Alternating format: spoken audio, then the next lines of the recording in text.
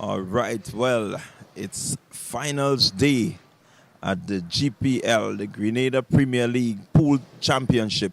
We are here live at the Lavo lanes and we are bringing you all the action. Don't want to miss this. This is all that we've been anticipating over the past 3 weeks. 3 weeks of preliminaries have led us to this point, and so we are going to bring you the action as it happens. This is the final. This is where it all counts. These guys have the opportunity to go to the top. As we said earlier, the rankings determine who plays who, and as fast as you win, you progress. You lose, you get ready to play the lower rungs to see at least your final ranking or your final place. And so we are going to bring you coverage. For we have here 4 boards, and so we're going to make sure that we cover as many as we can just to bring you the action so that you can see what's happening. But we also want to invite fans to come down to the Lavo lanes and to be a part of this. Come and cheer on your favorite pool player. So we anticipate a crowd to gather. Table number 1, we will have our first game on table number 1, Jester, who is ranked 8. He will be coming up against Melvin. Table number 2, Hakim Richards, Harry as we call him. He will come up against Corey Williams. Hakim is number 3 seeded and Corey number 14. Table number 3 will feature Larry Noel, and he will come up against Dwight George. Larry Noel ranked number 6, while Dwight George, he is ranked number 11. And then on table number 4, we have Chad Peters. He's ranked number 4, coming up against Shinti Lakati, who is ranked 13th. So these are the 4 boards that are going to be in action, but we are going to focus on table number 4 and table number 2. Table number 2 will bring the live feed for you. We'll interchange. We'll try to just keep you updated, but we're going to focus a bit on table number 2. So we are going to get on with the business, and we hope that you continue to share this broadcast, continue to share the stream, share it all around, so persons who are not here, they can get a feel as to what is happening. So if you look at your screen, you will see that the referee is getting everything ready for the first game, which we will bring to you, which is coming to you from table number 2.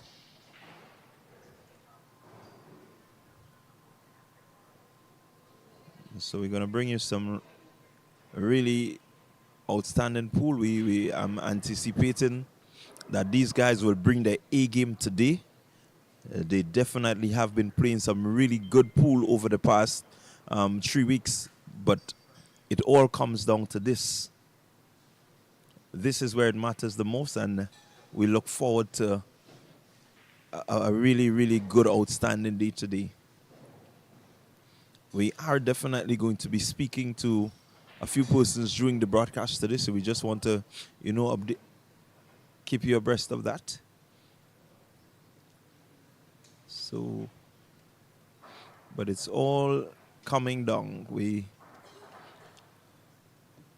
are just moments away from the start of game number 1. And as soon as we have results, we'll keep you updated as to how things progress. We have a number of players to keep our eyes on. We've seen them go through the ranks. We've seen, a number of them at the Goldfish. We've seen them at the Quasi. We've seen them at the Twilight Sports Bar. And so they have really done well over the past weeks. So we will keep you abreast. I'm just really excited to see how these players will progress. I think the build-up is there. I could imagine most of the players, they are excited just the same way. they really want to do well, and so it makes for a very, very interesting day. So our feature game will be number 3 seeded Hakim Richards coming up against Corey Wilson. And they're about to start.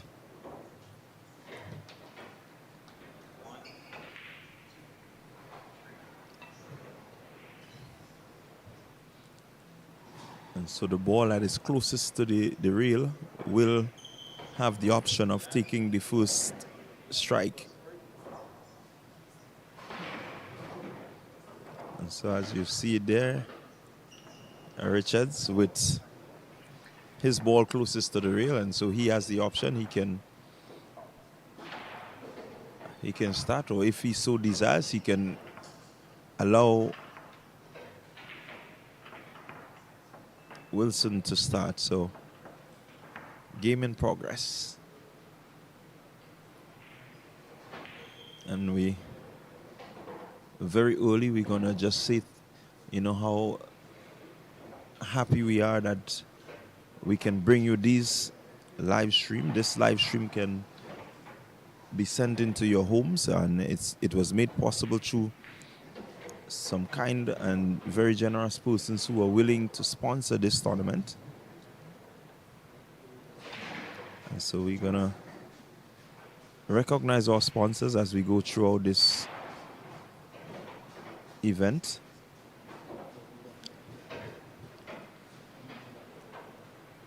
So let's go. Richards with the brick. Let's see what he does.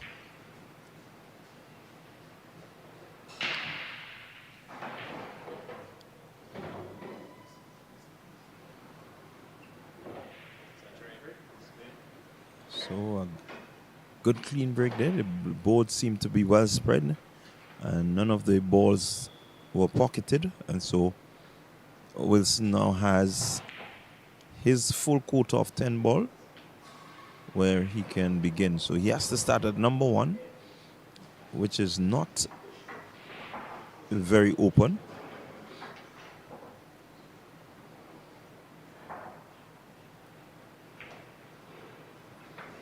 And you see him there just using one of his safety options.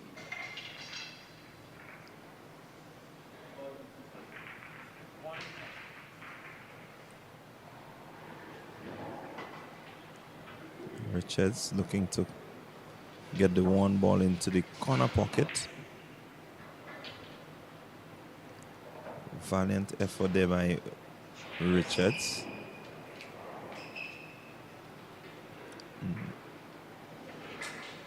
Played it pretty well. He leaves Wilson with a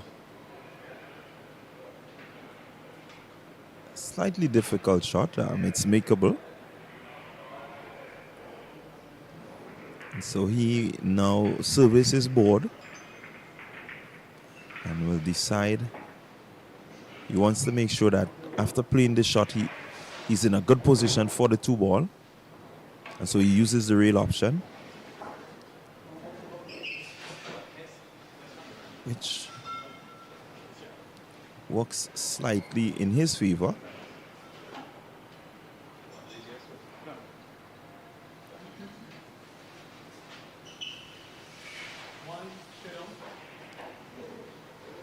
So Richards, 1 ball.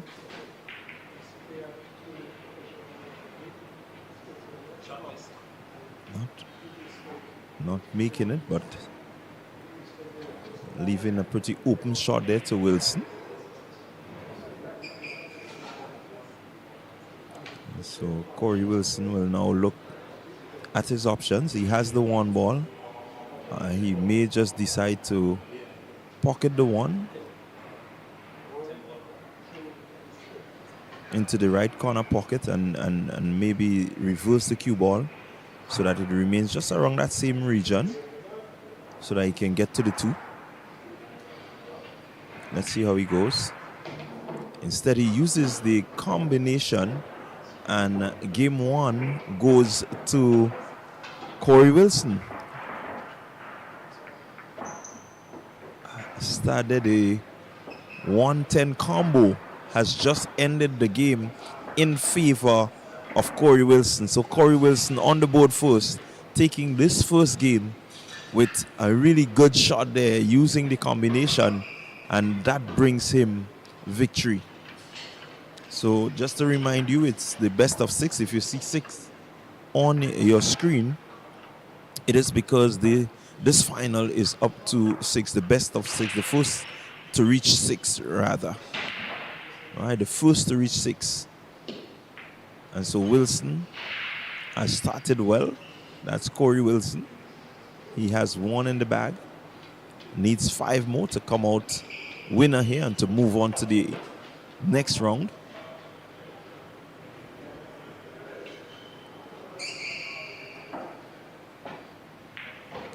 And as we've been saying, this is the build-up. This has been really well built up.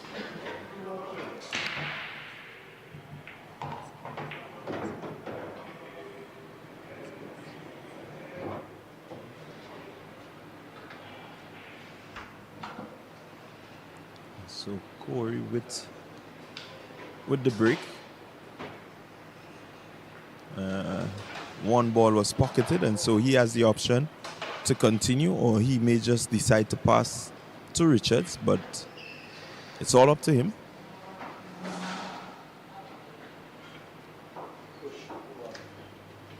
Let's see what he does.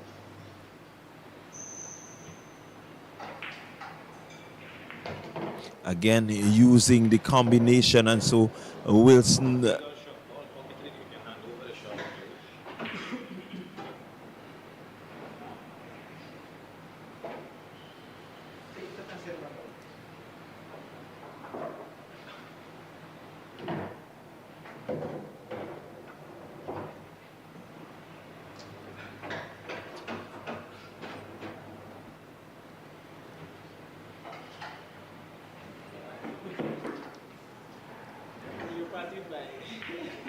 so the 10 ball is being spotted.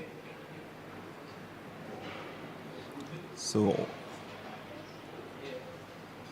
that's an option he can use. If he doesn't want to just give the pass over to Richards, he use the combination coming off the break. He can use that and just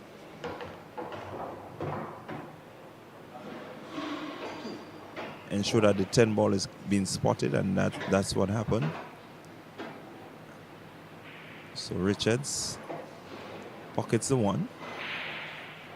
Now wants to get the 2 ball, which he pockets now, and let's see where the cue ball stops, just about the half pocket. And he's thinking, you can see him, he's looking at the other shots available to him. So 3 ball is there. He has the 4 insights. 3 ball.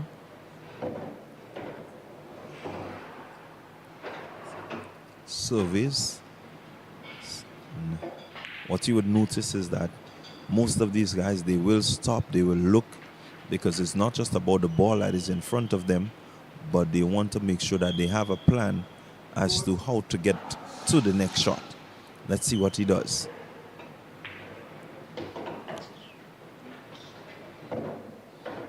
Really not getting that 6 ball where he wanted, the cue ball where he wanted it.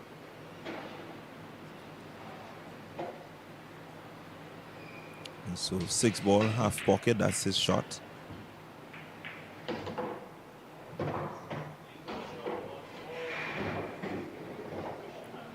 What is important there is that he controlled his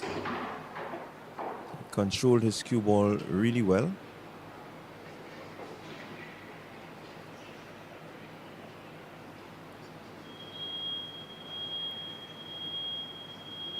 So he now has the 6 ball option.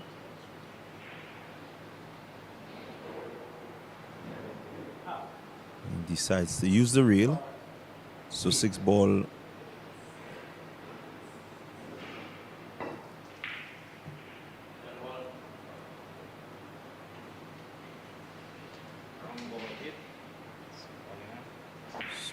that right there will be considered a foul. Ball in hand for Corey Wilson.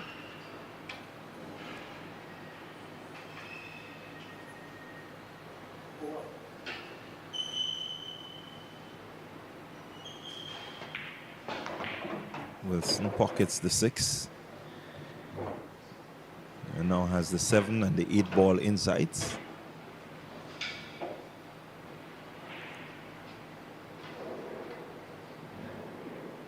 Let's see what he does. Really not executing that one as he would like.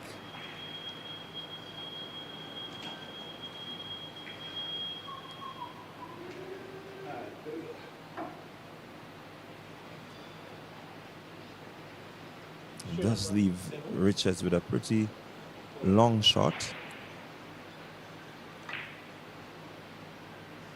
which he does not make.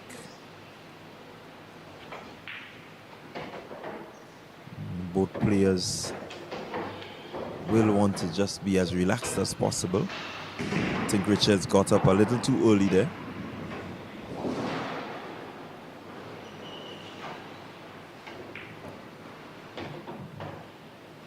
Wilson pockets the 7, has his sight set on the 8 ball.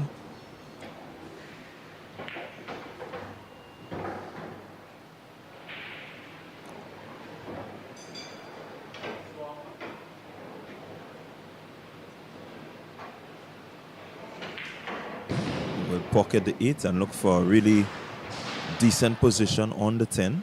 May just want to reverse and drag it backward a bit.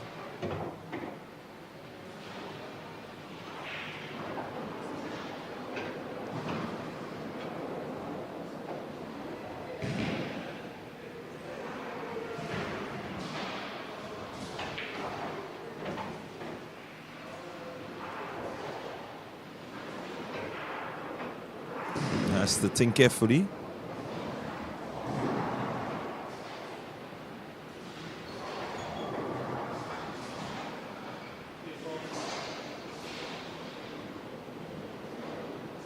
Let's see how he goes.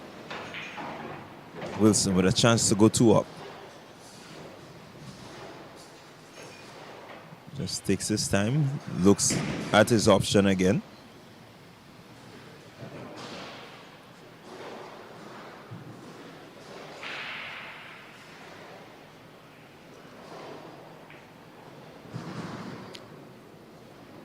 And Wilson not making the shot, leaving the cue ball quite a long way away. Let's see how Richards goes. Richards, corner pocket 10 ball. And good shot, but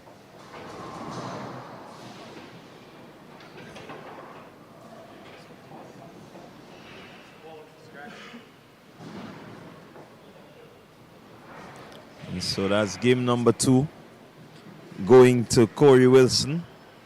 So Wilson taking quite an early lead in this one. It's the race to 6. Richards now has the uphill task of coming back into this one.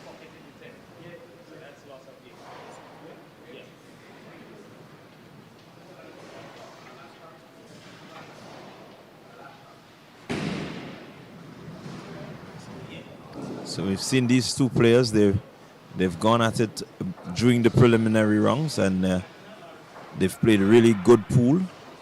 But what is important now is that they keep their composure, because you have to win to continue on.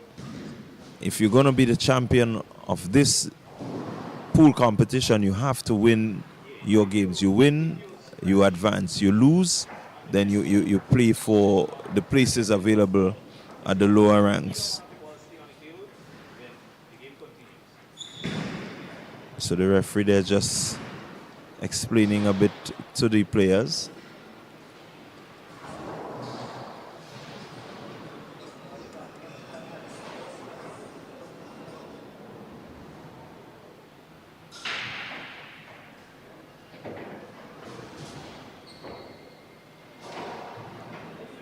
So it's the GPL action coming to you right here from the Lavo lanes. And if you're hearing that sort of crashing sound in the background, it's just the bowling alley being used, being activated. So we look at the break from Richards.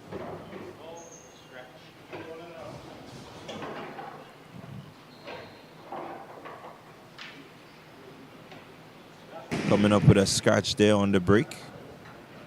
And so Wilson with an opportunity to get going in this match. So it's Wilson 2, Richards none. 2-0, 2-zip, anyhow you want to say it. But he's up by 2 games. Both players looking really calm.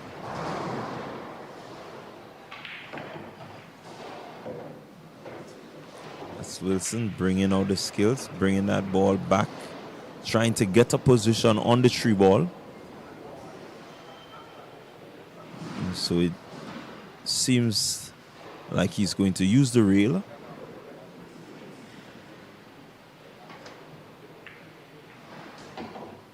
Pocketing that shot.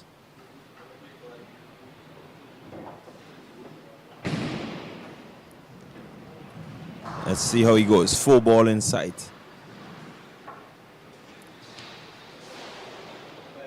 Just wants to play the 4 and maybe come back around to the top to get at the 5 ball, which he does.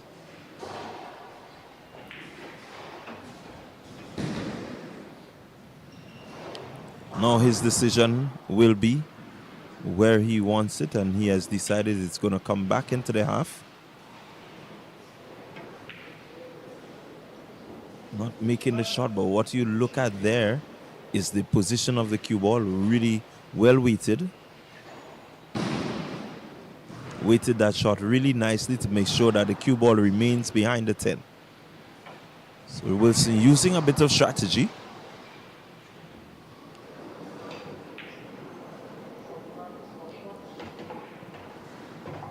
Richards coming up with shot there, but not the shot that he expected.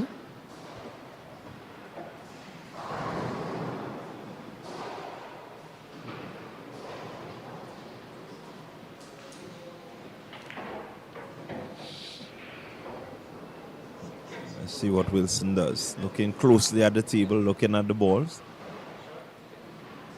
And so he's going to be thinking about the next position. Where does the cue ball stay after making this one? Unfortunately, he did not make that shot. And so now Richard has an opportunity. Let's see what he does. 6 ball, corner pocket, and Richard misses. A bit perplexed there, not happy with the shot.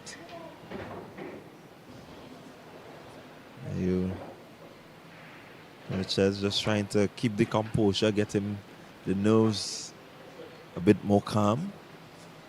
And this finals, they can present quite a bit of nerves to these players. So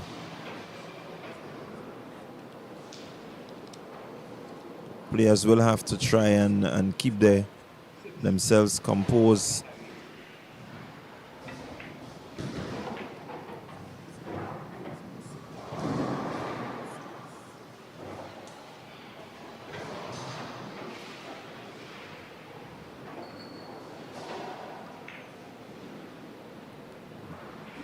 Again, Richards looking to play a safety.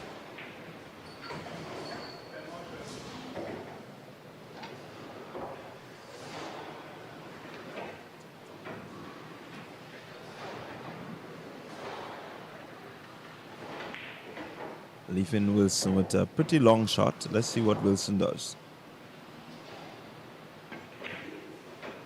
He makes it, and that's a really big shot in the context of this game. And so he has a clear sight of the 8 ball. will just want to reverse slightly and draw maybe a little closer to the middle of the board so that he can get to the 9 as he just does, and really positioning himself well there, Wilson, to take a 3-0 lead. Just needs to execute here and he will go 3-0 in this match. Comes around and has a clear shot at the 10 ball to take a 3-0 lead in this match. And so Wilson moves ahead. Richards really needs to start getting his game on if he's going to really compete with Wilson here this afternoon. And in situations like these, you do not want to be too far behind. You want to make sure that you stay competitive as possible. We've seen Richards come from behind before, so we know that he has the pedigree to come back whenever he's in situations like these.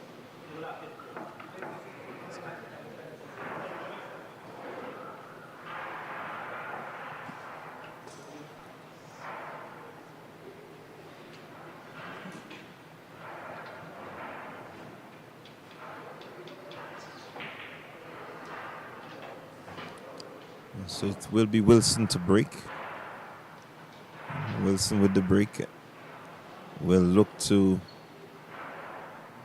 really put this game maybe as close out of reach as possible for Richards. So decent enough break. 6 ball went in. And the board seems quite open. What is good here is that he has a clear view of the 1 ball, which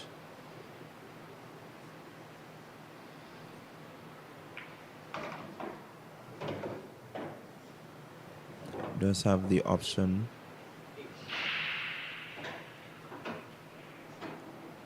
of the 2-8.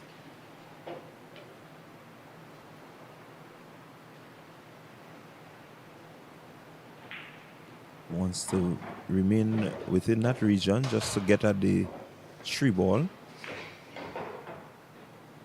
And so he will now play the 2 and maybe look to break up or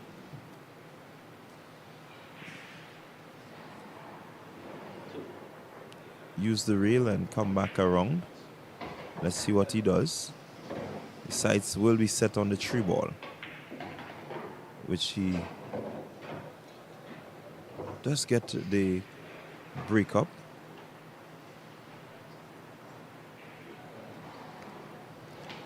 But that breakup has not left him in too much of a good position. Needs support this 3 ball. He does. Good, very good looking shot there by Wilson. Wilson really playing an outstanding game today. He seems all ready to take home this championship. Has looked well so far.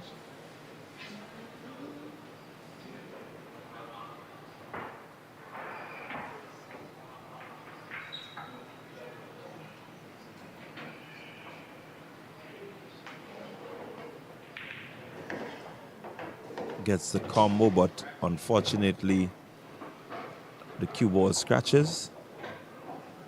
And so that will be a ball in hand for Richards.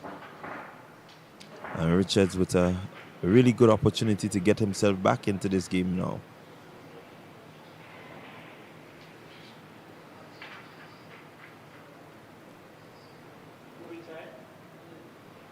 Richards with the 4 ball. Just coming back up the rail, off the rail, and getting a good position on the 5.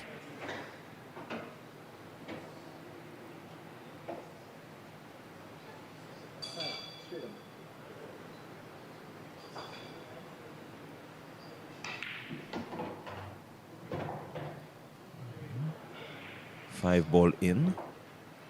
And so now he wants to make sure that he gets the 9.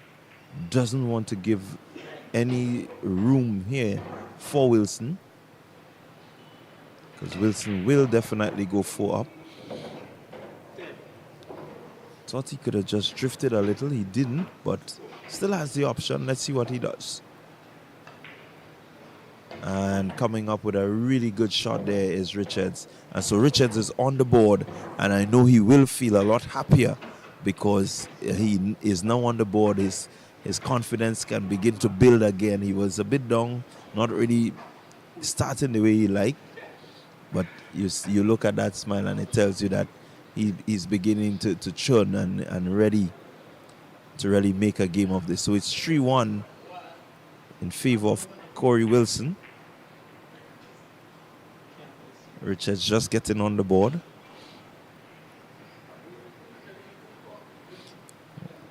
So we do have these players. These players are playing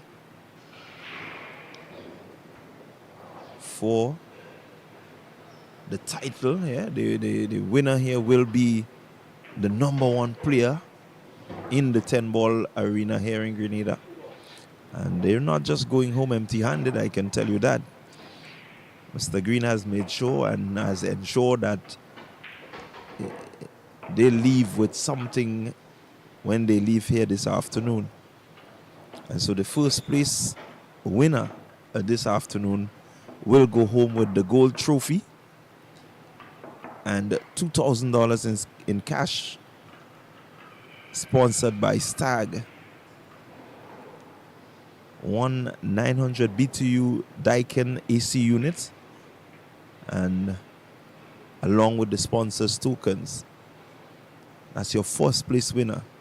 So I mean, you think about it, and these guys have a lot to play for.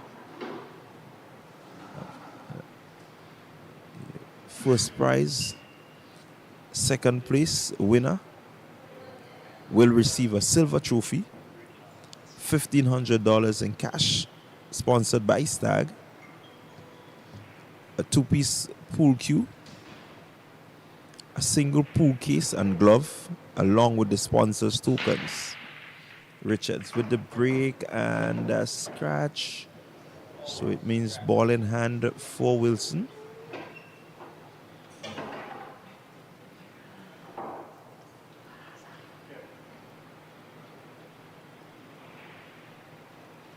And so Wilson with an opportunity. Board is open.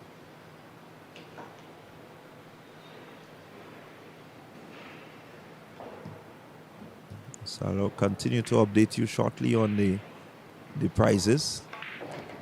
Wilson pots the 1. May have thought of moving the 3 ball out of the way. Not really executing as he may like, but it's still makeable. Let's see what he does.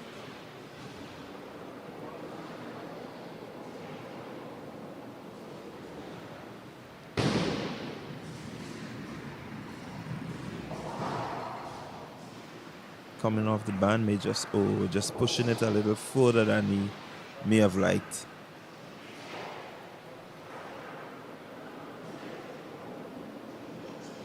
Let's see what Richards does. Has the 2 ball inside, pockets the 2 ball. Good shot there.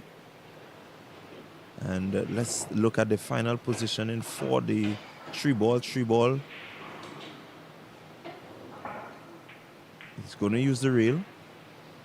And not really wishing to pocket the ball, but uses a safety.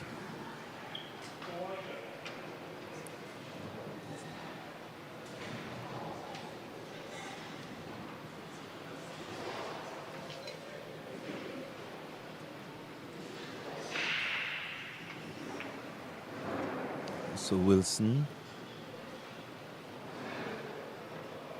playing the 3 ball there.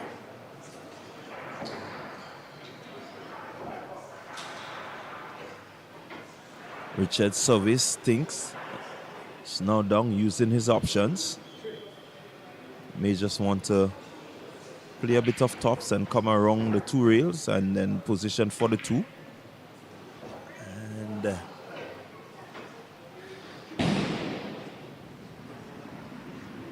really, Richards, it's a bit uncharacteristic of Richards. He usually makes these shots.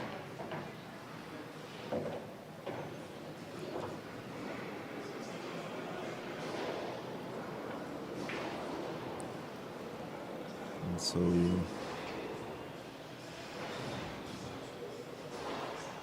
Wilson, 4-ball in sight. Just wants to reverse slightly. May have just dragged the cue ball too far, and so he's placed himself in a difficult position.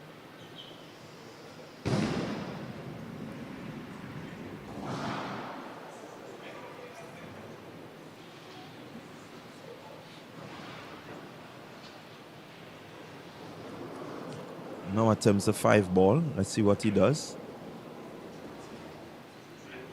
Again, good positioning of the cue. Has left himself with pretty decent safety shot.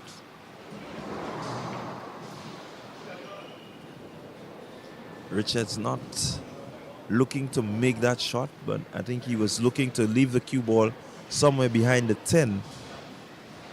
Has not worked as he expected.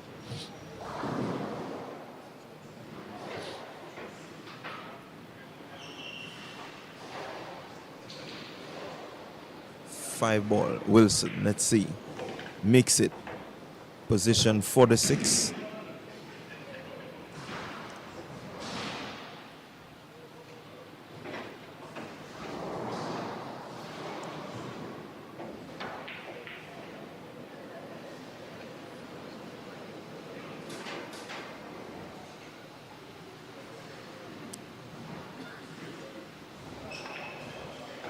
Pockets the 6. Has a good enough angle there to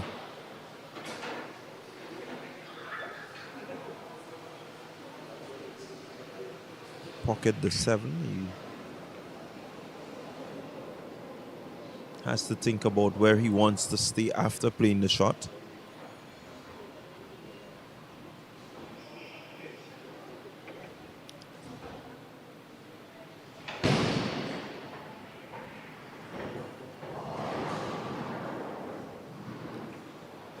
So 7-ball. Not pocketing the ball there, leaving Richards with a clear view of the 7. Let's see what Richards does. He can use any of the options, half pocket or straight down. And he uses the straight down option, which really doesn't work for him.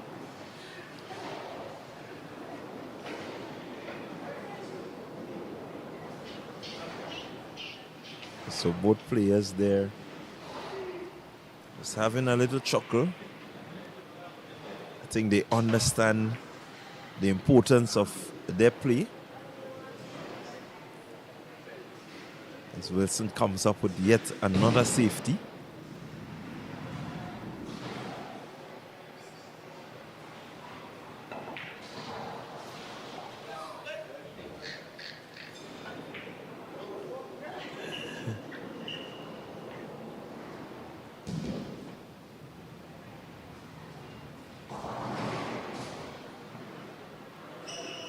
So it's really a nerve-wracking battle here between these two.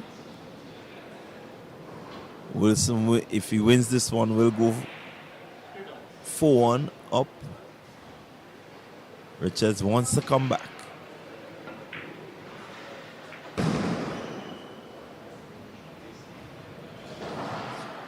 Head in the air tells you that he understands the importance of making that shot, and he didn't make it.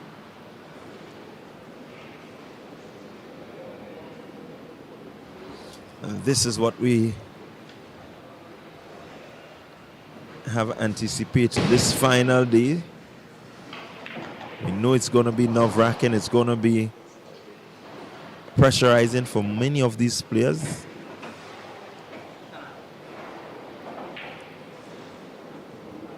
The last 3 weeks build-up has led to this.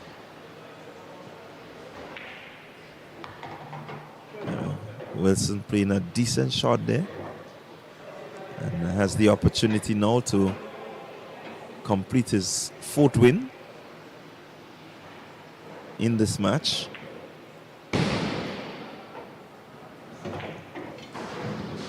Pockets the 9 and has a really good position on the 10. And so Corey Wilson really in a commanding position in this one.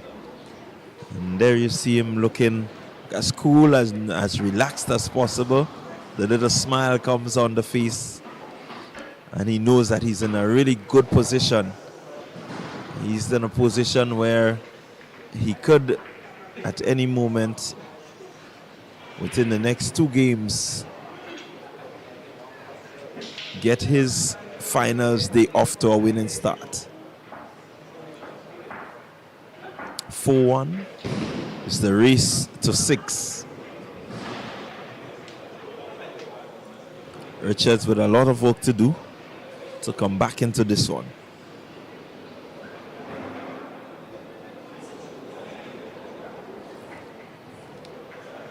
So it's going to be tough, but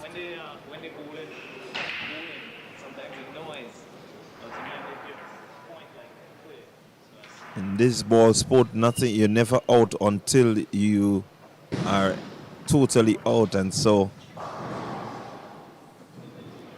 with a 4-1 lead, Corey Wilson will think that he's moments away from his first win in the final, in this finals, and he will advance while Richards will await another loser to play for positioning.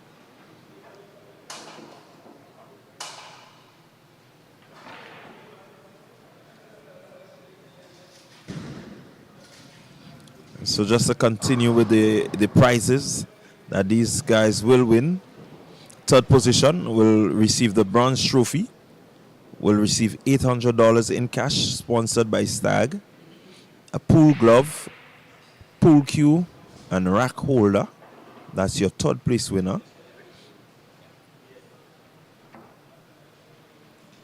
Your 4th place winner will receive a plaque, $500 in cash, and a pool glove. As we see Wilson with the break. And will want to take this one away as the 2 ball goes down. So he pockets 1 out of the 10. Has 9 ball on board. Has to start from ball number 1. Let's see what he does.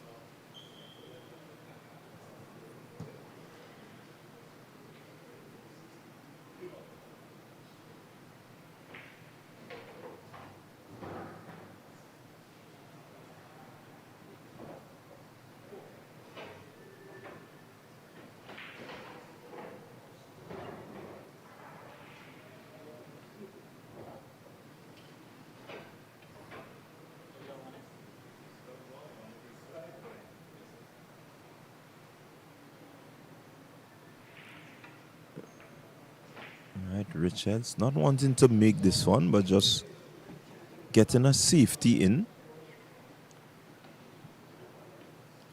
So far, these guys have not really used their fouls option.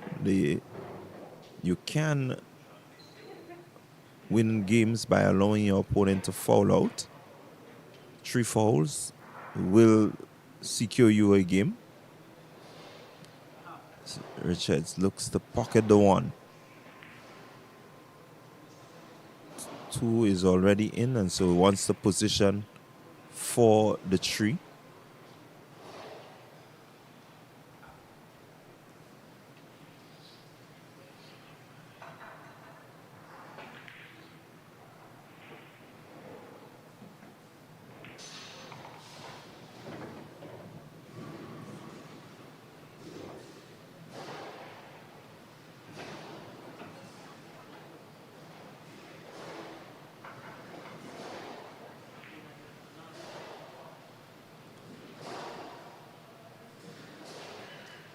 Wilson just surveying his board, trying to make sure that he asserts where he wants to be after playing the shot.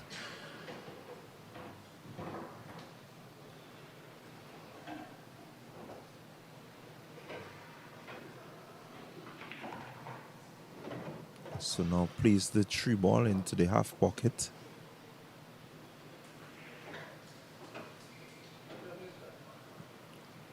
Not really getting in the cue ball as far across as possible.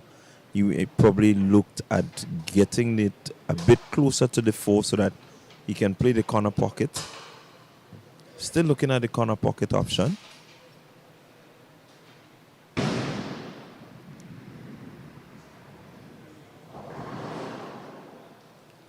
Wants to make sure that he remains up at the top so that he can get to the 5.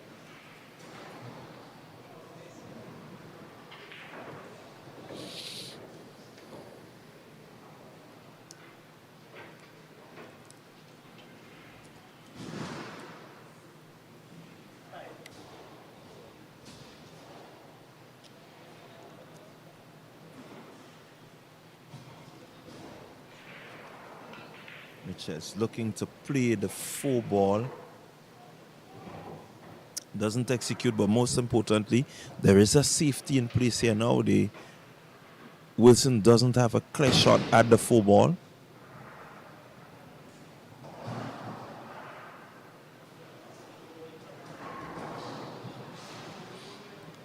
Richards clearly not happy. They're not really enjoying the position that he's in there.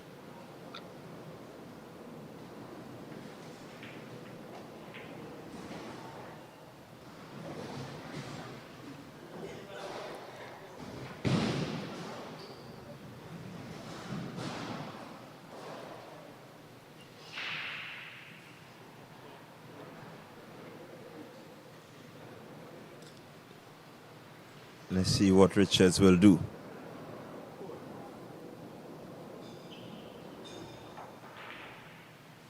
Uses the reel.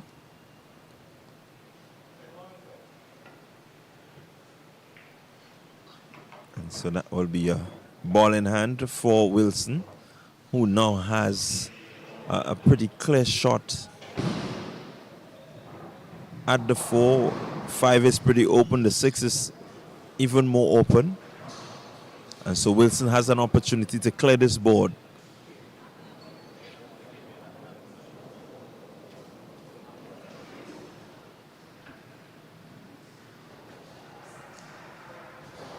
See what he does. 4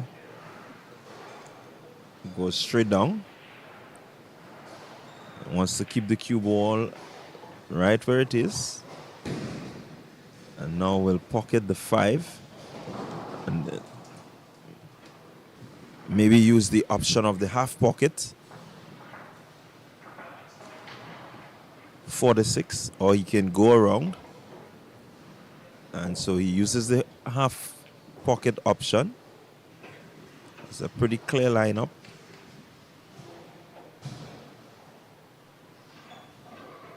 May just want to follow the 6 ball slightly, get the 7 ball.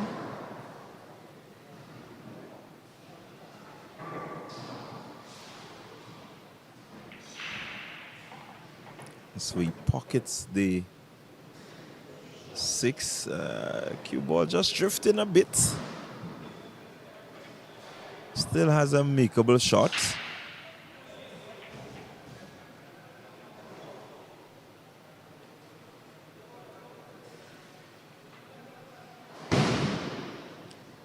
Has to be spot on here. Really not working out as he thought it would. So Richards seems shaking the head there. He knows the importance of making these next few shots.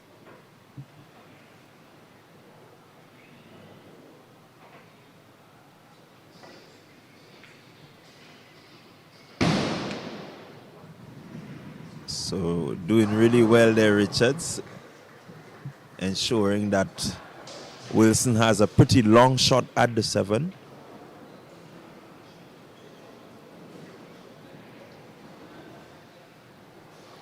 So Wilson looking to go corner pocket closest to him. Seem to have changed his mind. Maybe looking for a safety here, Wilson. Touches the cue, the 7 rather, and leaves the cue.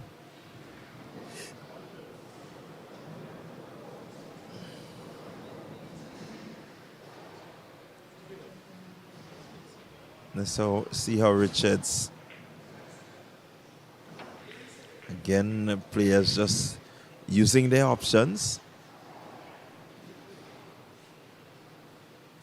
And that's good from Richards. Being down, you want to use all the options available to you to get yourself back into this match.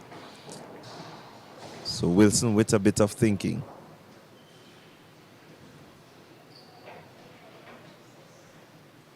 He's looking to cut the 7 to the far corner. And we'll try to stay on that side of the board.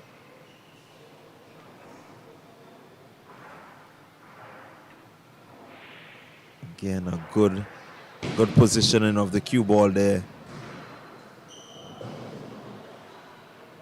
by Wilson. Let's see what Richards does. Richards not having the sort of game that he really wants.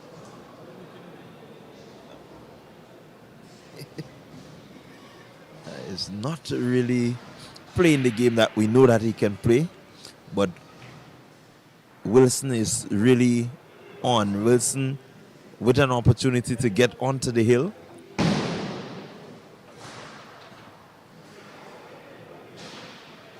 Has the 8 ball in sights. Long range shot, but we know he can make that.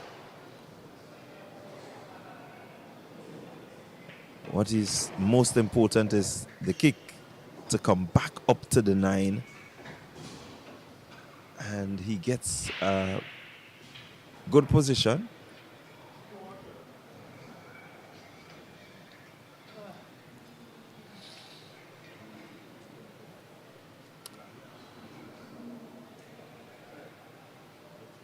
Let's see how he goes. Wilson cuts this one. A good shot, and look at his position.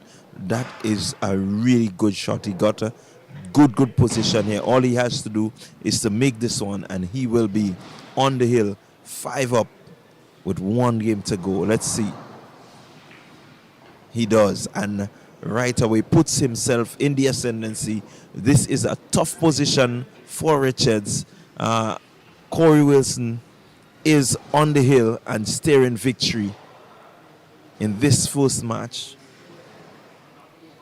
And this is what we've been seeing over the past few weeks. You may be seated higher than other player, but on the day, it's about execution, it's about composure, it's about really playing the game that you want to play so that you can continue forward towards being the champion and towards being crowned the champion. And so Richards with an uphill task, because Corey Wilson is on the hill and he is staring victory.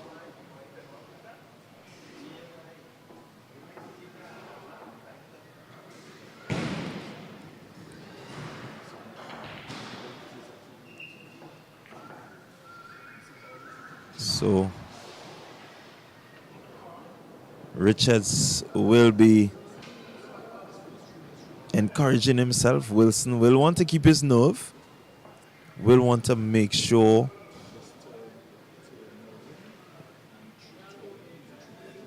so there he goes. The rack is complete. The referee has completed the rack.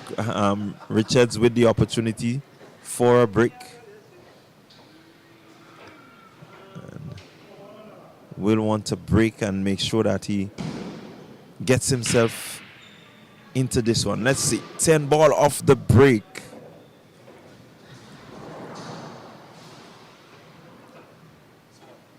And so it will be spotted. And most importantly, you have a pretty spread board. Have a pretty spread board, so Richards will want to take advantage of this. Uses his safety.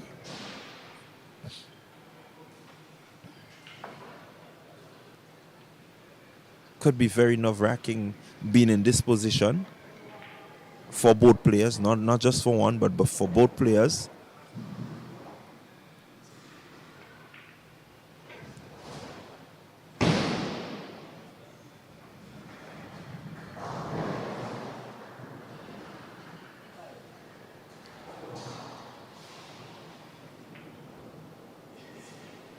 Richards using the options.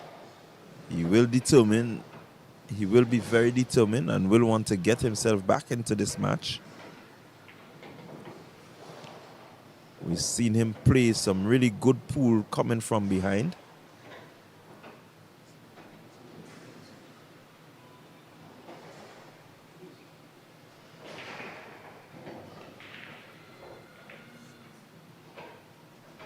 Misses this one, but more importantly, cue ball is at an angle where Wilson rather has to ensure that he cuts well. Let's see what happens. He does cut well. Maybe just needed a little bit more momentum there. Wilson.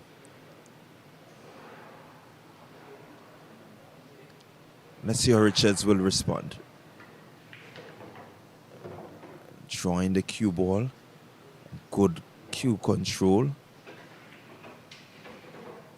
Has the 3 insights. We just want to play hard enough that he will get to the 4 ball.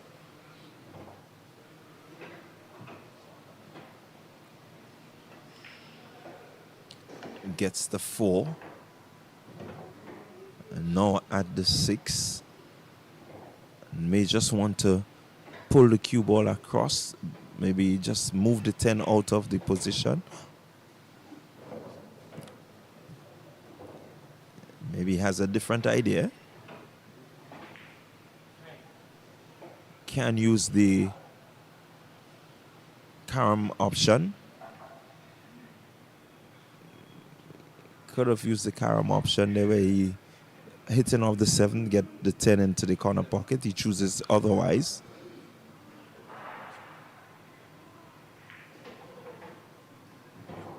And so Wilson with an opportunity to close off this match here. He will want to be as composed as possible. He doesn't want Richards to get back into this game. So he wants to take his time and ensure that he pockets the 7 ball. He seems to be using the half pocket. Gets it, and gets a good position on the 9. On the 8 rather. So the 8 ball is next. He may just want to push the cue ball out of the 10 ball, out of the way.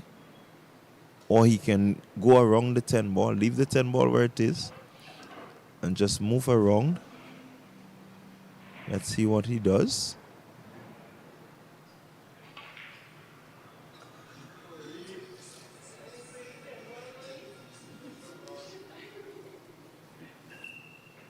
A wry smile there from both athletes, just thinking about their position and what needs to be done.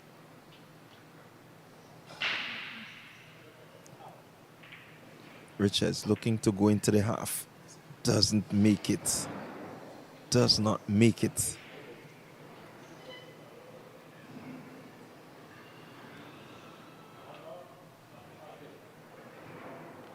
Richards just wondering what is happening to him today. This is not the Richards. Maybe the nerves just get into him a bit.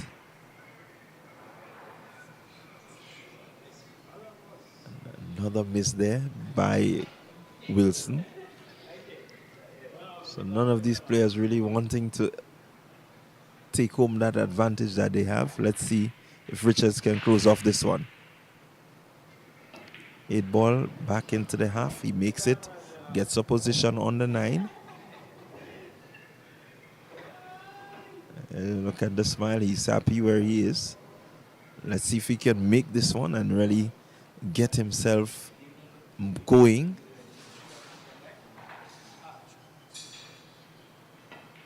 Nine ball into the half. Uses the rail and comes around.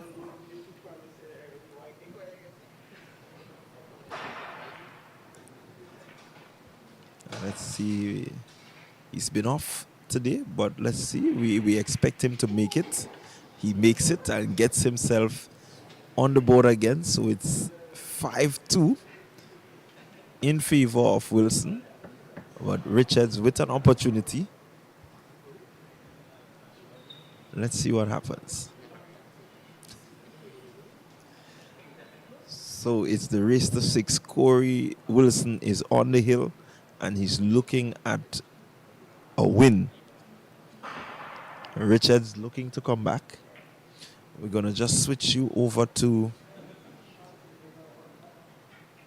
table number 4.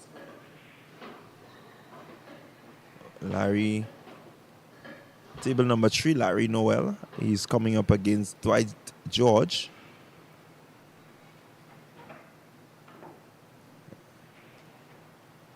Noel. With the advantage here. So we're going to keep you updated because we have 4 boards and all these games are happening simultaneously. So we will get updates for you.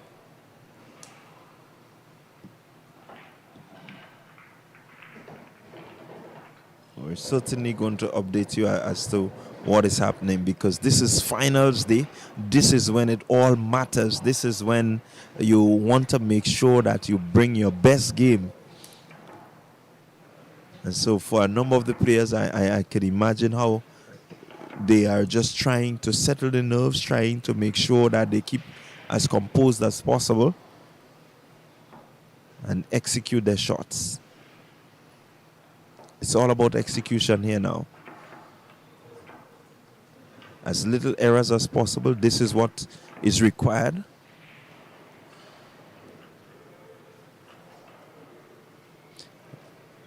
So in this round, it's the first to 6. Unlike the preliminary rounds where we went first to 5, the finals we're going first to 6.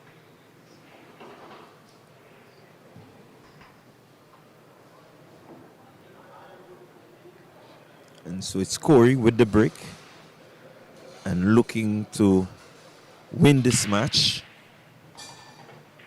Already 6 in the pocket.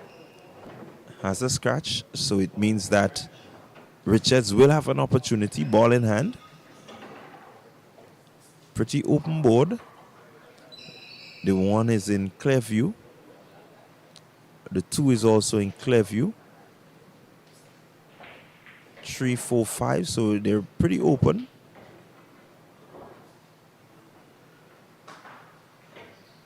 Richards, knowing the importance of winning this game, begins well. 1 in the pocket.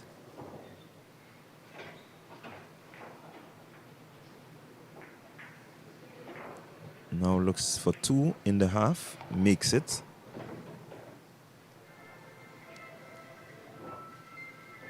Now has his sights set on the 3 ball.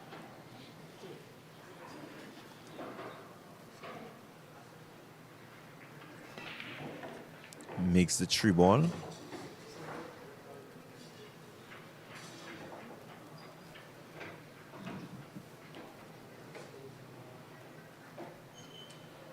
So he has his sights set on the 4.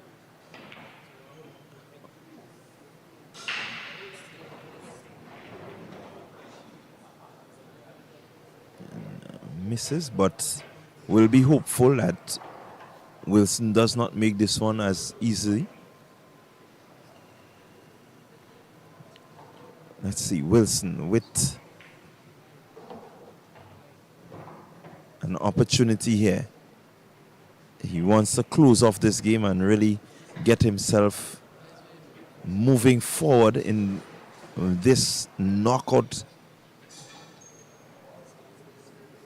This is a straight knockout. You win, you advance. You lose, you wait for the other losers and you will play for positioning.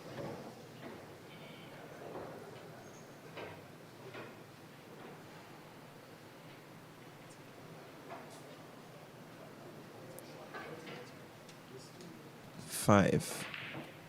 Misses Wilson.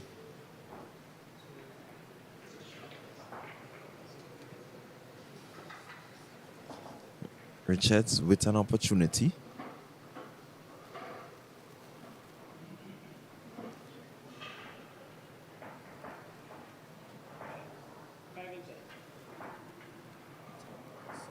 Let's see what he does. 5 ball, looking to pocket the 5. Now has its side set on the 7. Can use the option of half pocket or straight down. Uses the half option. Has its side set on the 8.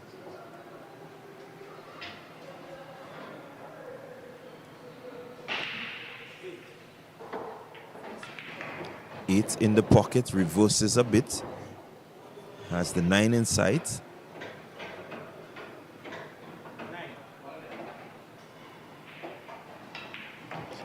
Nine in, and Richards really looking to get himself back,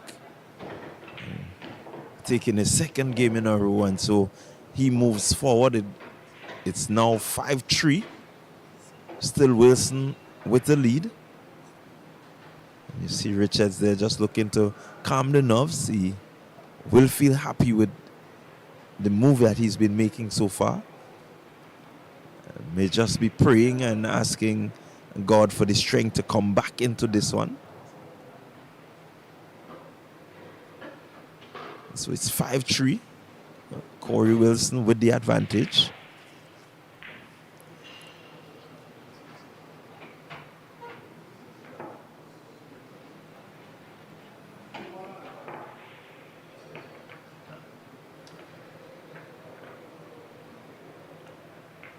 So while the referee racks the balls, I can give you some results coming to hand. Table number 1, we have Melvin Charles. He's moving forward. He has won his game 6-2 against Jester. So Melvin with his win, and he will be moving forward while Jester will wait for the losers of the different games to determine the placement. We also have Larry Noel winning, and Larry playing on table 3 has won his game against Dwight George. Richards with the break. Let's see what he does. Doesn't pocket any.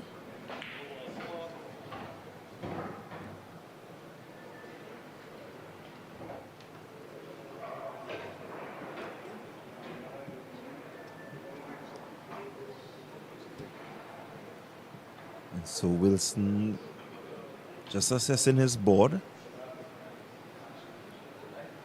Wants to make sure that he takes this one home. He's on the hill. He's on the hill.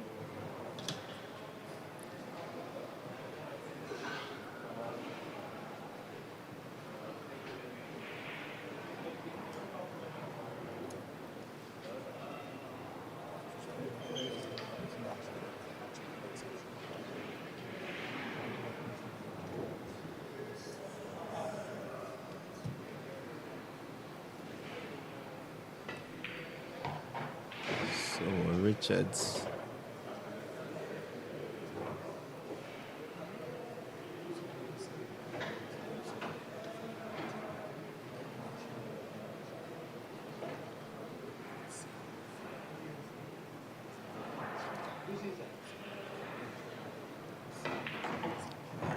pockets the 2, has the 3 insides.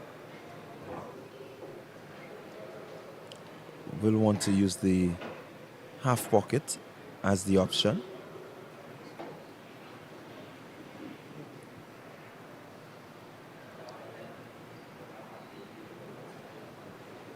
He's thinking about the 4, so he has to make sure that he gets position in for the 4. Gets it. Gets it. May just want to use the 4-5 option. Really good safety there. Wilson will have to use the ban. Let's see what he does. Misses completely, and so it means that Harry has the option of ball in hand.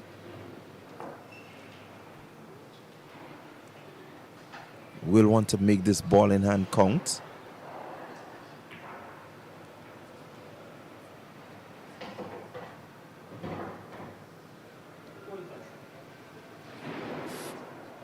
Four in, 5 insides, 6 still insides, but wants to make sure that he gets good position in. Once he pots the 5, he will look for a good position on the 6. Let's see what he does. Makes the 5.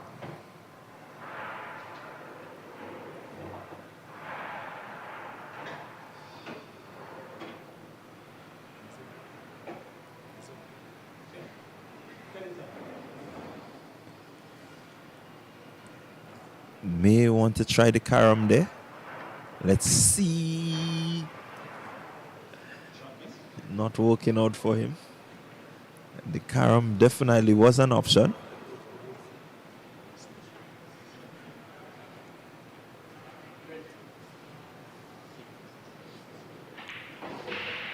So Wilson may just be feeling the pressure there. Been on the hill for quite a while. He's been on the hill for quite a while and just looking to close off. But Richards really making him work hard.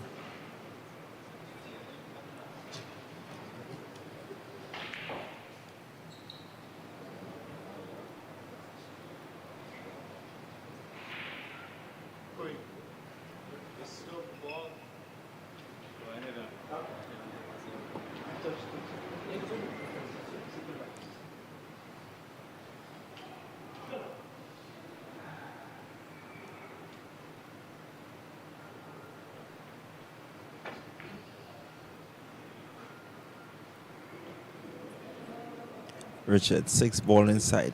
Wants to make sure he gets a good position. Once he makes this one,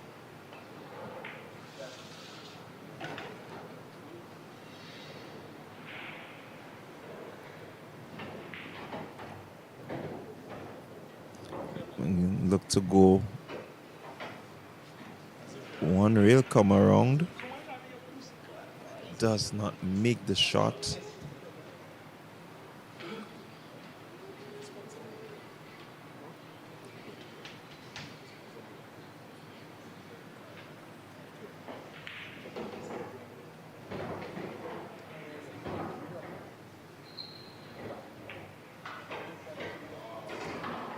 Wilson using the safety option, not really looking to rush.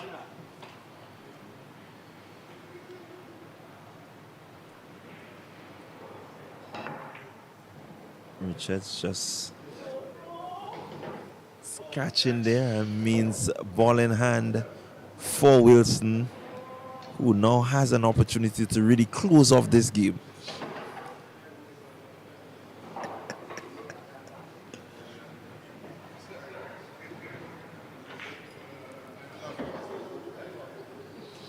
Let's see what he does. Wilson on the hill, 7 potted, now has the 8s in sight.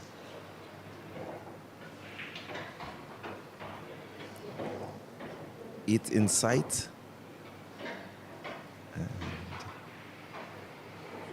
We'll pocket the 8 and look to get a decent positioning on the 9.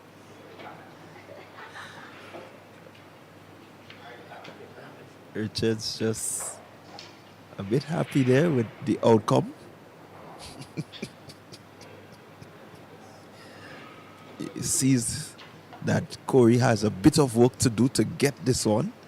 And so Richards will feel happy that he has an opportunity. Richard Wilson has to get this one in. He does, and look at the positioning. Wilson really brought his A game here today, and so with an opportunity to win this one, Corey Wilson has defeated Hakim Richards and will move forward in this, the Grenada Premier League knockout. This is what it's all about. And so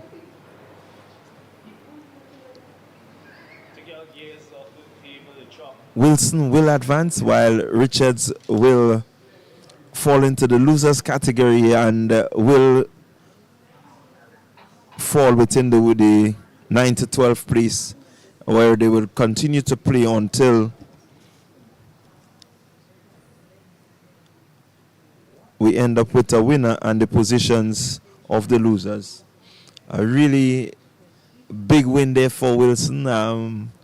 Richards has played some really good pool during the preliminary rounds and not really being able to bring his A game into the finals. And so Corey Wilson will be happy moving forward.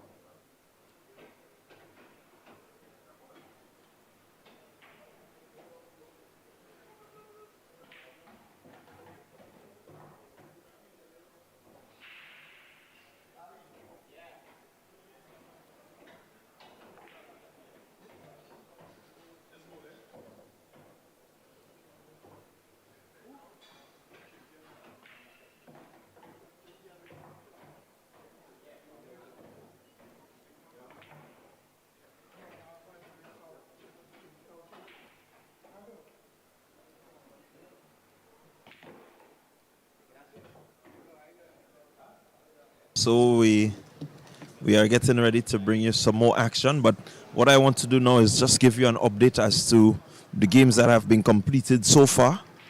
And so we have, moving forward, Corey Wilson. He has won his match against Hakim Richards 6-3. Chad Peters, moving forward, he won his game against Shinti Lakati 6-3. Larry Noel, moving forward, and he has won his game against Dwight George. And also Melvin Charles, moving forward, he won his game against Jester Alexander. So these are your guys that are moving forward. And so makes for quite interesting reading. Many of the guys will be happy that they've gotten the first game off. Those that have lost, they will feel aggrieved. But everyone has that opportunity. You have to bring your best. So you see the break there.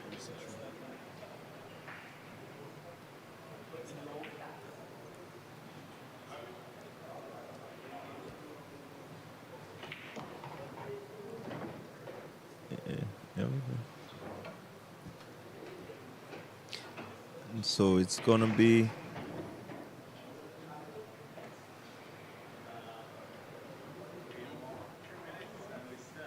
matchup coming up between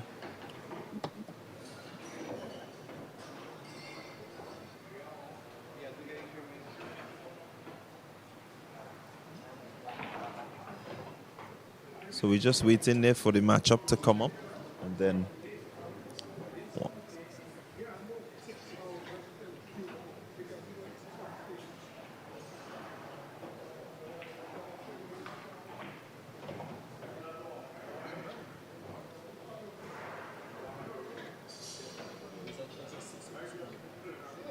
so that's what you're seeing on your screen now. They're the players in this match. They have a 6-minute warm-up, and so they have that opportunity just to get the stick moving, get their fingers moving, get their nerves settled.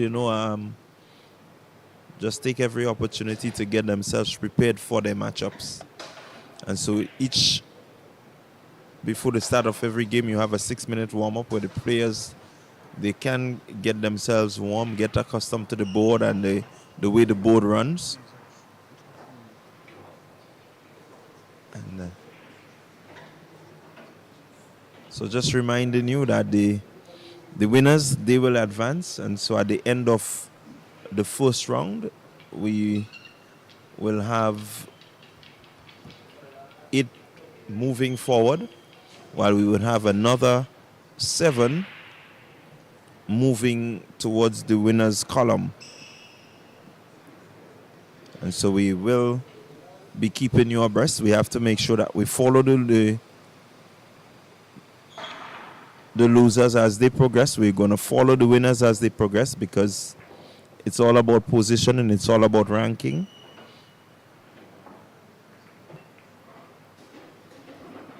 So just to remind you, we are here at the Lavo Lanes and bringing you the finals of the Grenada Premier League Pool Championship.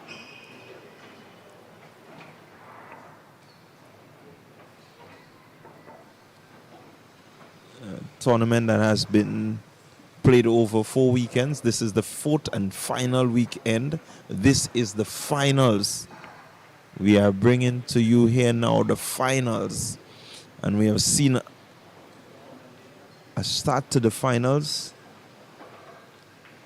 A start that has already produced some upsets. Third seeded over the preliminary rounds, Richards. He was defeated by number 14 seeded Corey Wilson. Wilson really playing a good game. Chad Peters, he was seeded 4 and he's moving forward. And so Chad winning his game. Jester Alexander, who was 8 seeded, he lost to Melvin Charles, who was 9 seeded. And so that was a middle of the table clash there. And Melvin coming off better and moving forward. We still have 5th seeded Peter Noel. He will play Sean Mitchell. That's number 12 seeded Sean Mitchell. Juma Bain, number 7 seeded, will come up against Renald Greenage, who is number 10. And then you will have Laurie Lacati, who's 2nd coming off the preliminary rounds, playing Ali Hostin, who is seeded number 15. So we still have these matches to come. And we will feature one of the games where the losers meet.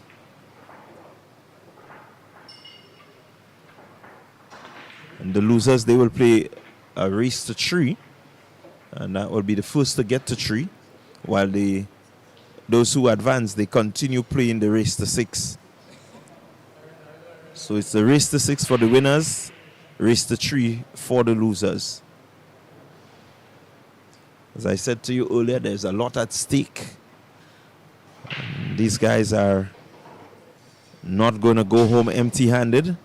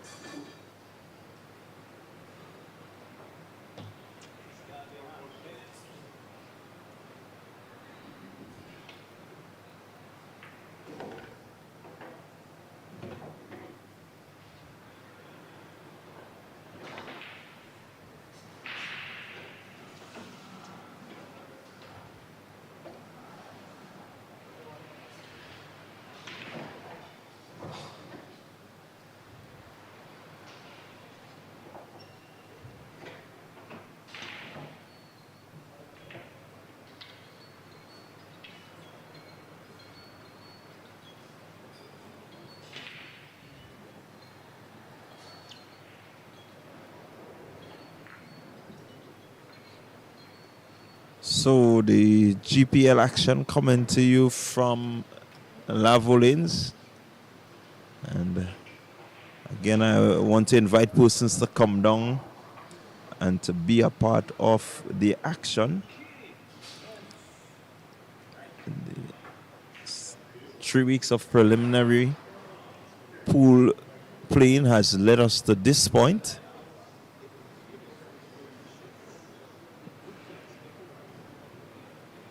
Where we have the finals. This is the final day. It started on the 4th of January, and every Saturday from there, we brought you pool action at its best. In this, the Grenada Premier League 10-ball tournament. And it's all down to this. And so as you are well aware, it's a knockout, and so the winners, they advance. And we're still waiting. We have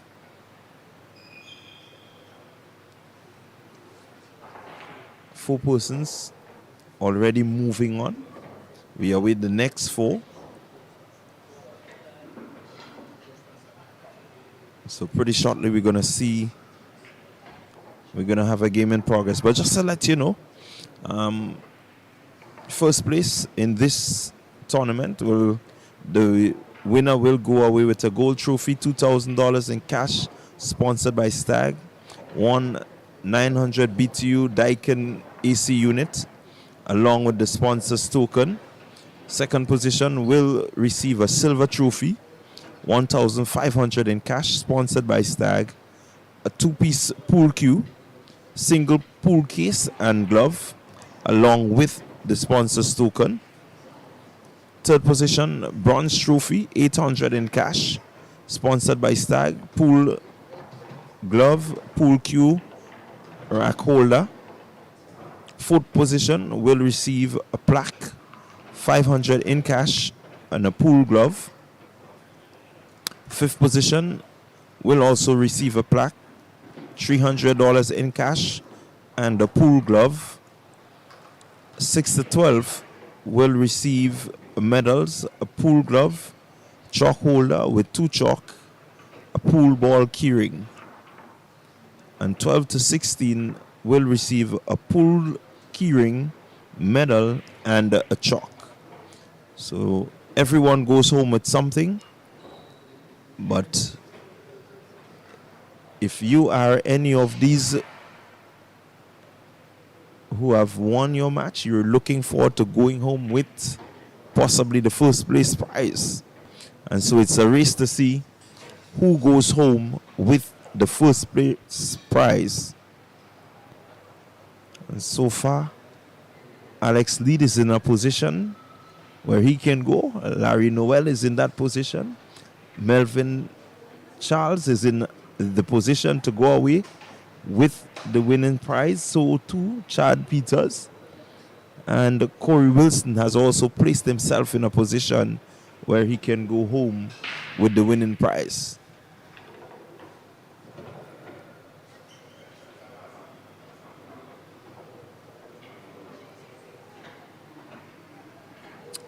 And so we're viewing matchup here now between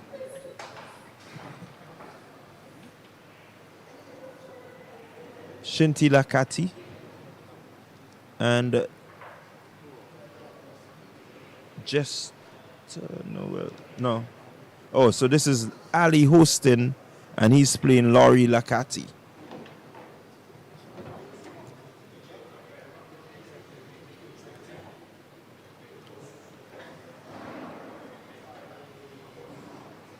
So Lakati ranked second after the preliminary rounds. Ali Houston ranked 15th.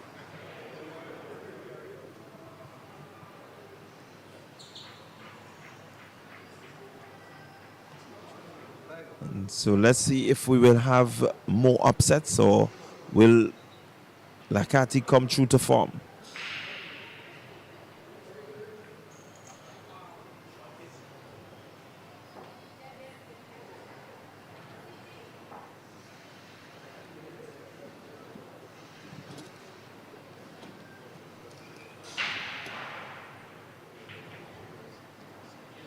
So the board is well spread. Lakati playing a safety there. So Hostin has his work cut out for him there.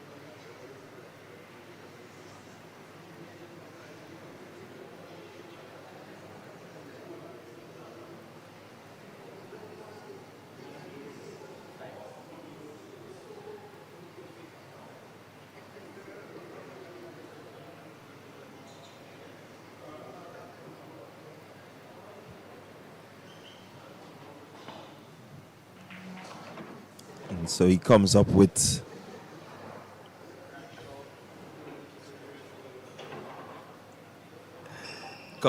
a scratch there. So it's a ball in hand for Lakati.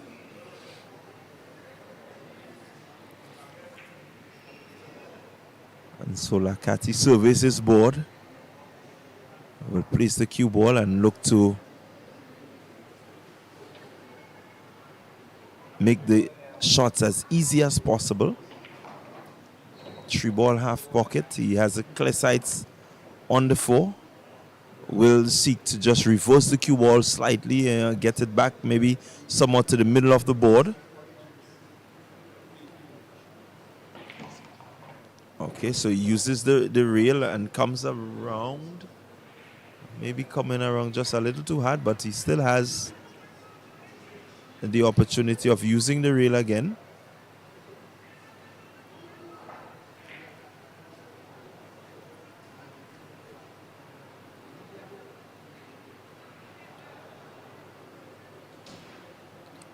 What will be important is if he uses the rail, his positioning, and he comes up with a scratch.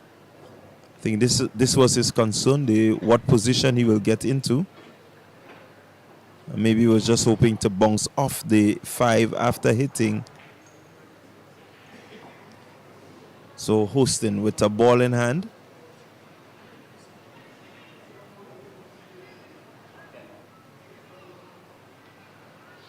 Seems to be going for the combination 6-10 combo to get himself moving.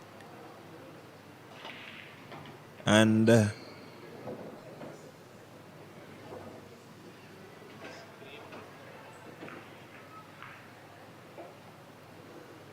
he does get himself moving.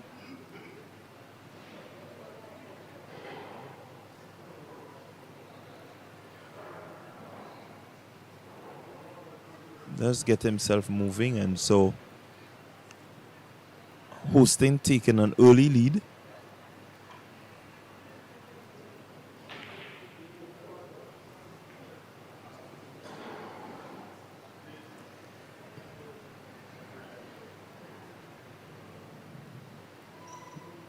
Will be happy they're Hostin to have taken the lead there, and you want to remain ahead.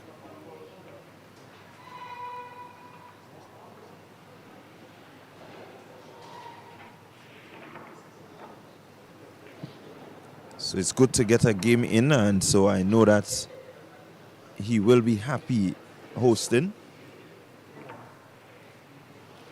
Hostin 1. Lakati 0. Not yet on the board, Lakati. We've seen a similar pattern with the first game between Wilson and Richards. And if that stays true to form, then it means that Ali should be the one moving on. But let's see. In a similar way that Wilson and Richards started with the combination, Hostin with the break.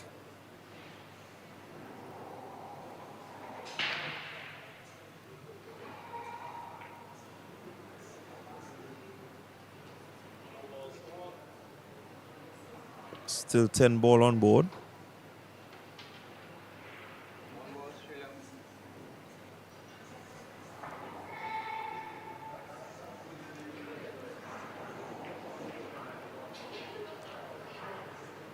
So Nakati with the one in sights.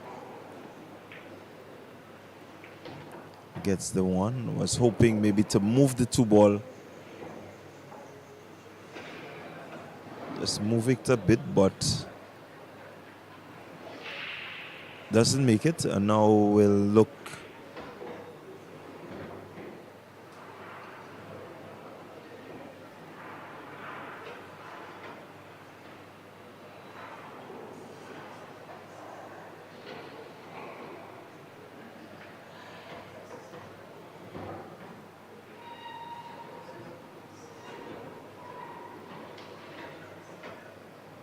Let's see how he goes.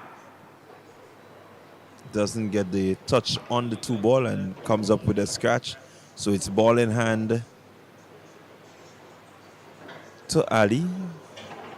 Really, that scratch not hampering Lakati in any way. Hostin still has a pretty difficult shot to get the 2 ball off the band. May just choose to use the half pocket.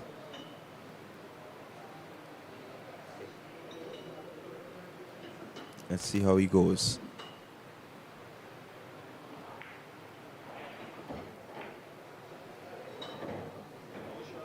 Not making the shot there.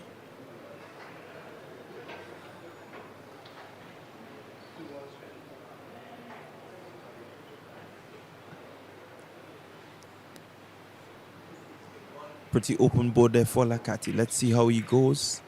Misses. Does leave a pretty open shot for Hostin. Services board. And we'll look to get the 2 ball into the half pocket.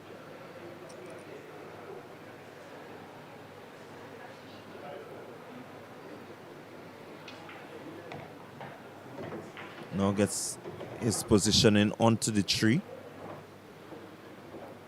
What's more important here is getting the tree and having as easy a shot at the 4 as possible. So may want to get the tree into the corner pocket and pull the cue ball around to get behind the 4, which he does really well, and now has a good positioning to get the 4 ball straight down. May just want to stick the cue ball somewhat and remain at the top there for the 5 ball. Let's see how he goes. Well done. So Hostin bringing a decent game so far. 5 in its sights. Let's see what he does with the cue ball. That's what is important. Once he makes this one, where would the cue ball stop? Just pushes the 6 slightly. Will have to use a bit of an angle, but could work in his favor, where he would move towards the middle of the board to get to the 7.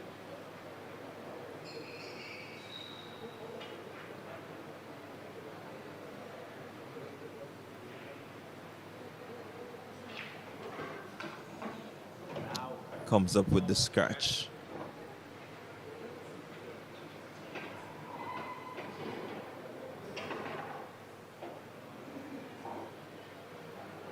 So it's a ball in hand for Lakati.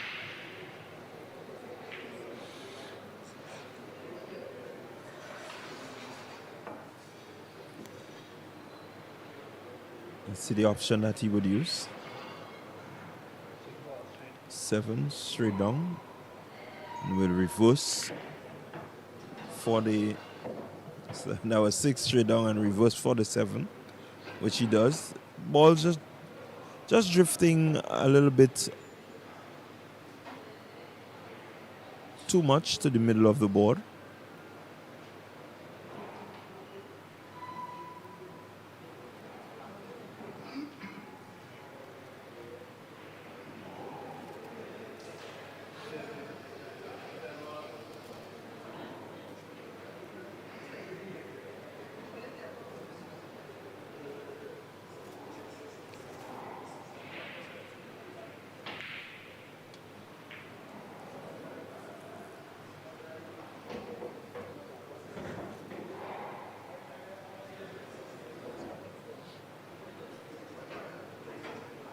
So Lakati just sizing up his board, looking at his options.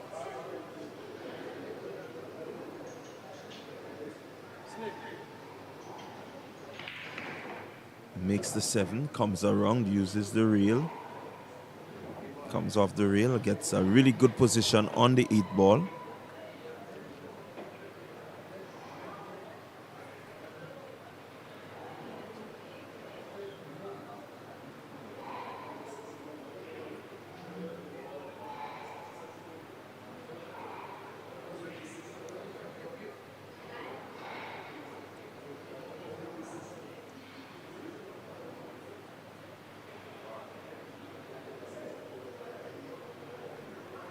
Let's see if he'll make the 8.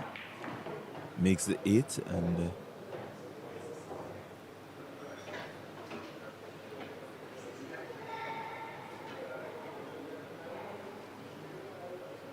let's see what he does. 9 ball.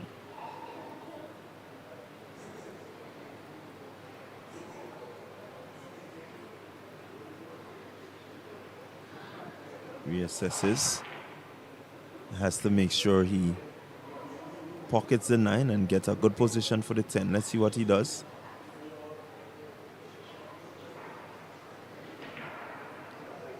Nine just drifting outwards slightly. Not making the shot there, Lakati, but leaving quite a long shot for Ali.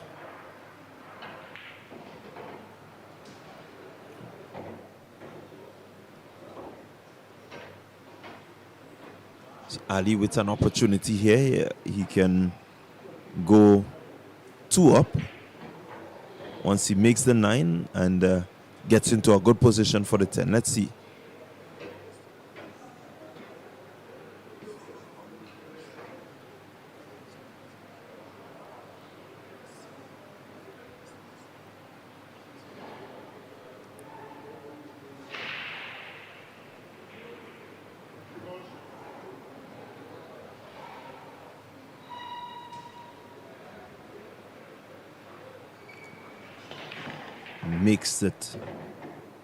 Makes the position there off the cue ball. He may just have wanted it a little further to the middle of the board, and so may just decide to use the band.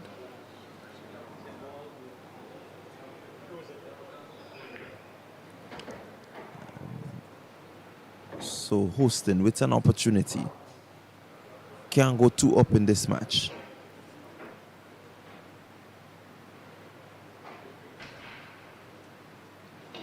Coming off the rail, he misses and presents Lakati with a pretty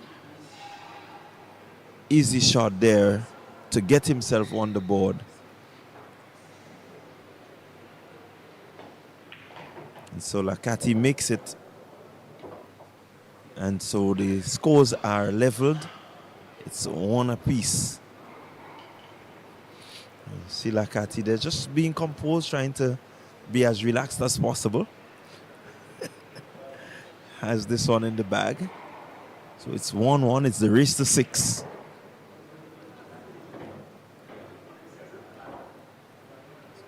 And this is more 41. So already the trend has been broken. So Lakati, ranked number 2 coming into this round, the final round. He's ranked number 2, and we've seen him play some good 10-ball pool over the last few weeks. But that few weeks does not matter. What matters now is keeping your composure. What matters now is being able to execute just as you want it. And this is what will make the difference.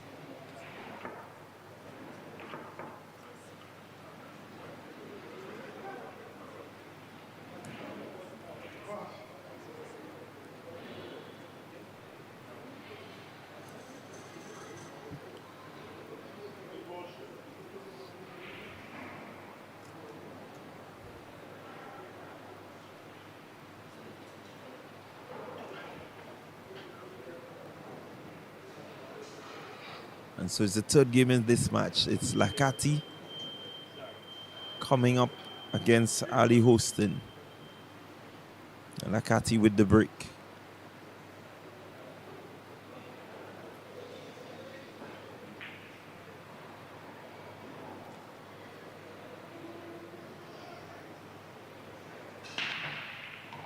Let's see, he has a scratch on the break.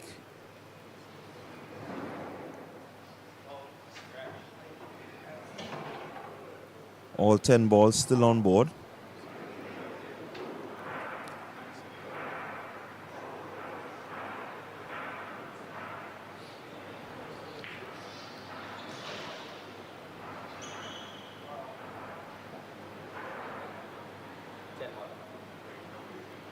Ali surveying his board and calling his shot.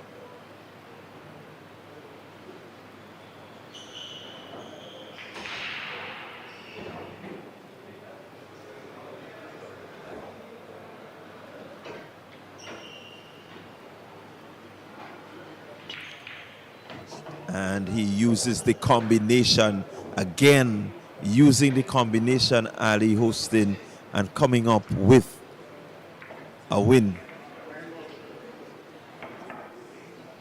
And so he moves ahead again. It's 2-1 in favor of Houston. Really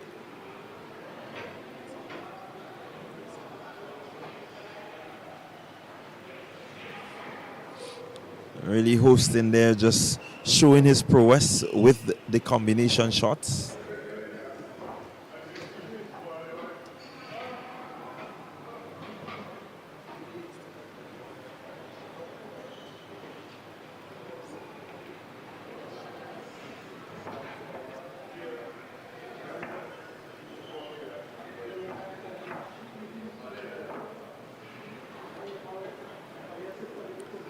So a very interesting matchup, as we said before.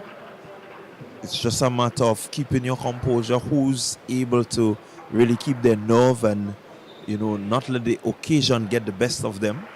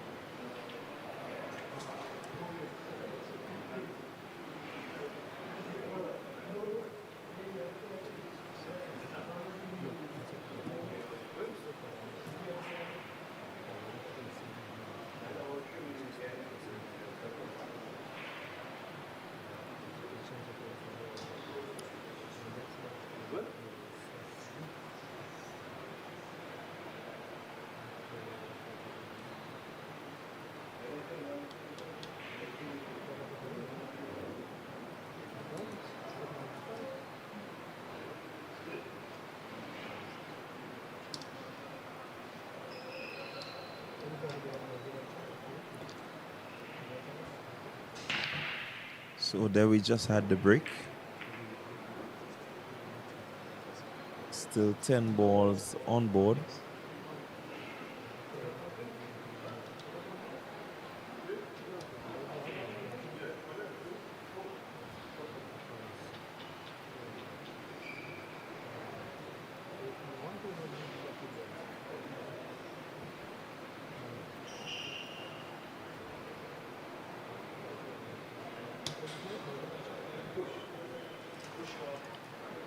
So Lakati with the one ball in sight.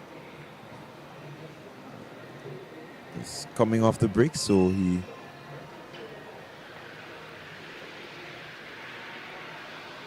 uses the push. All right.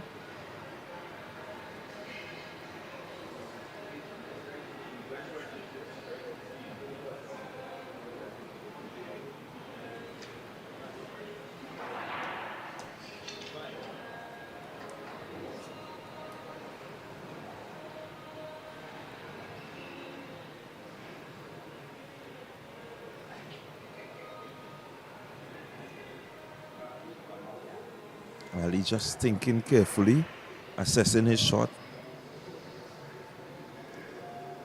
Will want to make sure that he gets the one and still be able to get a position for the two. He does that, but not playing it hard enough to get back around. Really, we should have used maybe the tree rail and get back around just above the tree. Still has the option of the half pocket, but will have to go down the board and somehow try to maneuver his way back up towards the tree ball. At this point, you don't want to offset too much that is on the board. It's pretty open. Cue control will be very important. Instead, he uses the option of straight down, which gives him a safety in the end.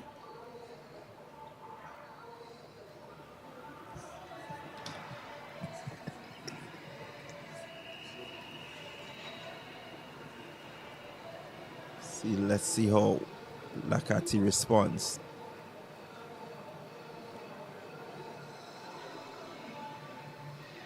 We'll look to cut that two ball. Okay, not really looking to make it.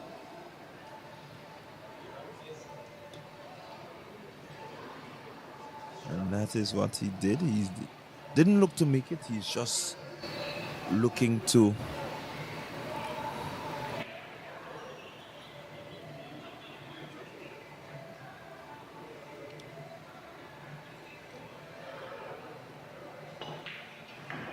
good shot there by Houston.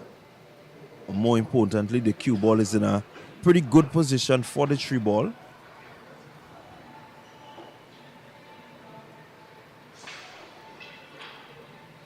And so tree in sight.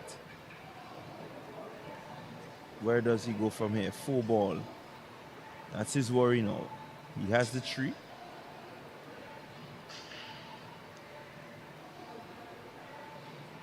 Let's see what option he uses. Not making the tree ball.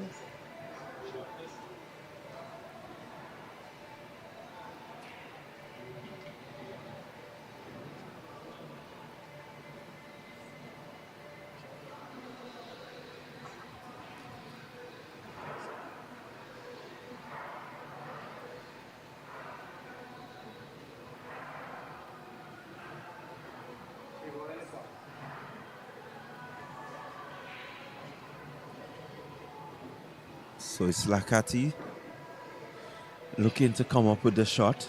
Let's see what he does.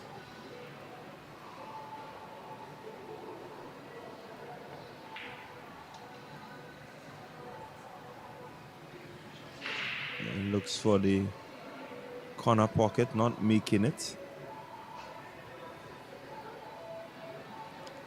Well, just to give you some results in one of the matches on the loser's side. And on the loser's side, it is the race to three.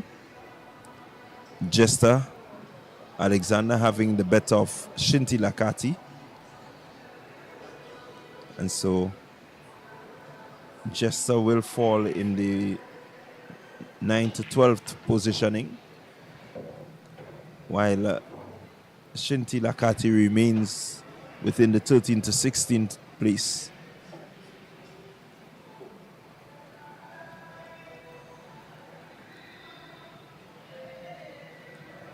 And in this match, it's all about Hostin versus Laurie Lakati. Hostin coming up with a good shot there.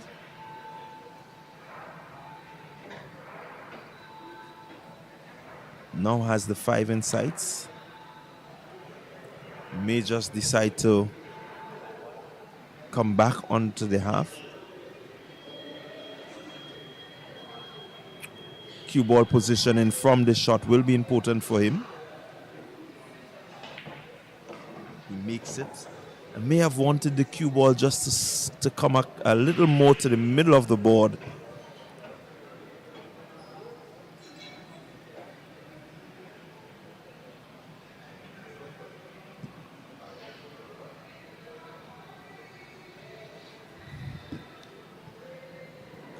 Six ball. Let's see how he goes.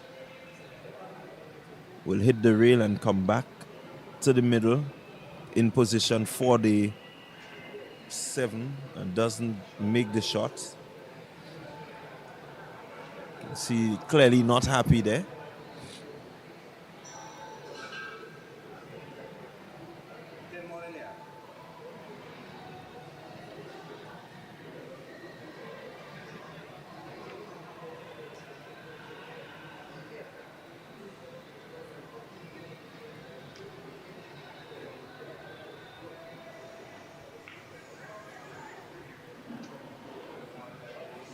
Laurie not really looking to make the shot there, but more looking at a safety.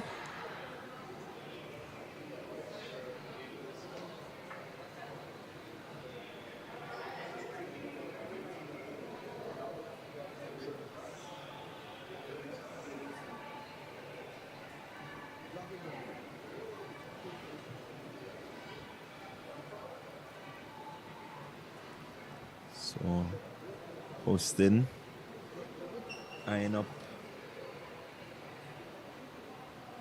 his next shot.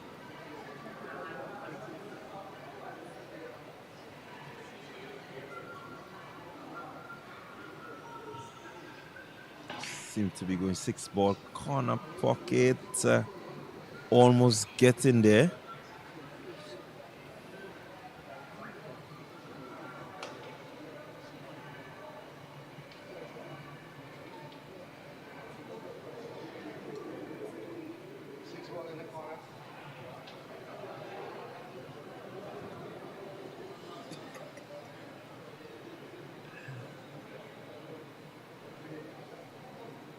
So Lakati with 6 in sight.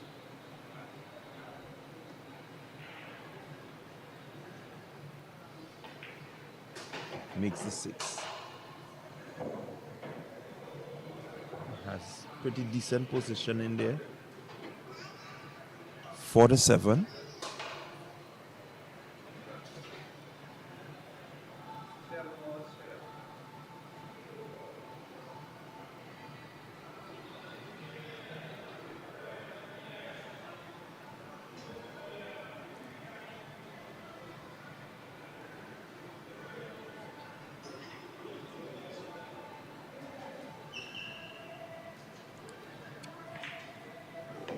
Coming up with a good shot there.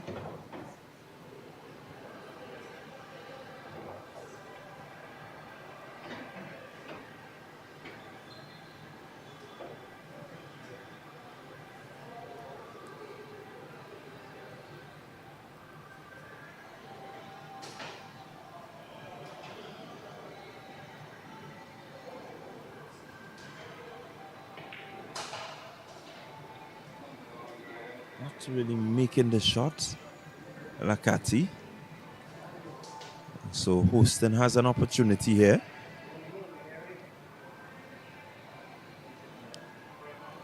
Balls are pretty close to the pockets.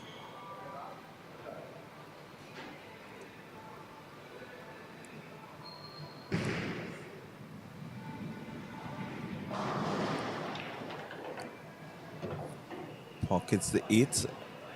9, well set. Just needs to make this one.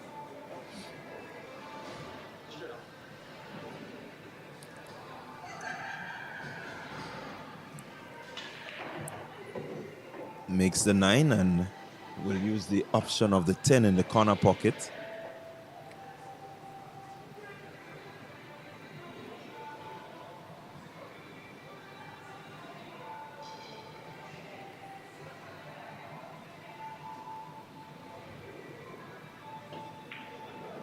And he makes it. So a game going to Ali Houston.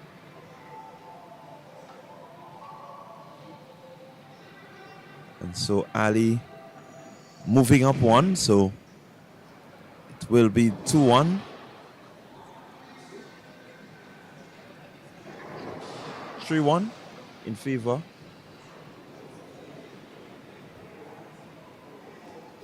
It's 3-1 in favor of Ali in this race to 6.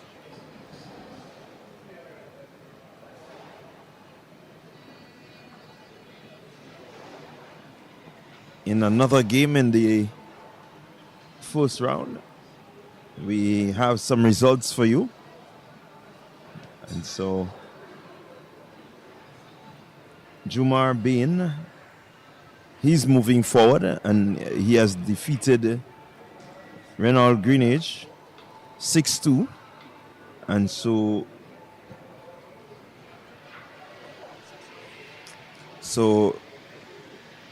okay, so it's Renald Greenage defeating Jumar Bain. That's the result we have for you.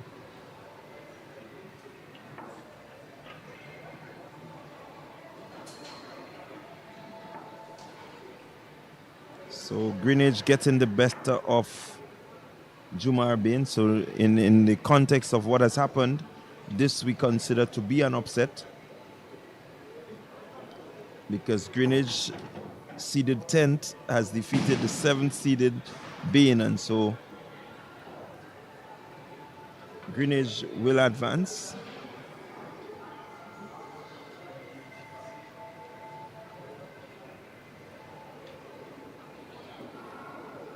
While Jumar falls into the losers category. So in the context of what has been happening, if we're working based on the seeding, this is an upset where Bain has lost to Greenage. So now Greenage moves forward and places himself within a few games of possibly being crowned champion of the Grenada Premier League 10-ball tournament.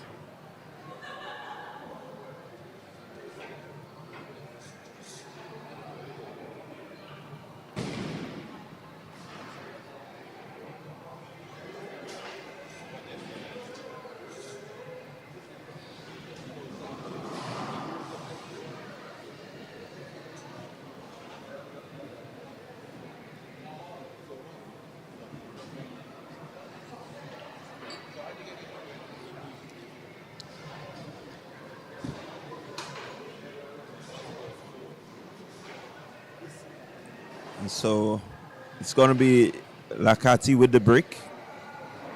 He's down two. Score now 3-1 in favor of Austin.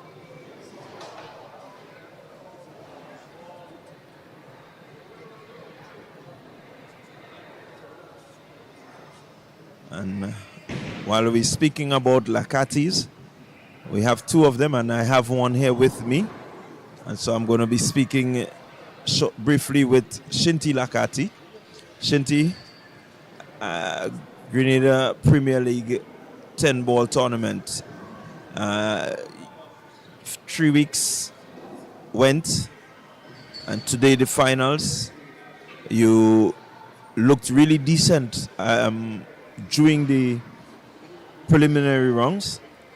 And what would you say, or how would you rate, your performance over the weeks? We're not going to speak about the finals as yet. I just want to know, what your thoughts are on the tournament and going the 3 weeks and how it all went for you in your view.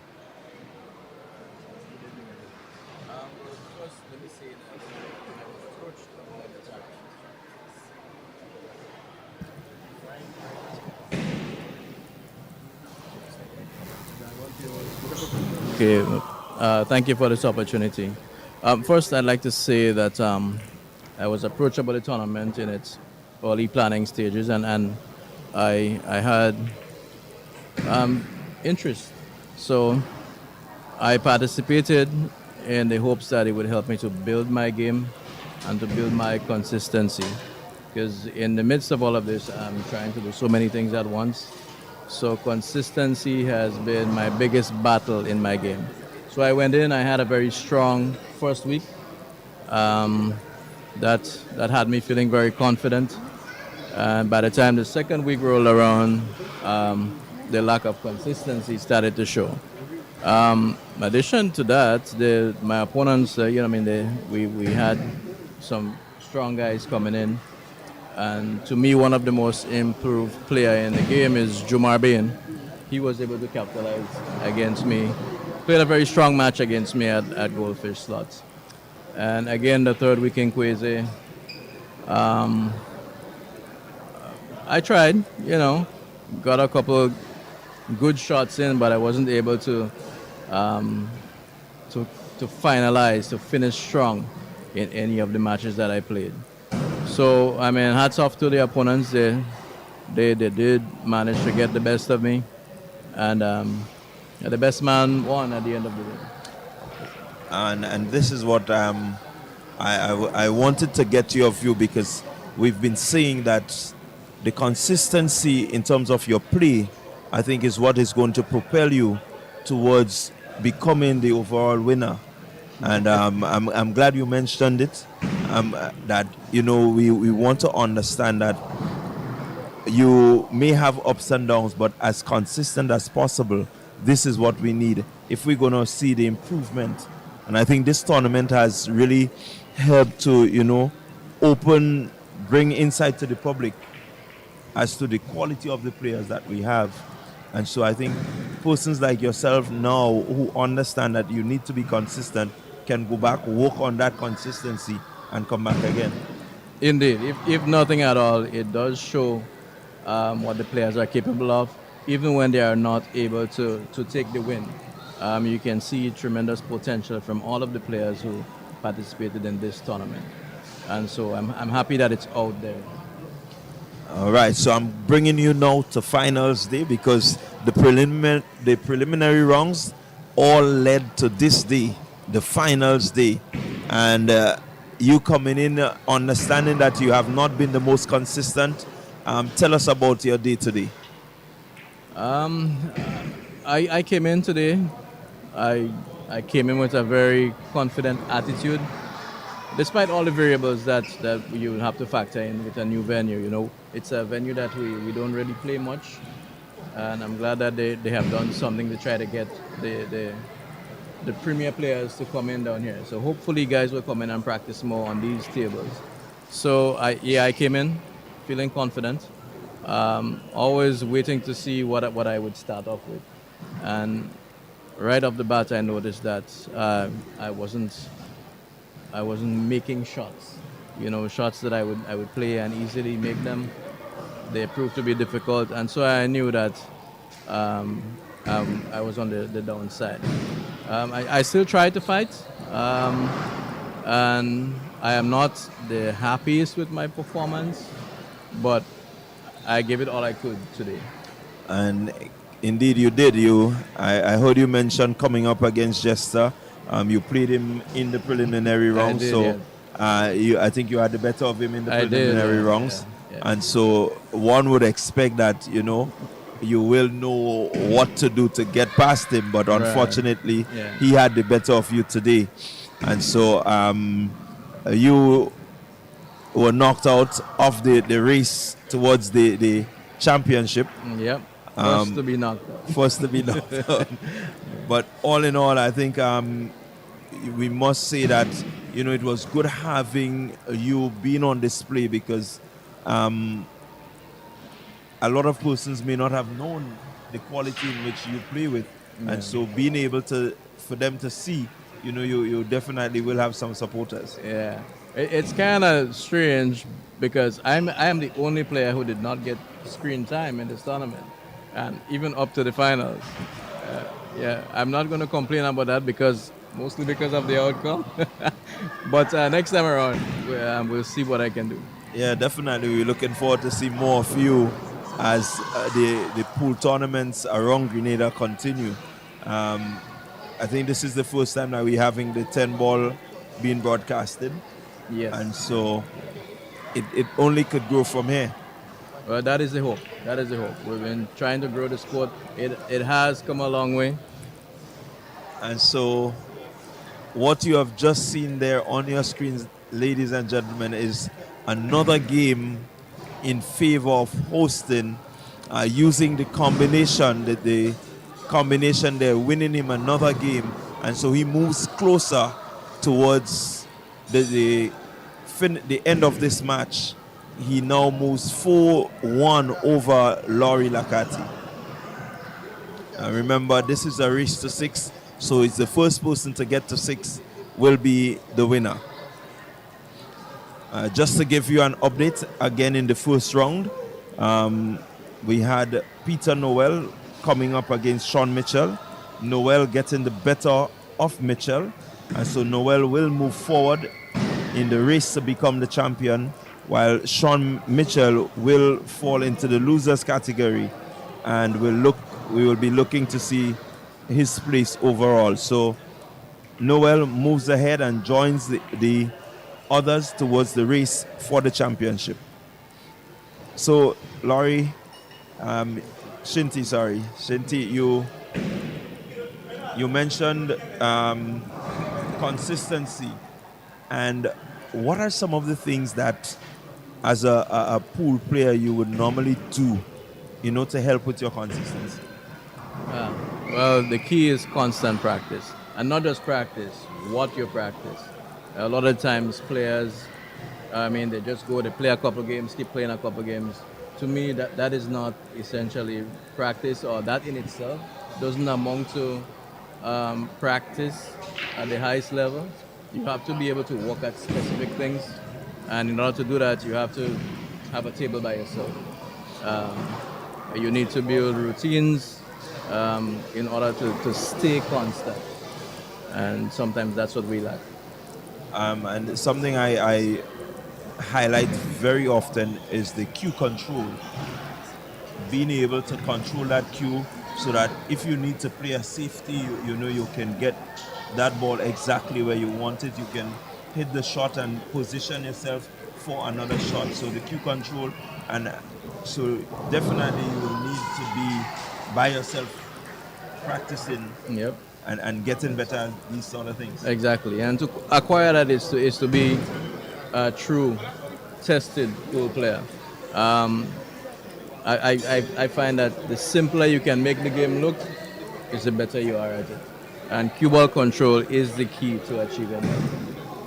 Well, there you had it, ladies and gentlemen. We've been speaking to Shinty Lakati, not having the best of days, as we said. it all comes down to execution. He wasn't able to be consistent in his execution, and so he lost his matchup, and he's not moving forward towards the race for the championship. But I mean, we must say hats off to you for participating. Well done, and we hope to see you in the future, and maybe even representing Grenada outside. Well, with the right practice, I won't say no to that. Well, thank you for having me. All right, you're welcome, man.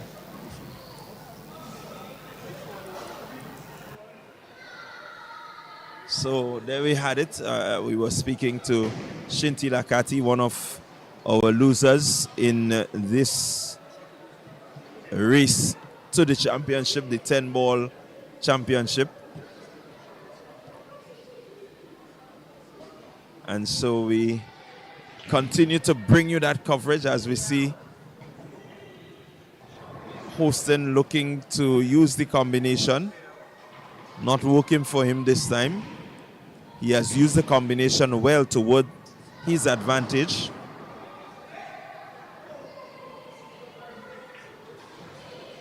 And so Lakati with a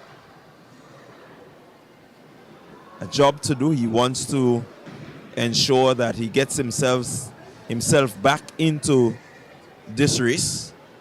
It's a race to 6, so even if he's down 3 games, it's a race to 6. He still can come back. It's not the end.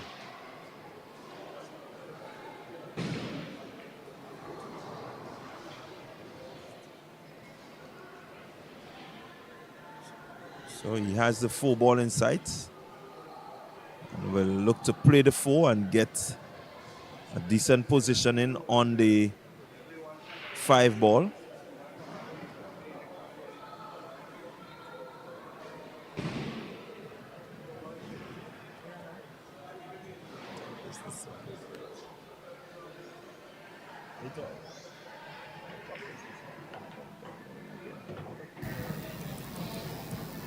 So we're gonna keep the interviews going.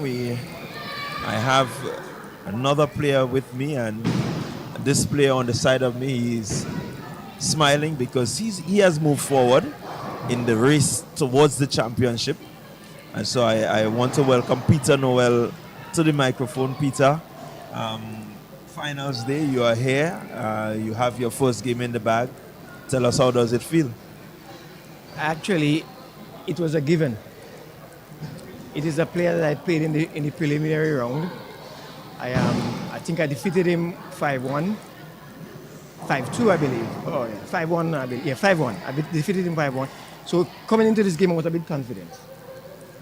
So I knew it was an easy target at this stage. So what I did, I like to encourage my players. So I wanted to give him some confidence going into the second game, into his losers round game.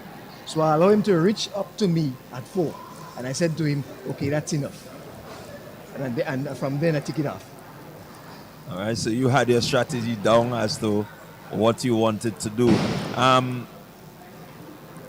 In speaking to Shinti Lakati, he mentioned Lavo not really being a frequent for him in terms of gameplay. Have you been here regularly? Do you understand the running of the board? You know, it's a different condition to maybe the Quasi, maybe to Twilight Bar. You're in an AC environment and so on. So did you take all of these things into consideration coming into today's finals? To be honest with you, I consider myself a ghetto player. Any condition, any stick, and I'm going to give you a good game. The funny thing is, it's the first time I've ever set my foot into Lavo Lane. Never been here for party, never been here for bowling, never at all have I been here. So much so that I didn't even know where to find a washroom. The next thing is, the stick that I played with, I didn't have mine. So one of my friends had 2, I borrowed one from him. He said it's a new stick he got, he ain't break it out yet, so I have to break it out for him. I said to him, have no fear, I'll make it a winning stick. So it is the first time here, it's the first time I play with this stick. And it just brought me victory, success. Well, I like your enthusiasm. I like your confidence. I think this is a lot of what is needed if you're going to go forward towards the championship. And so, I mean, from here, you've played your first game, you've gotten off the board. What can we expect?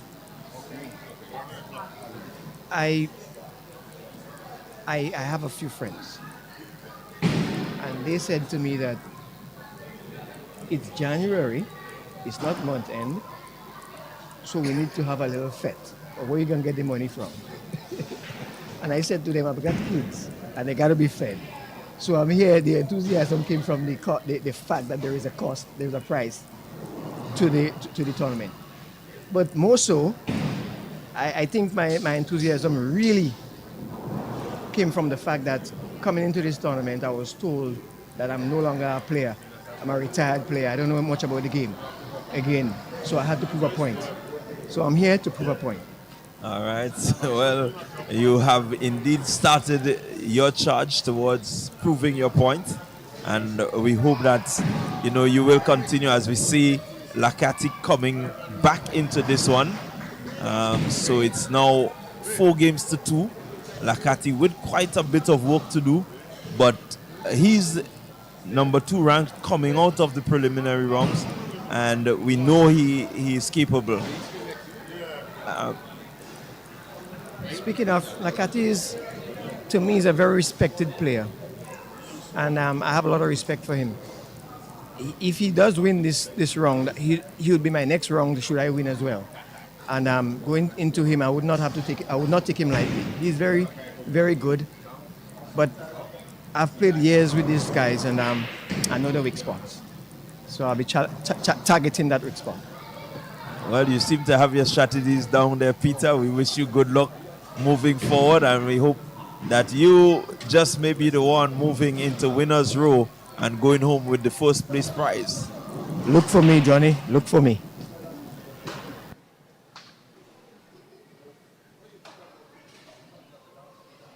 So it's 4 games to 2.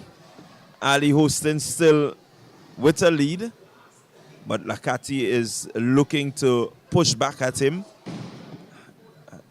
Let's see how they would end up.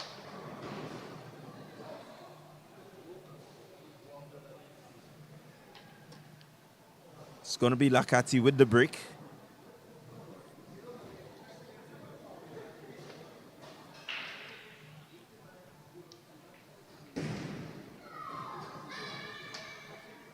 And pretty open break, no balls pocketed.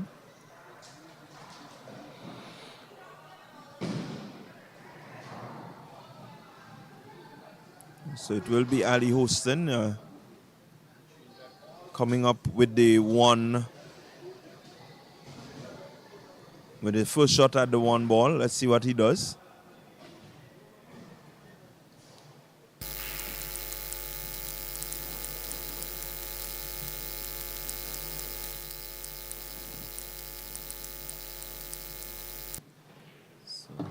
Doesn't make the 1 ball.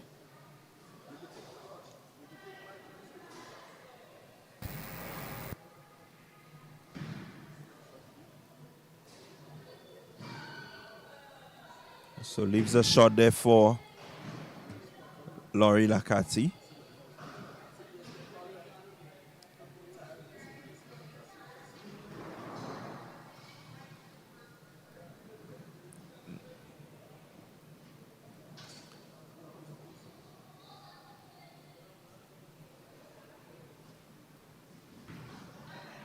Lakati seemed to be looking to make the shot. He does.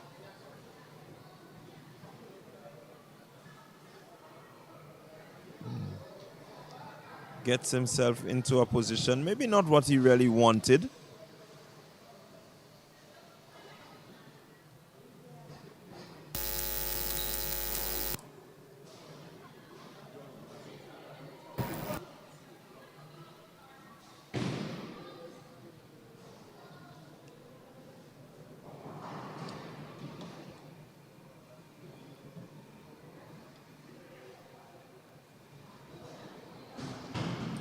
So just asserting himself, trying to figure out exactly what he wants to do.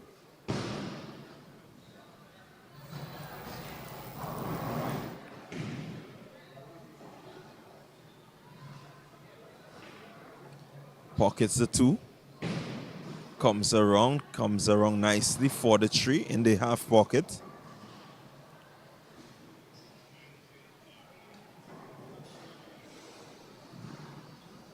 And you can see him there just eyeing up the 5 ball. So he wants to be steps ahead. He doesn't want to just take one shot, but he's eyeing up, trying to make sure that he visualizes his path.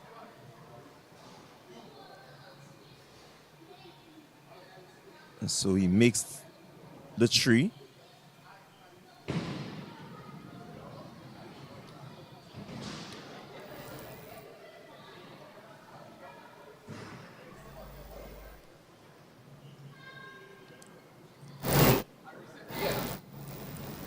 And looking at the 4, let's see what he does.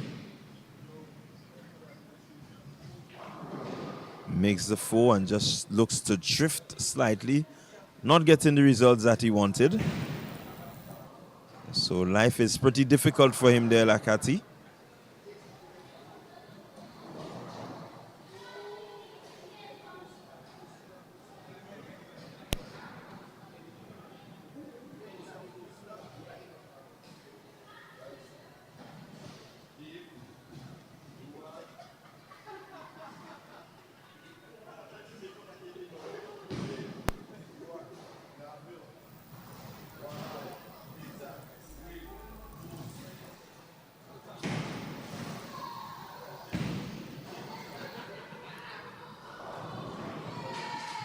And so Lakati with the need to get back in this one. Not making the shot, but still working out in his favor. A really good safety.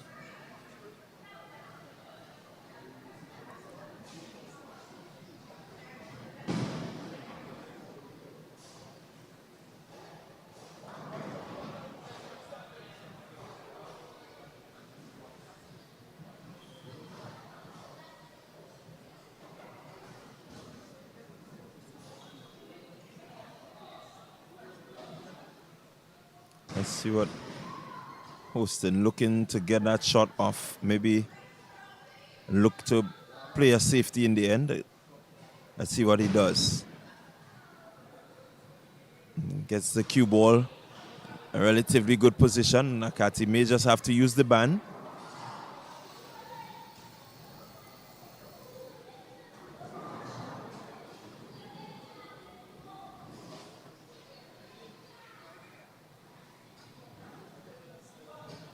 Can see him there thinking of possibly the half pocket.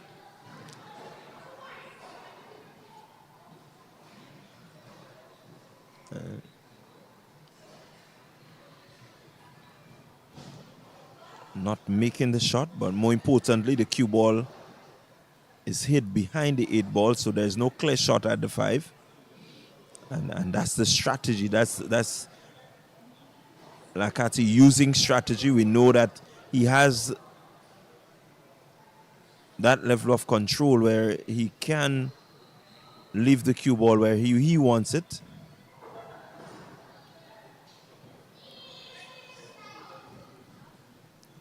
So really a tough battle here. The two players really pushing each other, not relenting in any way, not willing to give up to anyone. Ali would love to have this game in the bag so he can be on the hill, which means that he only needs one more game. Once he's on the hill, he will need only one game. And there again, Lakati just posing some difficulty for Houston.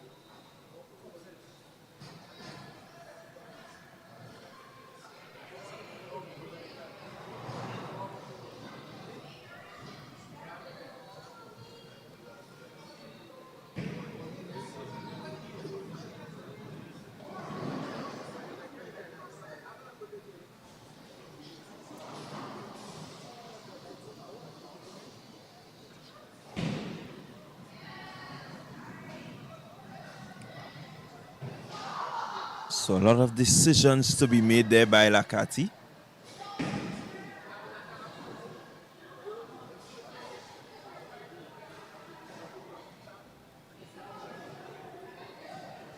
We'll look to make the 5. Okay, let's see what he does with the 6. May just decide to pocket the 6, corner pocket, and get the cue ball down as we see him survey the board.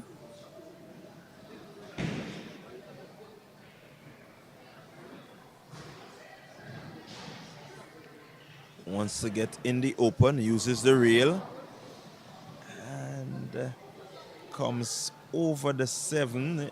Just needed the cue ball to drift slightly. Nonetheless, he still has eye on the shot.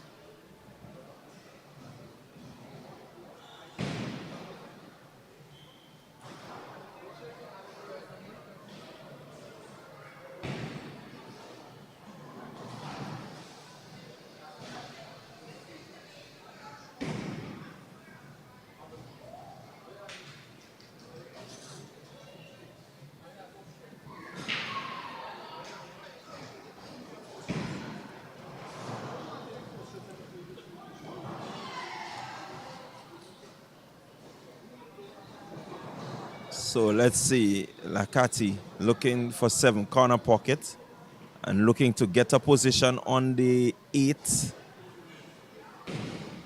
Works well, but needed to make the shot. Didn't make the shot, and now presents a pretty open shot at the 7 to Hostin.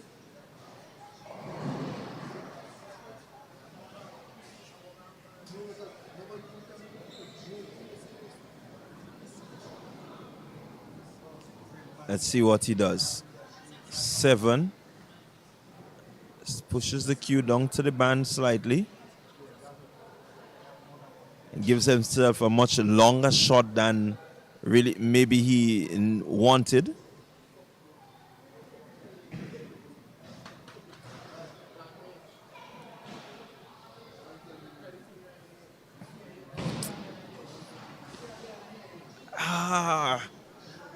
Almost making the 8 ball there.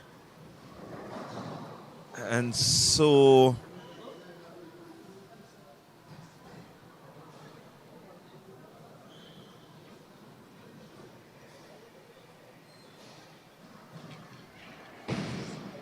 Lakati with an opportunity at the 8 ball.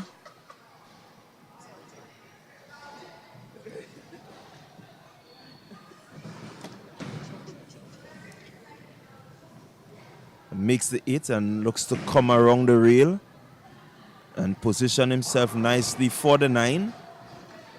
And once he makes this, he will have a shot at the 10, which will mean that he's back and really challenging Ali, who had taken an early lead.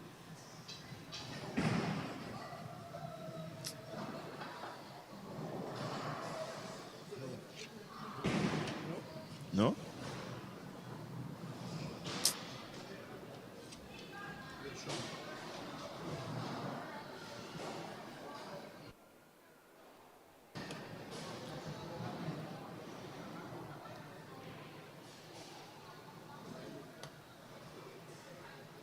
So surveying the board, wants to make sure that he has exactly what he wants.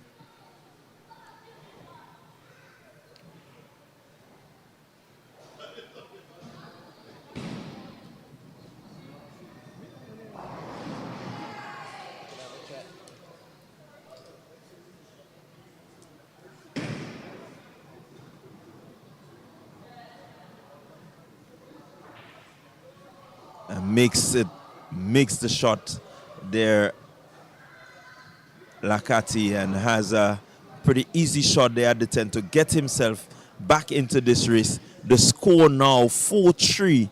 Ali with a lead, but Lakati picking up some momentum, having 2 straight games to get his confidence up, to get him really charging towards winning this match. The momentum seemed to be with him, and let's hope that he can continue. Um, he's the number 2 ranked, and so we expect this sort of quality coming from him in this match.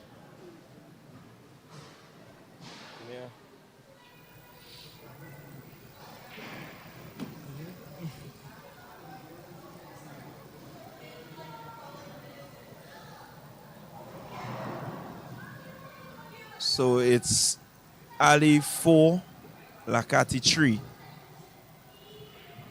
Nathan, tell us your prediction. What's your prediction? So it's a pleasure once to be out here. Good afternoon to everyone who's locked in. So far, it's very competitive, I would say. Some very competitive pool. The guys really came out to showcase their skills, and the pressure is on as well because now the camera is on. So you know the pressure is on. But predictions, I would say Noel is looking very solid so far. Larry Noel is looking very solid.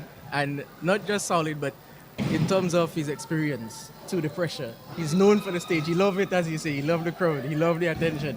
So I expect him to hold his composure at the best among everyone else. And also you have Alex again. He's the one who liked the competitive environment and then attention as well.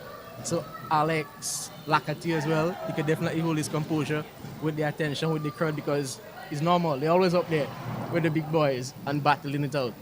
So, yep, my predictions is I would say that 3. Yeah. Well, we have seen a few of the top contenders go down. Juma went down to Renaud. Juma ranked 7, Renaud 10. Where he went, Renaud got the better of him. As we see a break there, 1 ball in so far. It's the 8 ball that went down. And so Ali will have open shot at the 1, and let's see how he would progress. But we back to you, Nathan, in terms of seeing that Hakim Richards, Harry as we call him, ranked number 3, going down to Corey, who was ranked number 14. It tells you, as we've been saying over the past weeks, who can hold the nerve, who can hold their composure in this pressurized situation. And so you mentioned the fact that Larry Noel is looking good, experience. Alex, who is accustomed to this, but we're seeing the likes of Peter Noel and Corey Wilson, Renaud Greenidge rising to the occasion. So what about these guys? Yes, definitely. It slipped my mind that these guys on the table as well. But in terms of, I was saying, the exposure, like the previous 2 weeks in the tournament, you could definitely see the younger guys executing and they look great. But down to this time, it's really not about the shooting or potting or and playing excellent, but holding your composure at the best you can. You know, it's really holding your composure because, as I said, now it's the big stage, and it's a no tournament was ever done to that magnitude before. So it's not just pressure, but something of its first time in Grenada. So you can imagine how it is for the guys here today. So that's why I put some focus on the bigger boys, because they're the veterans. They're in it. They like the crowd. So that's why. But definitely look out for persons like Corey, Reynolds as well. Even though they might not be able, might not that experience where they could, let's say, be as composed as the bigger boys. They're definitely fearless, They're fearless. They don't think much per se. They just go and they execute. Like Reynolds earlier on, he really execute. You could see he hold his composure and he was just having fun and execute on Jumar, and then he excelled. So the action and the suspense is there. I mean, looking to see who comes out at the end. It's really unpredictable. It is certainly until you can find, that player that is as consistent as possible. Yeah. And with experience and consistency, it surely will make for a winner of this tournament. Definitely, But tell us definitely. about the refereeing of the matches over the few weeks. How difficult was it? To be honest, it's not that difficult because I'm a part of the game. The game is, what I play for about 4 years, 5 years now. So I definitely know the game. Not just play the game, but to play it on a competitive and somewhat professional level locally, as being the youngest elite player on the island. So for me, it's not that a challenge because I know the game as best as I could. I learned it and so forth. So it wasn't that difficult. Yes, it's a new venture because I never referee before. I never referee before. I never referee before. It's just playing the game. But no, I'm not playing that much, so I take it up to the referee. And definitely, I would say it's not that difficult. Just focus. That's the main thing. Focusing. That's very very important because you have a lot going on. You have spectators. You have other players who would intervene. You have so many things wrong in your surrounding. So the main thing is focus. If you're not focused, then it would be a challenge. And well, I think the fact that you playing, you're refereeing, I think most of these guys they understand the rules, and so that would help Yeah, to that is make things yeah, a that's lot yeah, easier. that as well. That's a great comment there. So it's not just like again some of the top players that's playing, so they know the game as well. So that make it way way easier. So yeah, to maneuver and so forth. You don't have to explain much of the rules. If something happen, even the players call it out before you, right? So that make it way easier as well. So tell me in terms of your preparation for refereeing. What are some of the things that you want to pay attention to and so on? So definitely want to give a huge kudos to Larry Noel because he prepared us a lot for the tournaments to be as best as we can in refereeing.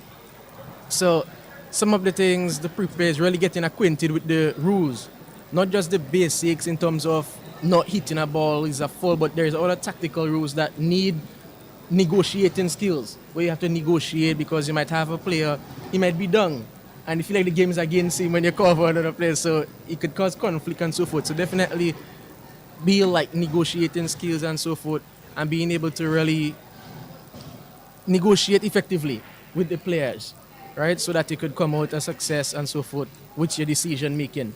So that's the important thing, and just being acquainted and having information, the correct information. Because if you have the correct information, then thing might just be chaotic. So it's really getting acquainted with the correct information to be the best you can in whatever you do, and especially in the refereeing. Well, we're talking also about being able to focus on what is happening because um, the rule, for example, where three fouls constitute a match, how do you keep a track of the fouls per player? Well, that one again is really, I wouldn't say in terms of like a practical thing or something. It's more like a mental game. Again, memory. Just being focused and keeping your memory as best as possible and not getting distracted by outside thing because any little thing could make you forget that you were, you know, on two falls or the player was on one fall or so forth. So he's really paying attention to what is happening in the match and not getting distracted about the outside noise. But So again, at the same time, it's not wrong to ask the players. You understand? If you know, if you don't know, for me, if I don't know, or you might slip my mind, I don't fear asking the players. Okay, you want this amount of follow, you did this or the other, because I expect a sense of honesty from the players. Because again, there are some of the top players on the island, and most of them are professionals in not just in pool but in their personal lives. So I do expect a level of honesty from them. So it's feel free to ask them, am I doing this wrong or did this happen or so forth. So that helps as well. all right, so there you heard it there from Nathan, one of our young elite pool players and a referee in this tournament. Um, how would you, in terms of your assessment of the tournament, what would you say was one of the better features of the tournament? One of the maybe the gameplay, I don't know, maybe it's the consistency of certain players. What did you say was one of the main pillars of the tournament? The main pillars of the tournament, I would say players was given many opportunities, right? So normally, other than the national tournaments, you don't have much playing opportunities to where you could still come out victory at the end. Other than nationals where you have round robin and so forth. Most tournament is either double elimination or you knock out as you go. But this one, you had an entire month of playing, where you could still on the final day, which considered the finals, have opportunity to come out victorious at the end. So that was the main thing I said, and definitely I would say the players get enough games for the registration work.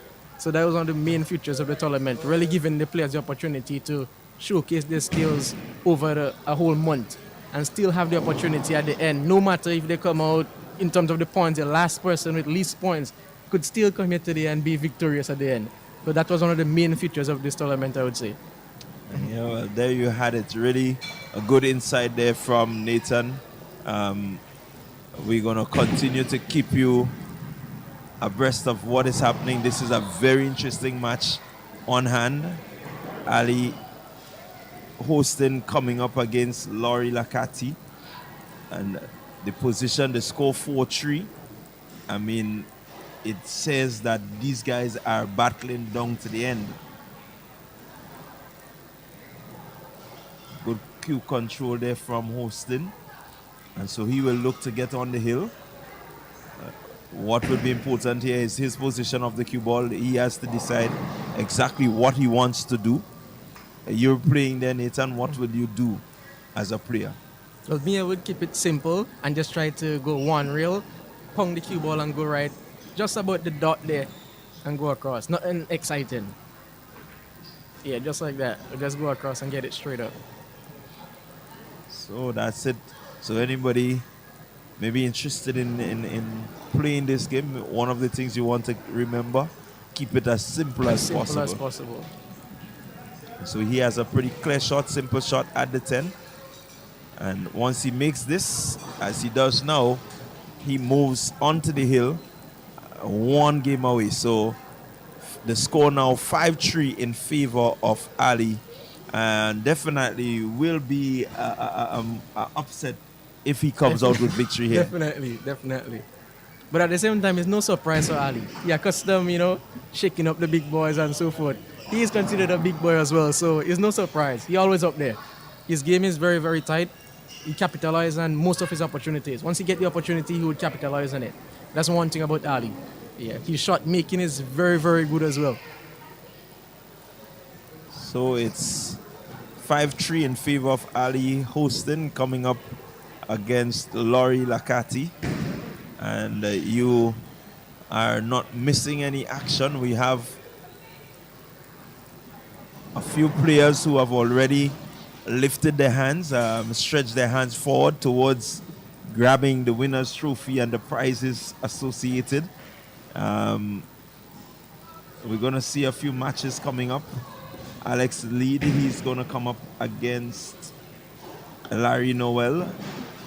Melvin Charles will come up against Chad Peters. Corey Wilson will come up against Peter Noel. And we are waiting the winner between Laurie Lakati and Ali Hostin. The winner there will play against Renald Greenage in the race to move forward towards the winner's podium. So there we had Even the Chad break. again is one to look out for as well. Lakati looking, surveying, looking to see his options. He's down. I think if ever as a pool player you want to be consistent, it's now, because you're down, you're behind. This is the time that you want to bring your best consistency to this match. Not just consistency too, but you have to be very dynamic in terms of you need to know when to switch up your gameplay at certain times. You need to be strategic. Sometimes you go for killing, meaning you go to execute and to make shots, and then other times you get tactical with it and get defensive or so forth.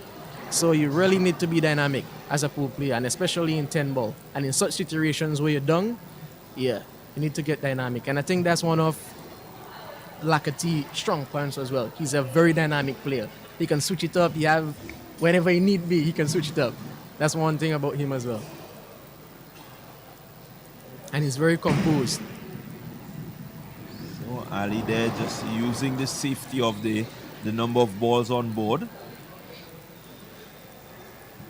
Lakati going for his shorter stick. That means that he's looking to jump the queue and hopefully get to the one ball.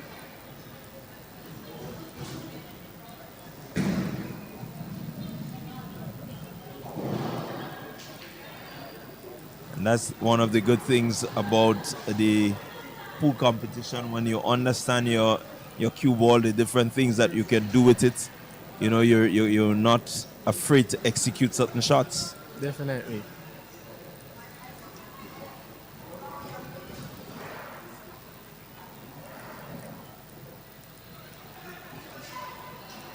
Lacati is also a very skillful player. He have some tricks up his sleeves. It's one thing. Yeah. So let's see what he does. Looking to drag the cue ball. And hopefully he was looking there just to touch the one. He didn't. And so it's a ball in hand for Ali. Ali with an opportunity. He's on the hill. And he's looking to close this one off. He seems to be going for the 110 combination. 110 combination. Let's see, can he execute? If he makes this, this is victory for him.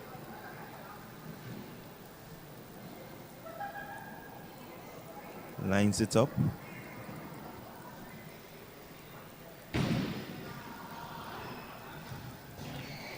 And he misses.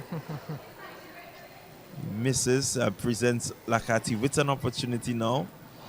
An instance like this, you know that the player can use the combination. You've seen him. You will be wary as to, you know, where you leave that cue ball and what ball line up with the 10 ball.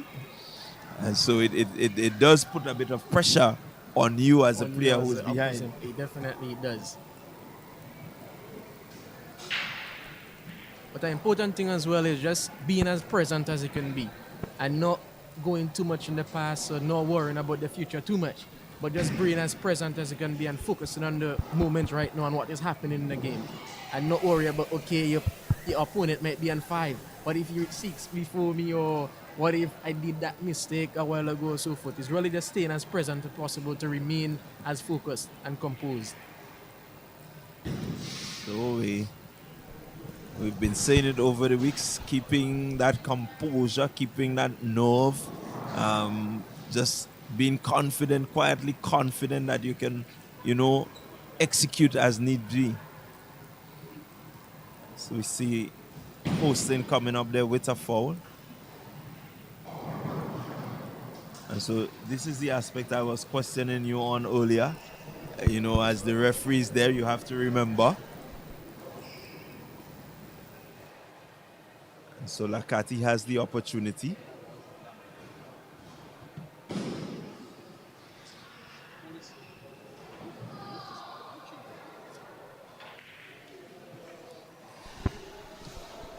So let's see what Lakati will do.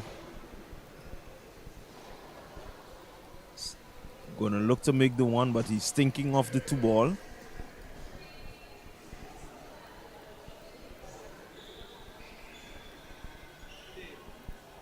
I think he's going for a defensive.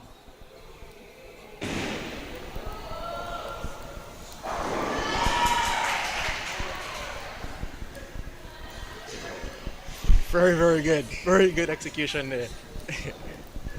And that.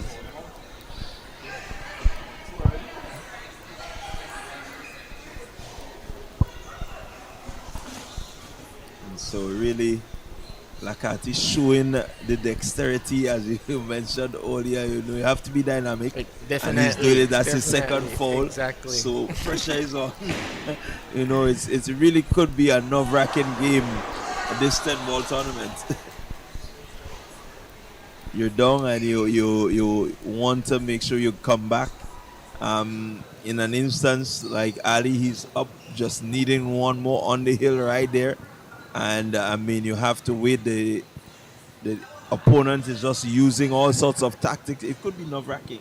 Definitely it could. Not could, but it is.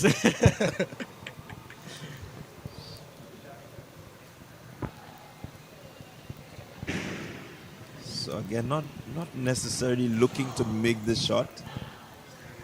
Just roll it lightly. Yeah. Right there, so.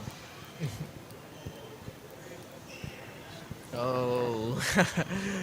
That was unfortunate. That was unfortunate. And still, while being unfortunate, the position of the one ball so close to the rail makes it difficult. You have the 8 ball just there, so the shot going left or going right is not really possible. It means that you may just need to go down the board. Definitely. One ball basically don't have a pocket at this moment.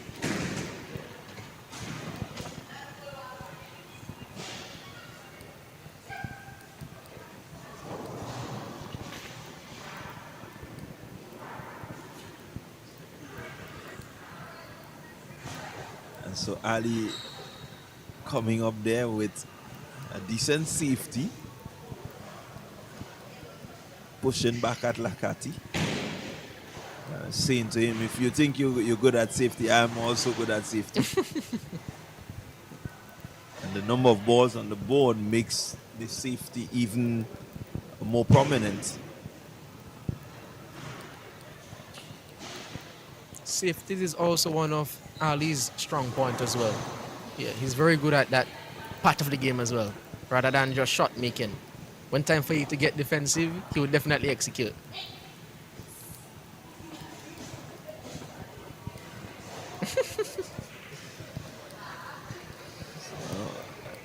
That's a safety that worked out itself, more or less. He didn't play for it, but it worked out. And so again, leaving Ali with a pretty difficult shot.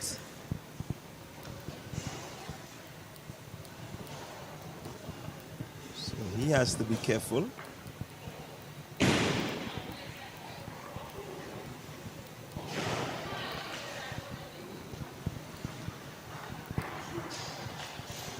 So that will constitute a foul.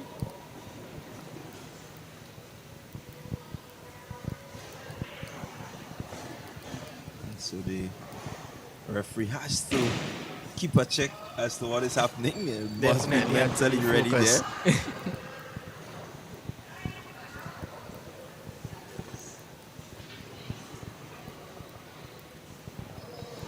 That should be an easy one. So Lakati looking for the 110 combination to end this game and get himself onto 4. Pretty He does so.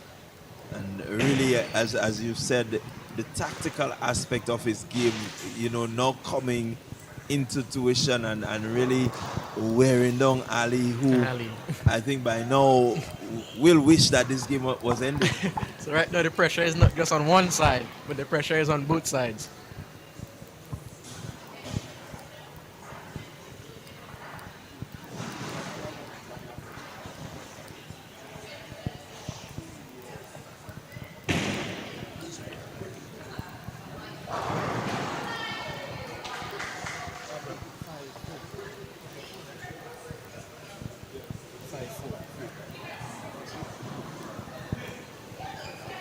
So So you can really, definitely- really interesting position of Definitely this in game. this position.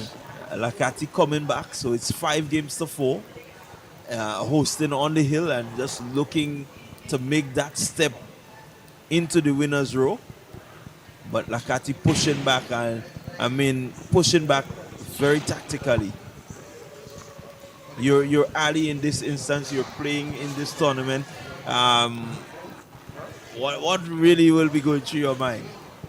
To be honest, a lot will be going through your mind. But again, it just trying to be as present as you can. It's really just trying to be as present as you can. and try to block off all the noise, your thoughts, the thoughts of what if you come back and heal, and so forth. You really want to just stay as focused and be in the present moment as much as possible because the pressure would be on. Yeah, the pressure would definitely be on.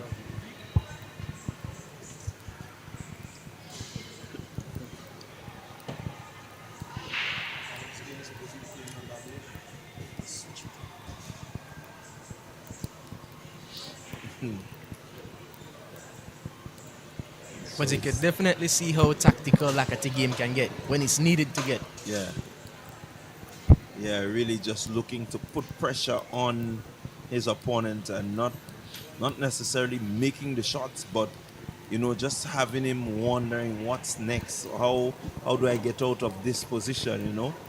And so I think it could be very, very tiresome. Staying there looking at him playing the safeties, playing balls like these, where you do not have a clear shot at the pocket. You have to, always be thinking of how can I get out of this situation.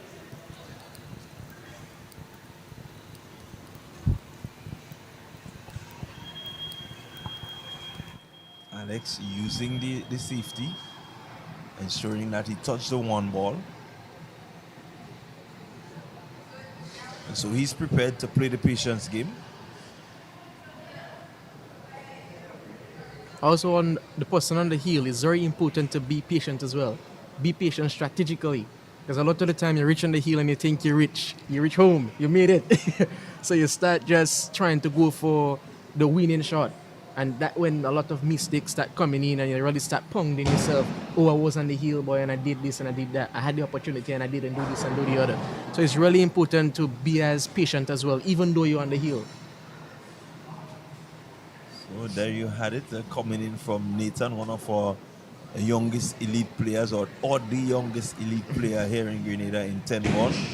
And so Ali, if he could have hear you, that would have been some song advice to him there, but he can't. And so he's trying to do his part.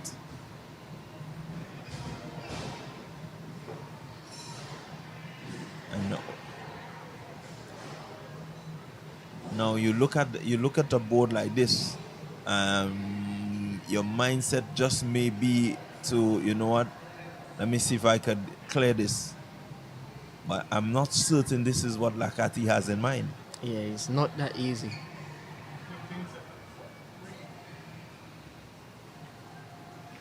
Because the two ball is not that free. So he could have go for the shot, but the possibility of seeing the two ball after is not the best.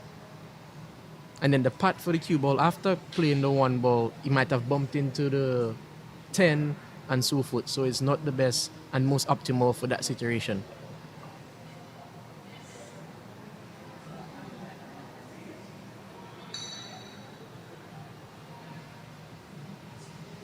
So let's see how Ali responds. Just looking to hide the cue ball there behind the 4.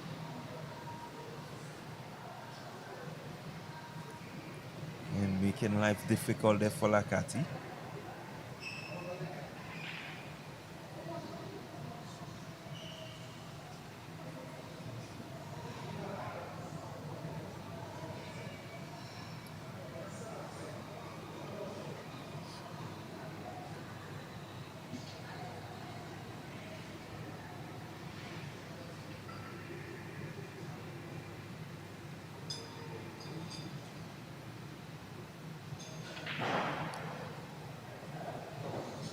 A lot of thinking going on, a lot of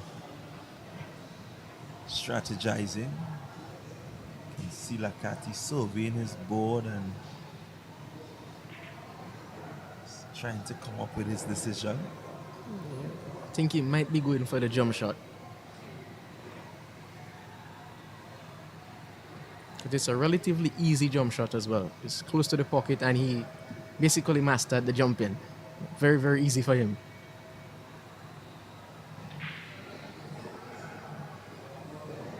Let's see. pocket.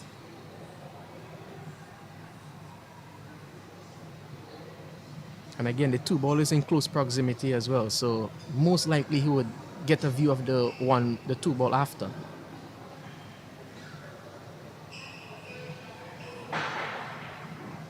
Pretty. Makes the Decently executed.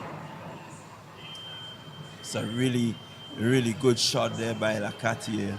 And having the confidence to jump the ball at this stage, I mean, it does say that he backs himself, and it's a shot of confidence. And it's not just going for the jump shot as well, but it's knowing when the probability is in your favor and when the probability is high.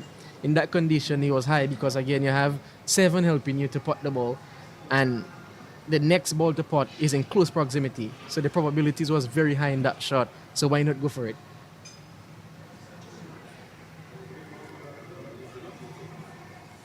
So he will be looking to make that 2 ball and maybe just stay towards the center of the board as he did there. He just drift back to the center. He went to the rail. Now he has a clear shot at the tree. Shooting the tree will mean that he wants to get a position on the 4. He uses the rail again. Comes back just over the 4.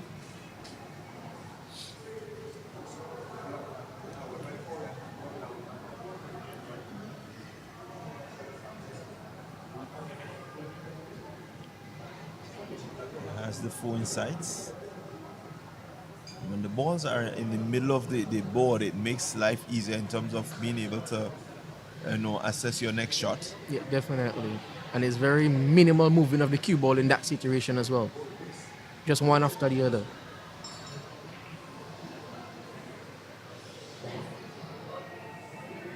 So he has the option of that 5 ball straight down the pocket. 6 is in a pretty decent position where he can, maybe use the rail and get himself up to the 8.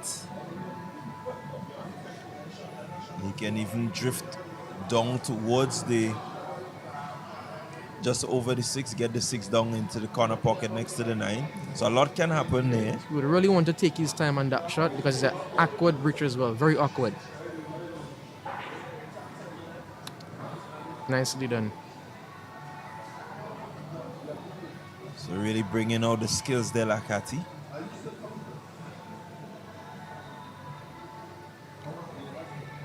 He's going to look at his option.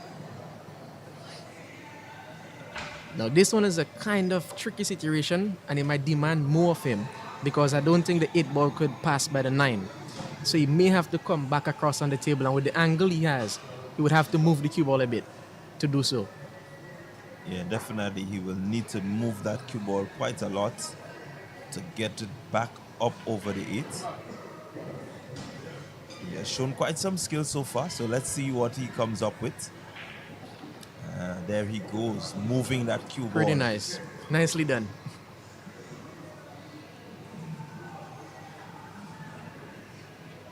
So he has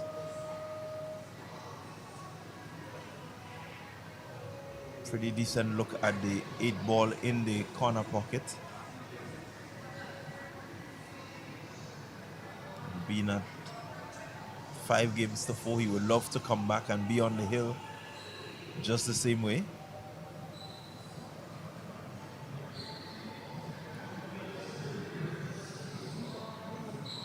Let's see what he does.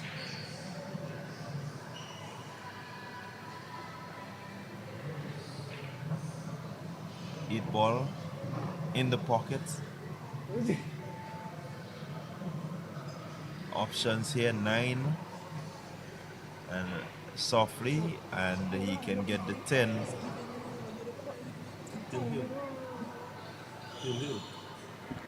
And so you may just have a hill situation.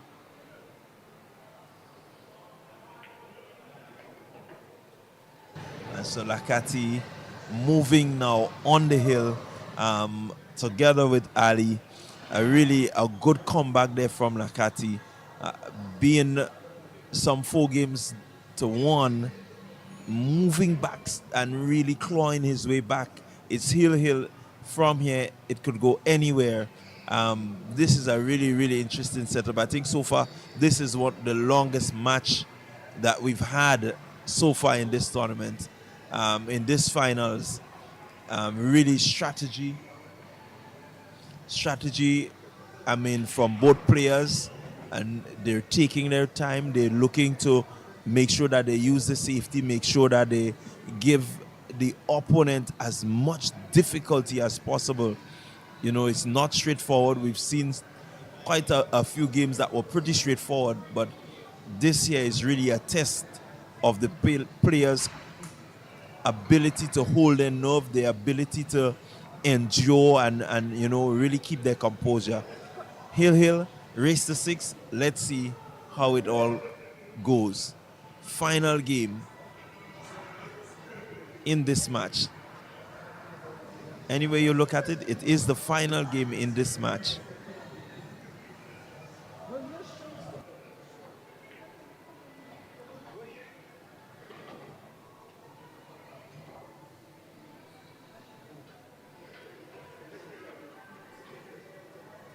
And so it's going to be Lakati with the brick.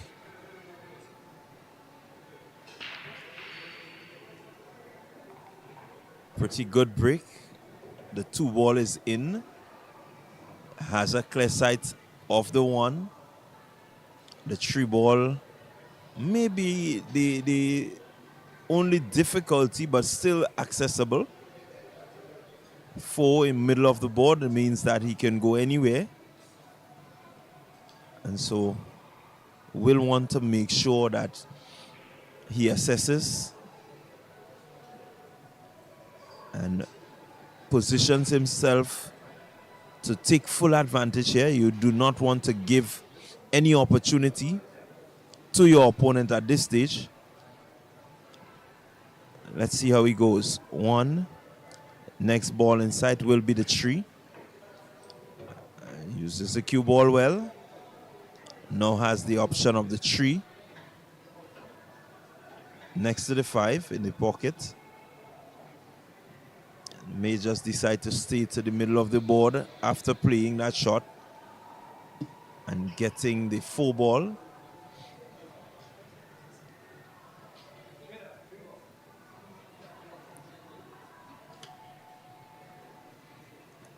Let's see how he executes. Looking to pocket the 3 ball, which he does.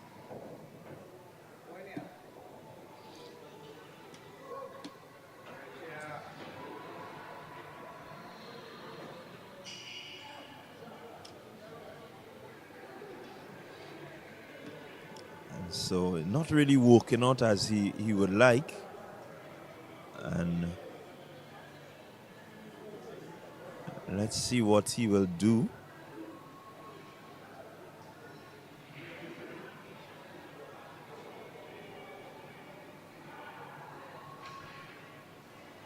And looking to have the 4 ball in the corner, in the half pocket. Makes it and comes around. Good positioning. Has the 5 insights.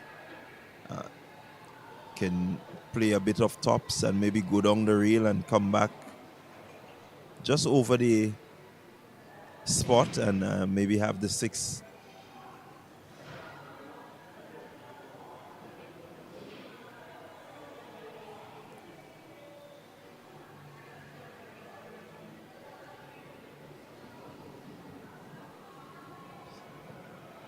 Also can use the option of potting the 5 and playing the 6 straight down, which will leave him a bit up over the 7. Or he can use the rail as he just did.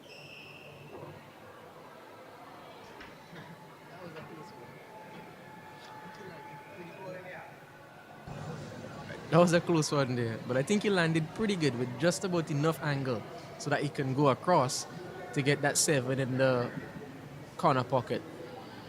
Yeah, I must agree with you there. I think It's resting on a pretty well, not comfortable but good spot where all he needs to do is to make it, and he will certainly get a position in on the 7 with the 8 not too far away.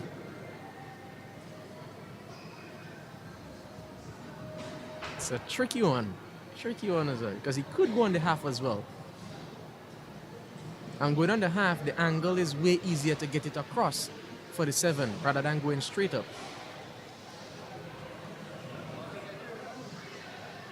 Because the shot straight up is pretty much a straight shot with not that much angle. So going on the half would give him just a bit more angle so he can just roll it across to land on the 7 as perfect as possible. But let's see what he does.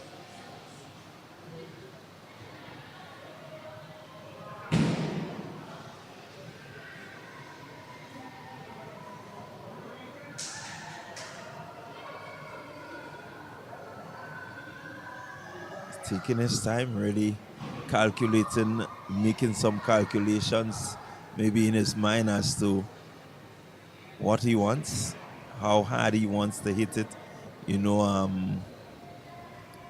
what angle he wants to use. These sort of things has to be in your mind, and makes the shot. And now uses the opportunity to relax the mind there and prepare for the next shot. He's looking to make this one and get a decent position on the 8. Maybe just push it down, push the cue slightly between the 8 and the 9. Pretty nice. But you can see Lakati composure thus far. Very, very, very composed.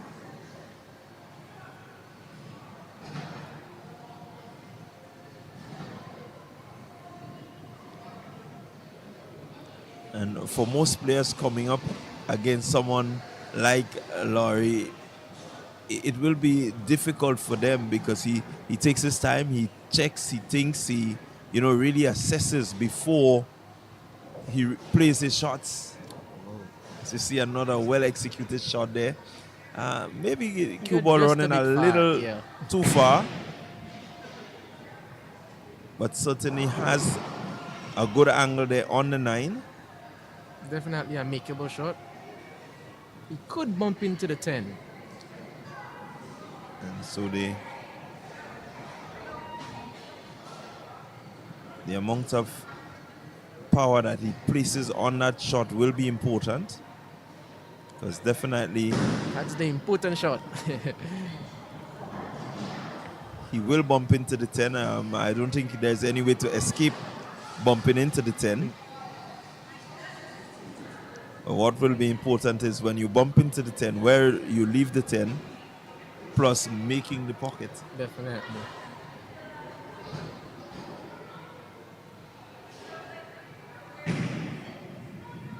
There's also the possibility of potting the 10 as well. Pretty nice delivery there. Very, very nice. And so Lakati showing why he's ranked number 2. You have the big blow. Says, okay, I'm right there. And so he will look to make this one. This is what it all comes down to. Very nice. And a really, really nice. good comeback there from Laurie Lakati, taking this match. And really impressive composure, impressive in terms of his ability to play the patience game, in terms of, just using the right timing to get the shots executed. Yep. Really good. Executed good. Perfectly Good game. Executed. Well played also to Ali, because Ali didn't back down. He used his strategy as well. He did all that he could do. But Lakati in this final game, not giving an opportunity to Ali to even be on the board. It says that Lakati is one to look out for. Definitely is one to look out for.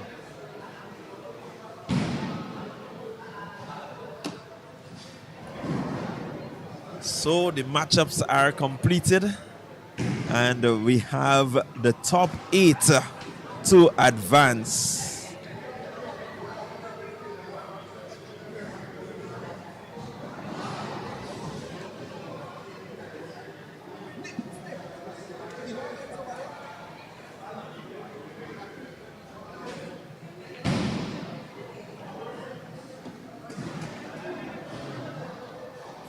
And so there you have it. So the coming up match again is a very interesting match. I think that would be Alex Lead and Larry Noel. Very interesting match. Over the couple of years, these guys had been battling with each other over and over and over. It's a very interesting match here. Yeah, really. Two more of what we'll call the masters of the pool. Most definitely. Whether it's 8 ball, whether it's 9 ball, or whether it's 10 ball. Just call it. You know, these guys have been around and been really showcasing their skills. And so it's going to be a very interesting matchup. One that I think most persons here is looking forward to.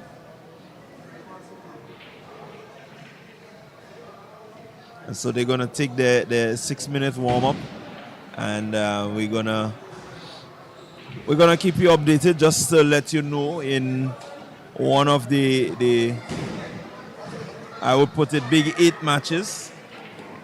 Chad Peters, he defeated Melvin Charles, and so Chad Peters moves into the top 4 and has placed himself maybe just 2 games away, 2 matches away from being crowned champion. Yep. I know Corey will have a lot to say about that.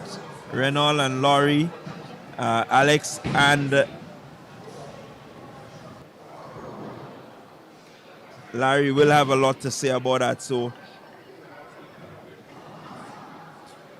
Melvin Charles has now placed himself within the 7 to 8 range, while Chad Peters moves towards the winners, towards finals. So he will be in the top 4, one of the persons moving forward to the top 4 position.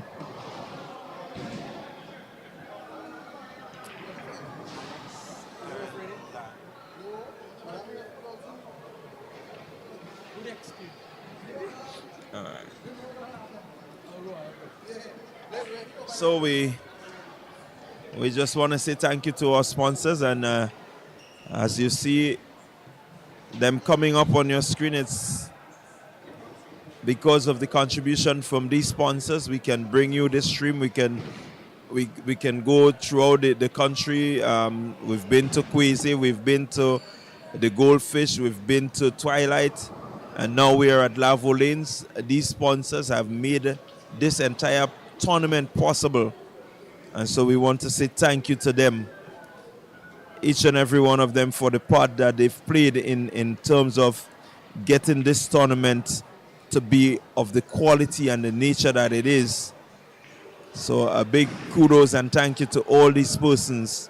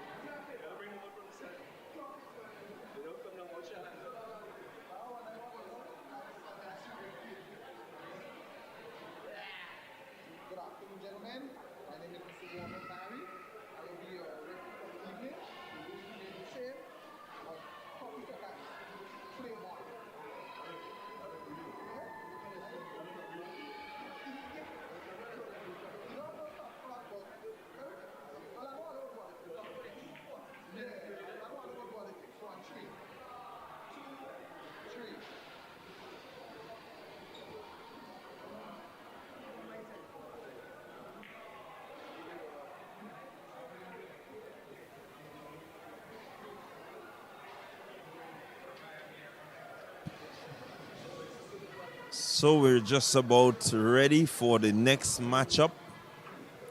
And it will be Alex lead, and he's going to be playing Larry Noel.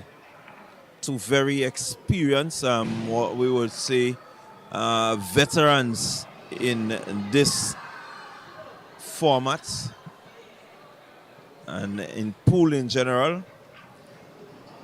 Alex has played in many tournaments throughout the length and breadth of Grenada.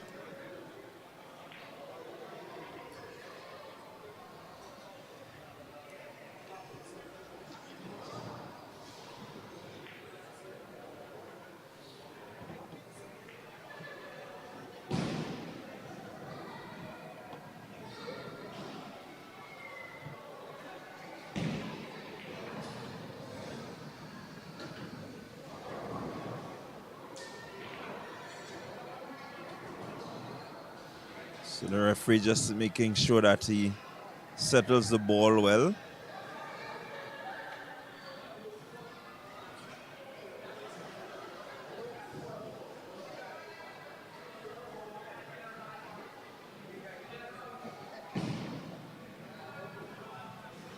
So it's going to be Alex with the brick.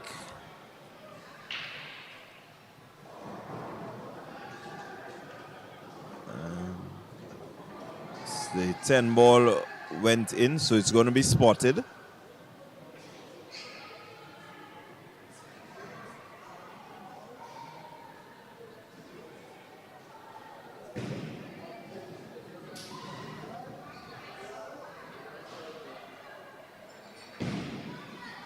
So it's not a foul, it's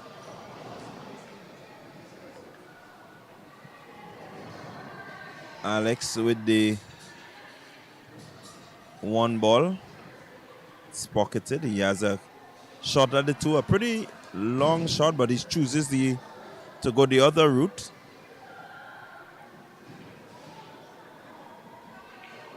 So he goes to the right corner pocket.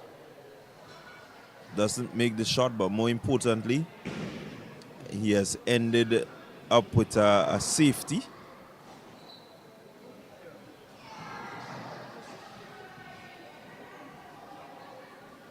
Noel not really having a clear shot at the 2.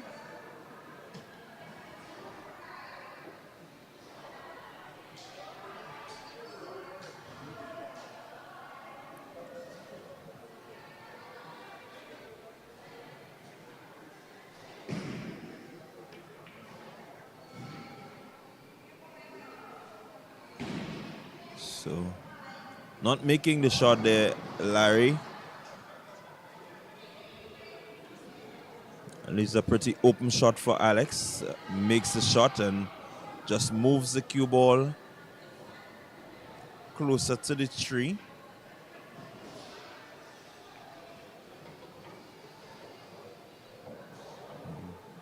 Using the tree to get the 5, the 3-5 combo.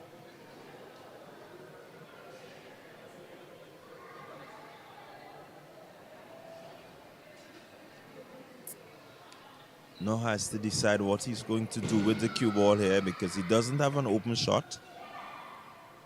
And so he positions the cue really nicely, making it difficult there for Larry.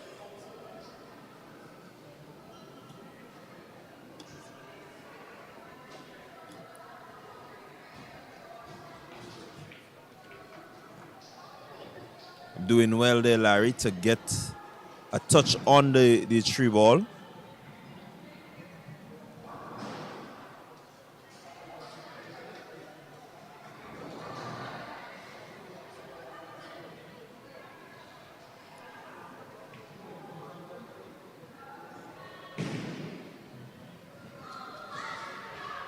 Again, Alex looking to make life difficult for Larry.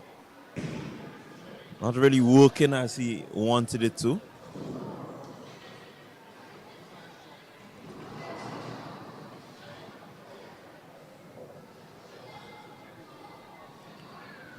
Larry pockets the 3. Has that has the 4 ball in sight. We'll just want to follow the 4 just slightly so that he can get the 6 in the half.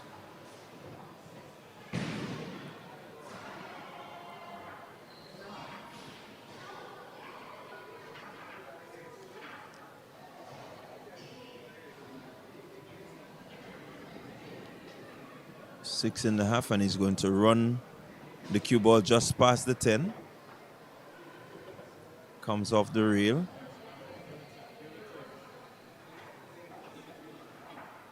Now he's going to use the slight angle to push the cue ball closer to the 8. And well weighted, well done there, Larry. He's going to use some bottoms and draw the cue ball back towards the 10. May have just moved it a little more than he really wanted. So he's looking to get a 10 ball into the side pocket. Game 1 going to Larry.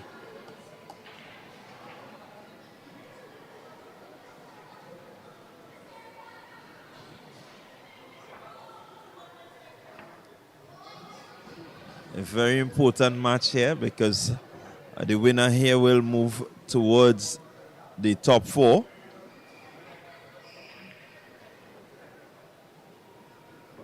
We already have Chad making his way to the top 4.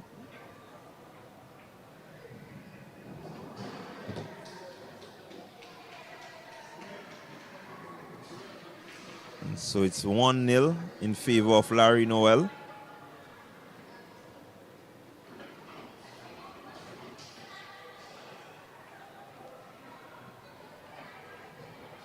So one of the games that will be played simultaneously to this one will be that of Renault Greenage and Laurie Lacati.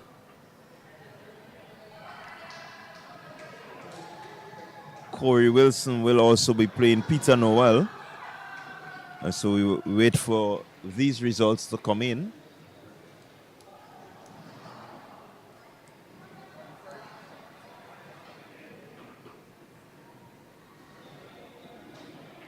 So it's going to be break to Larry Noel.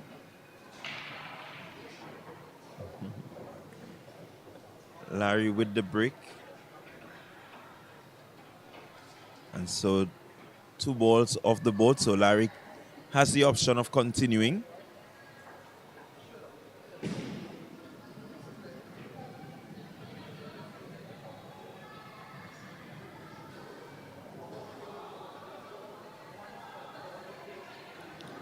So the 1 ball not really clear.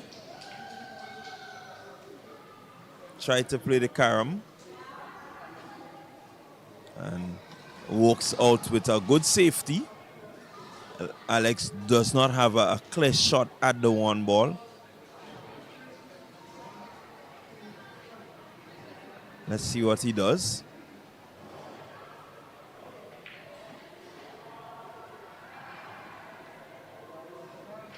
Playing it pretty well.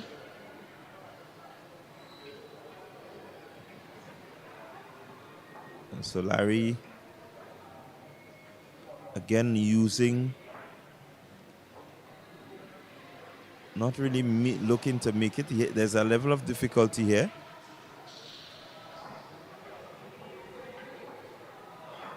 For a while there, he thought it was in. Let's see how Alex would respond. 1 has the 2.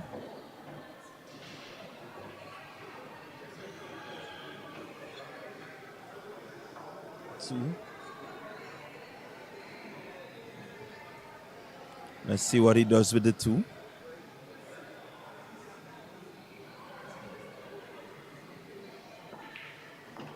Two in. 4.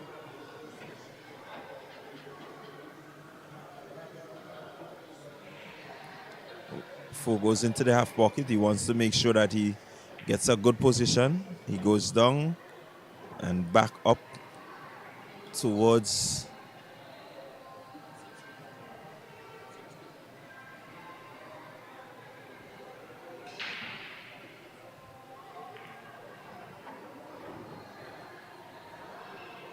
so looking to cut the 5 into that left corner pocket and come off the band. Make sure he uses the reel. Has a nice angle there on the 7. Will cut the 7. Maybe just run off the 9 slightly. Avoids the 9 on a hole. And really not pocketing that one. One expected that it will fall, but it didn't. So Larry with an opportunity now. 7 and will come over the 8 nicely. May just want to follow the 8 ball, or he can use the rail and come back behind the 9, which he does.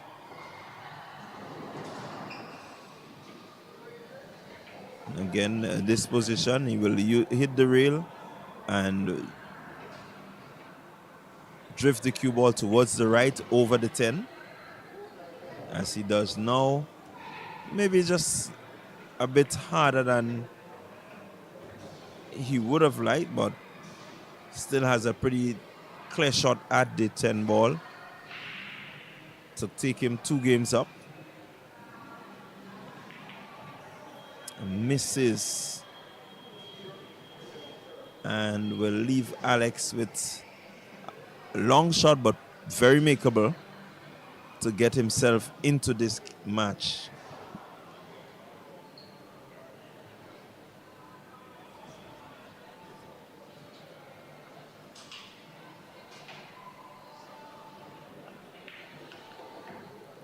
And so Alex making this one and leveling the score, so it's 1 apiece in this race to 6. And this is one of the matches within the top 8. From here, they would have 4 moving forward towards the championship.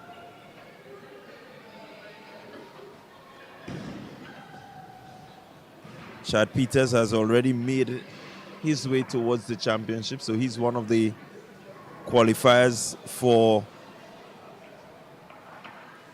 the top 4.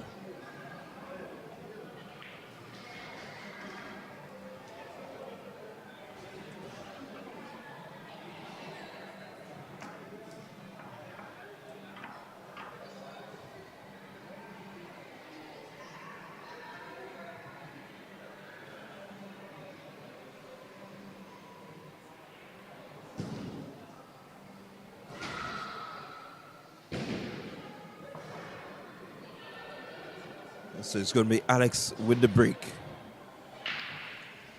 1 apiece. The 8 ball is down. And so Alex has the option of continuing. If he so desires, he may just pass over to Larry.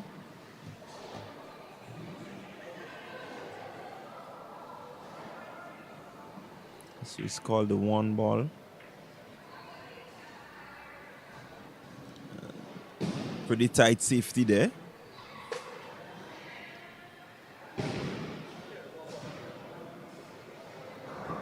Let's see how Larry comes out of this one.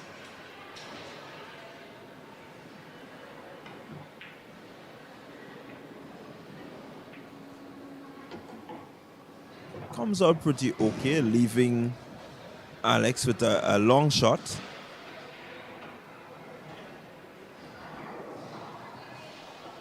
Well, very makeable shot. Once he makes this, he will have good positioning on the 2. Maybe just playing a tad too heavy. And so there's a level of difficulty. Let's see how he gets around this.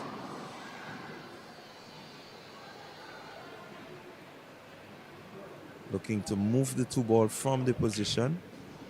And he pockets the 2 ball. Really good shot. Unfortunately, he scratches. And so it will be a ball in hand to Larry Noel. And clearly the 3 is in a good position. The 4 pretty open. The 4 is pretty open, and so he will want to just make sure that he assesses what's next.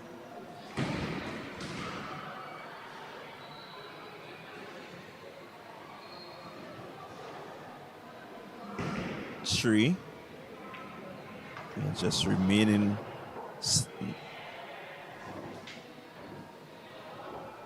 Has the option of just drawing the cue ball back after playing the shot so that he gets the 5 ball.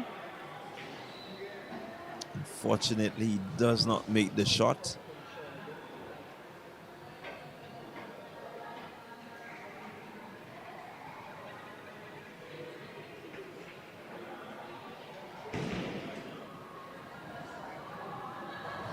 Alex maybe looking for the 4 ball corner pocket, or can use the 4-5 combo option, but he chooses to go 4 alone. Now looking at the 5, just drawing the cue ball back.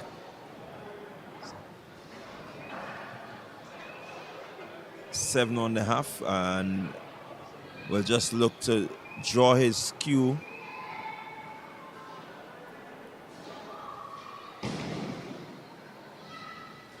Has a change of heart, surveys again. And now his mind is made up. Let's see what he does.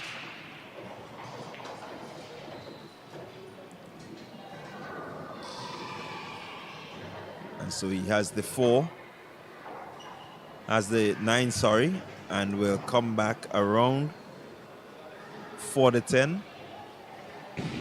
Has the right angle, and so has an opportunity here to win this one.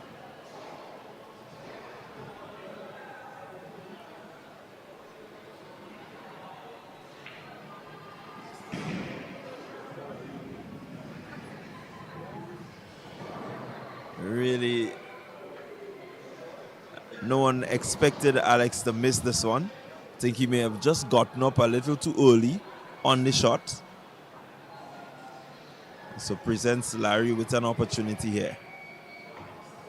And Larry shows him how it's done. And so this game goes to Larry Noel.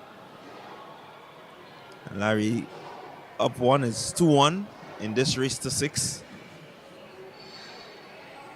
This guy's really going at it.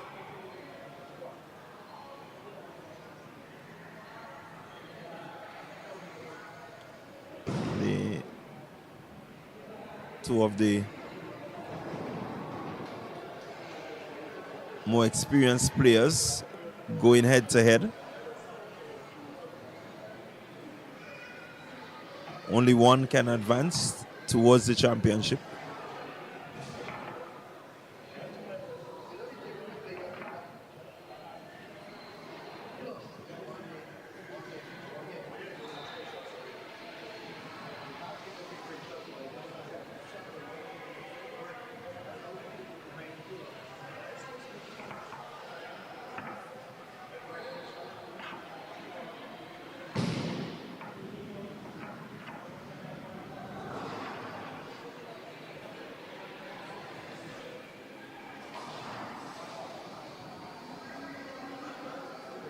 So Larry with the break and looking to extend his lead.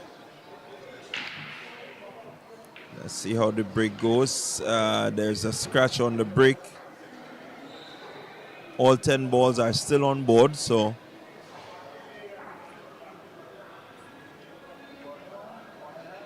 Alex will have a ball in hand.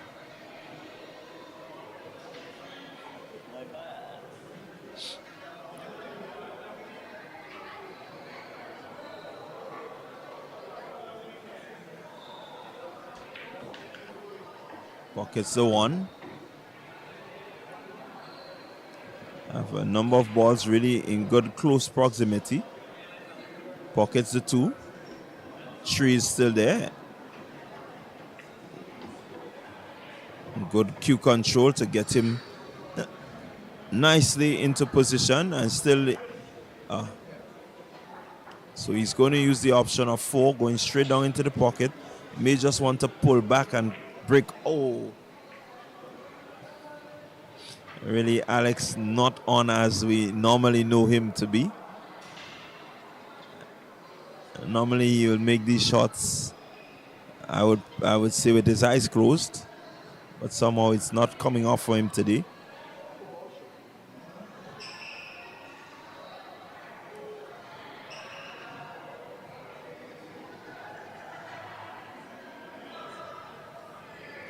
So Larry with that opportunity, using the band or the rail and coming back around.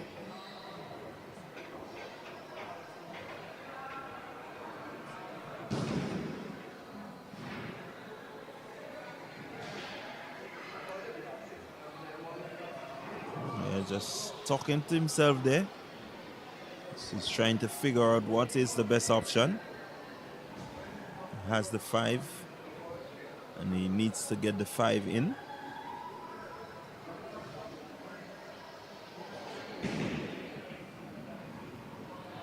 Use the 5-9 combo. More importantly, he places the cue ball in a pretty difficult position. Alex using the reel.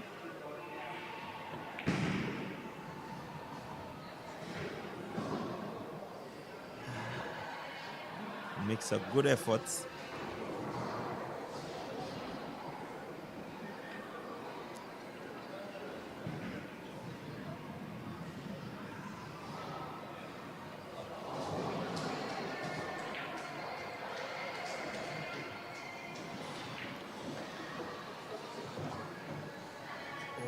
Good control there, but unfortunately the cue ball just going a bit further.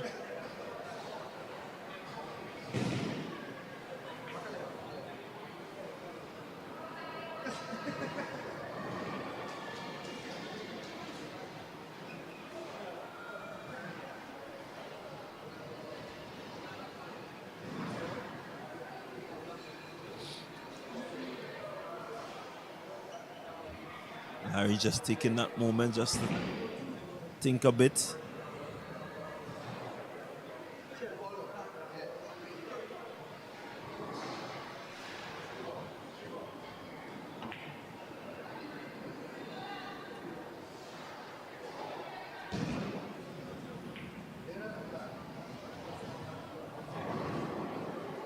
And so he now presents an opportunity for Alex.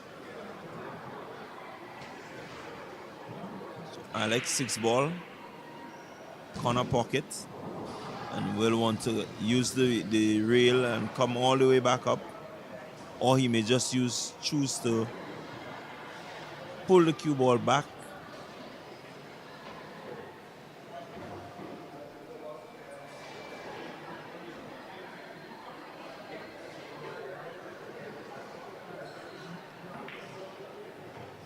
Makes it really nicely, just dragging the cue ball across to that left rail and now has a decent angle.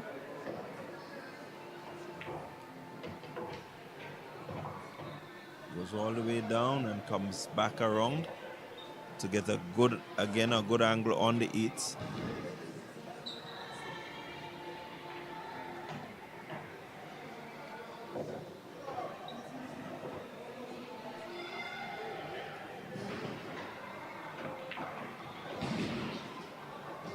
Good shot there by Alex.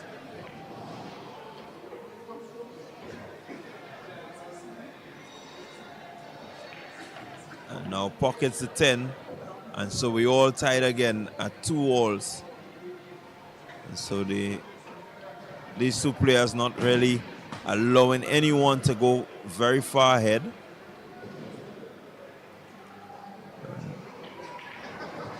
Two more or less veterans in this.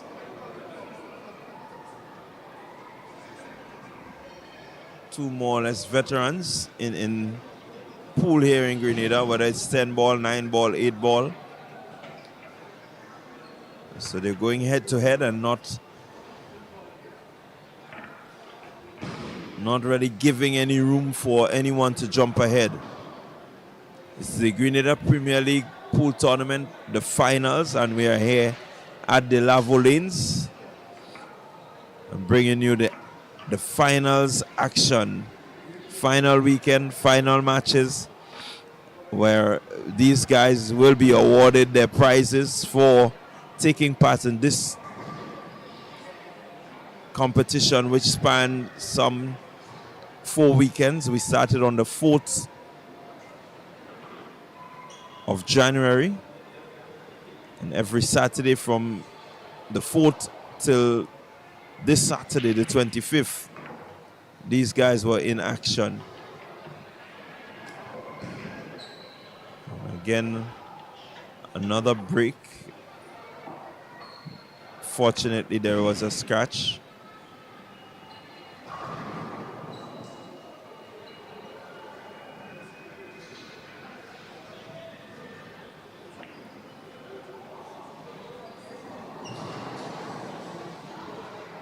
So Larry looking to use safety.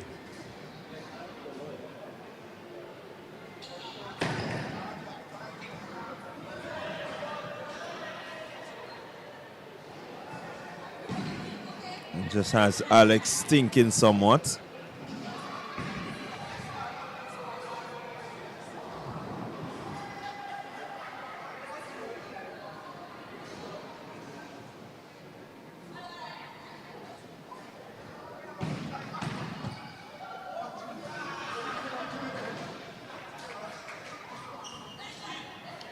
So it should come up with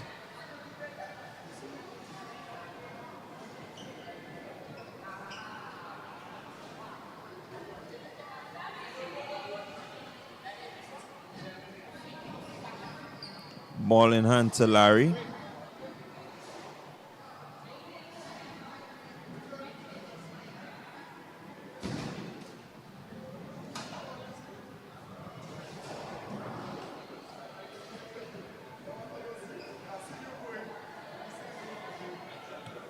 So Larry just thinking there.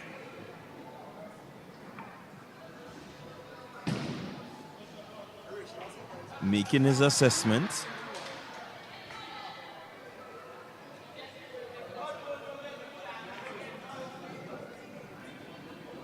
Just pulling that cue ball around and looking to get a slight angle. So he's now going to try and get the safety in.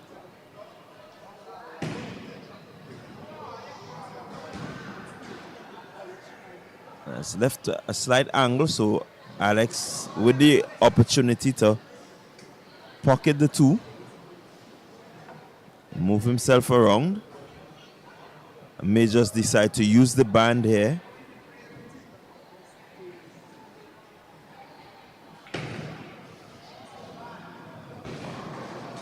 Really didn't try to make the shot, but more precisely wanted to leave the cue ball in that position where it's more difficult for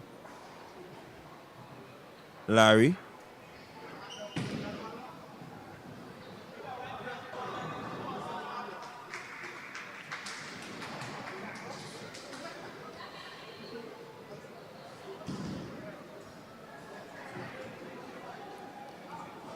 So Alex with a bit of thinking to do. 5 ball is close to the pocket, but he will have to maneuver through others to get it, even if he makes the 4. Let's see what he does. Pockets the 4. May just decide to use the band.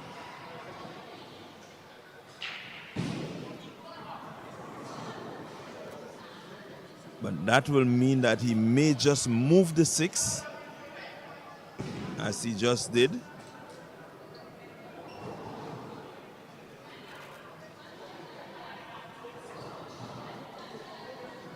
And so 6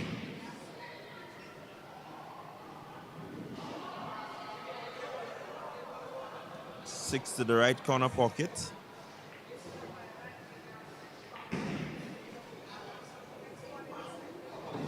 Again, really just being right there, Alex, but not getting the balls to fall.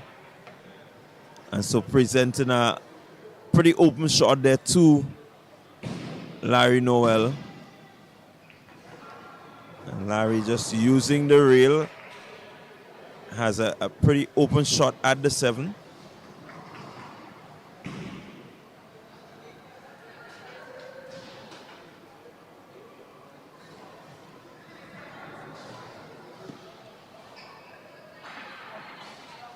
Seven in, and may just have a slight angle there, but ideally he can pocket the 8 straight down and still come back up with the cue so that he gets the 9-10 combo.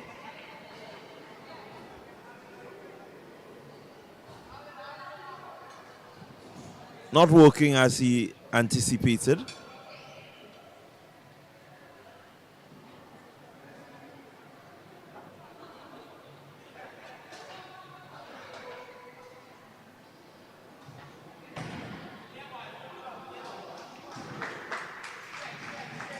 Let's see what he does. 8 ball seemed to be in the half pocket. That's the shot he called. Not looking to make the shot, but importantly, the placement of the cue ball in terms of the 8 ball.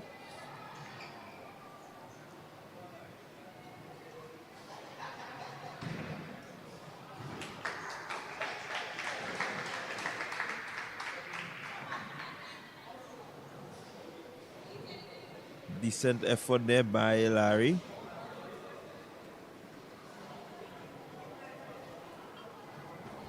And so now leaves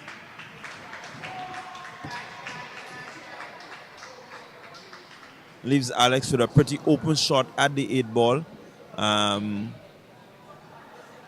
Will survey his option and decide where he wants to stay.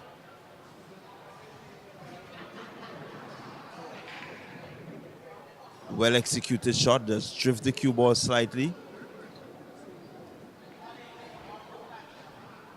And so now he has the shot at the 9.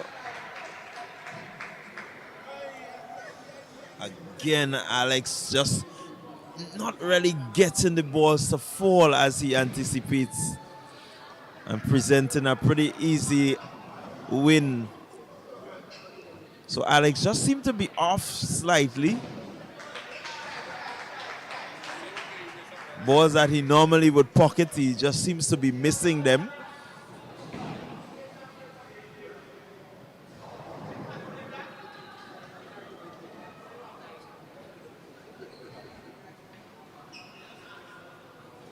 So Larry going up 3-2.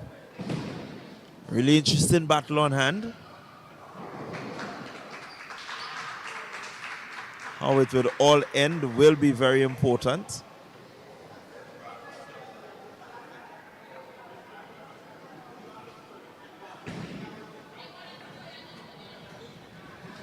And so we're going to give you some results shortly. I think we've had another completed match. And so once we get the results for that one, we will give it to you. So it's going to be break to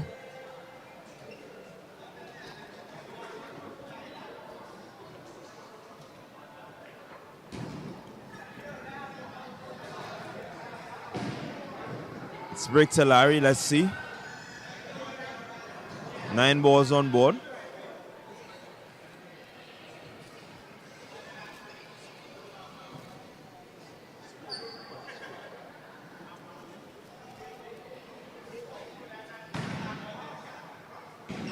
And so Larry not looking to pocket. May have just played it a slightly.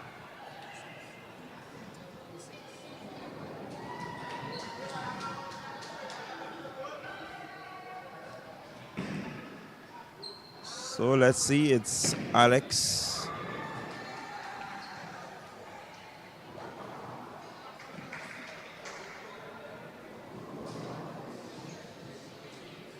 So just to give you an update as to one of the completed matches, Peter Noel, he will be moving on into the top 4. He defeated Corey Wilson. And so Corey will now be placed within the 7-8 place with the opportunity to see if he can maybe move up to the 5th, 6th, or maybe even get to 4th. As we see that shot there by Larry. So Corey will now be placed within the 7-8. He can move up to maybe 6th position overall, but we still have to wait and see. But Peter Noel, he has moved on, and so Peter Noel will be one of your top 4.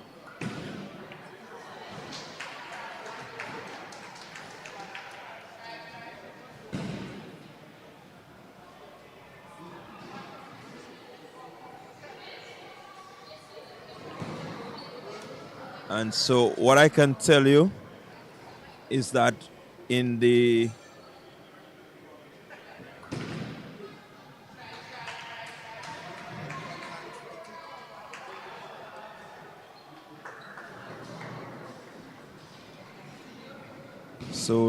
situation with Corey and Peter is that they were both at Hill, and Peter was able to come out the victor there. And so Corey really putting up a good effort.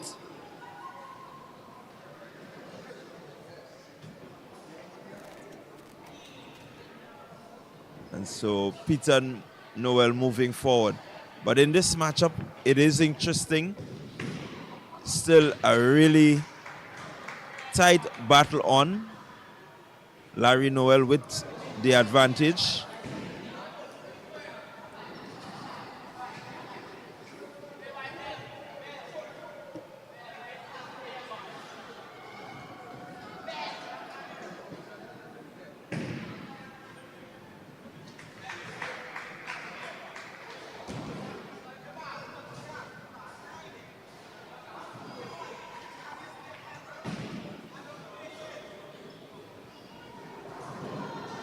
So it will be ball in hand for Alex.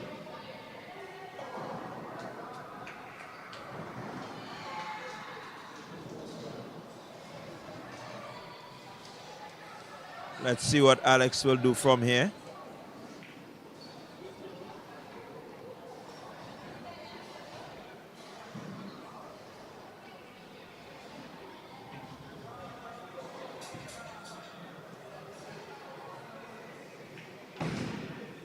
Pockets the 2 and looks to get a position just over the 3 ball.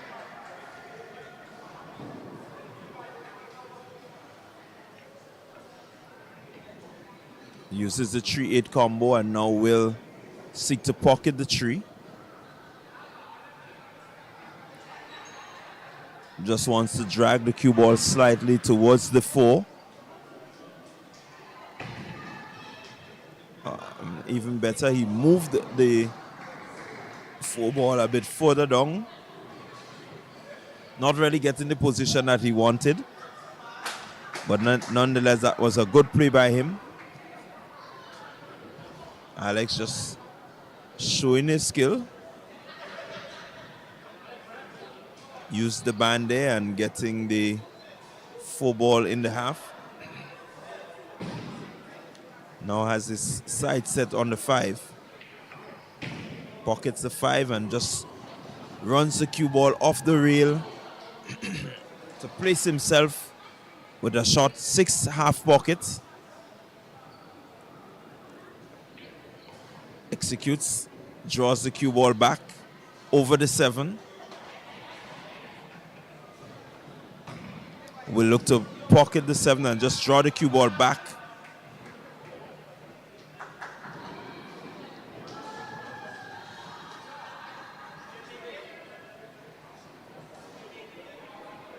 Pockets the 10 ball, and so it's all tied up again. 3 apiece.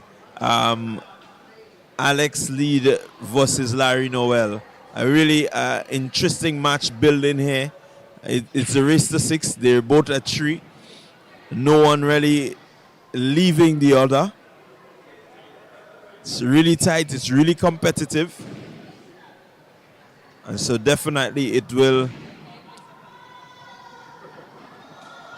go to the one who's the most consistent between the two.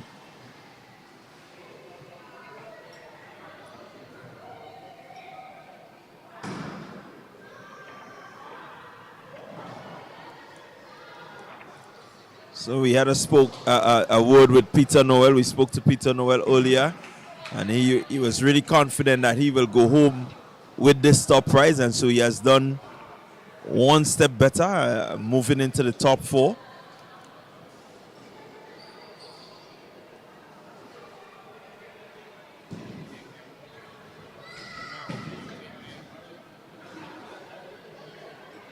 And we also have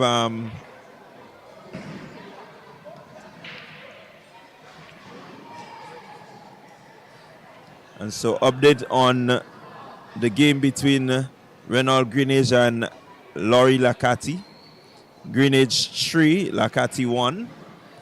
But we've seen Lakati, his method of play, you can never count him out. He doesn't rush, takes his time, he mentally tries to wear you down. So we see Larry executing another shot, positions himself well behind the 2, services board.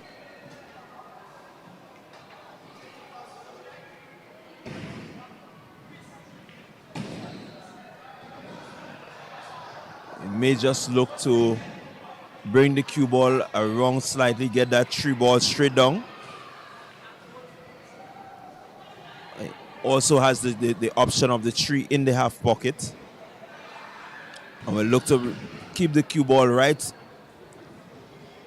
where the 3 was, as he does now.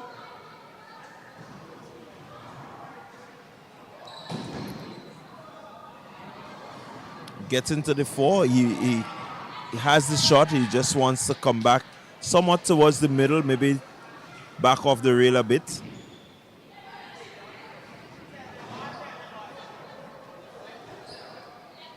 And just missing that one there.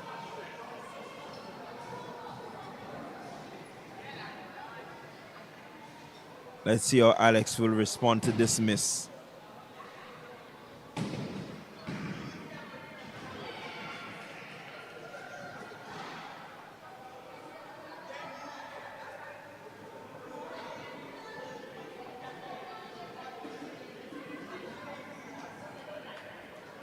You will look to pocket the 4. But more importantly, missing there and presenting a good safety.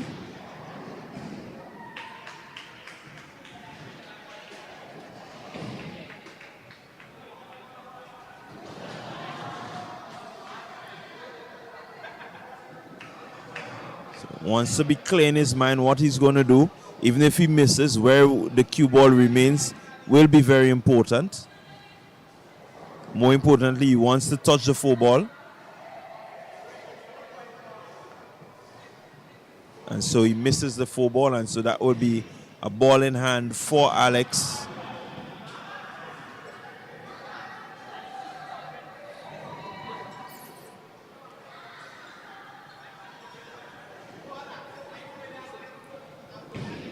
What will be Alex's approach? He seems to be thinking safety here. Seem to have changed his mind.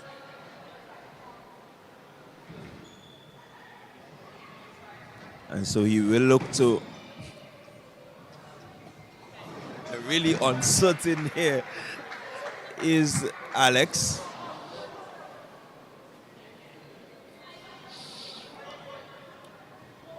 I think he's more comfortable with the safety in the event that he misses the shot. The cue ball will remain somewhere at the top.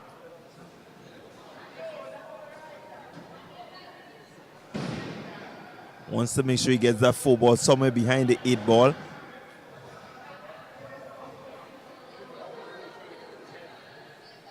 I never saw it coming, but he was trying to use the combo, the 4-10 combo.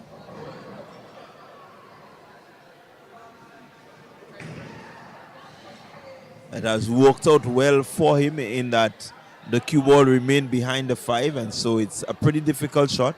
Larry has to think well.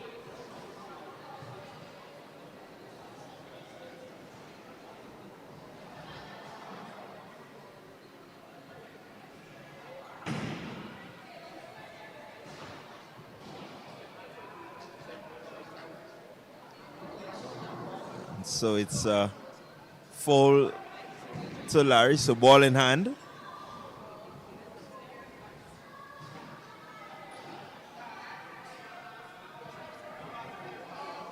Let's see what Alex is up to. He's trying the carom shot off the 4. He's going to pocket the 10.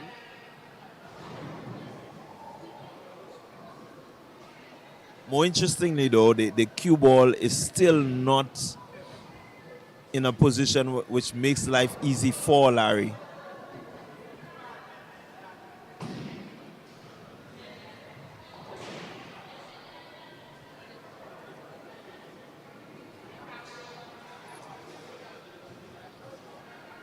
Larry has a lot of figuring out to do.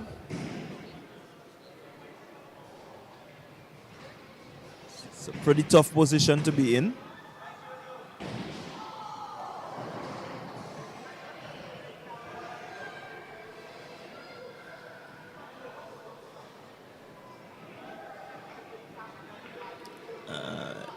Importantly, he got a touch onto the 4 ball, so it's not a foul.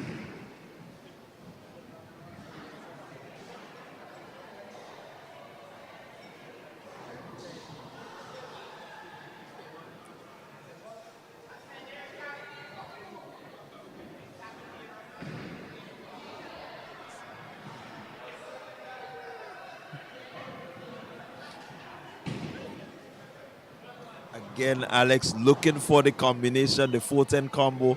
But when you look at the table, look at where he has left the cue ball. It's really a difficult position for Larry, who has to come up with another shot. It's not straightforward. It's really a shot that will have him thinking.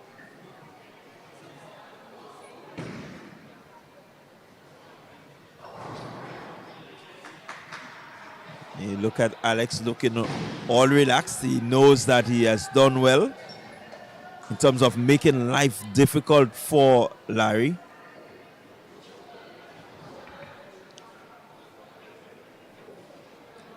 And so Larry coming up with another foul there.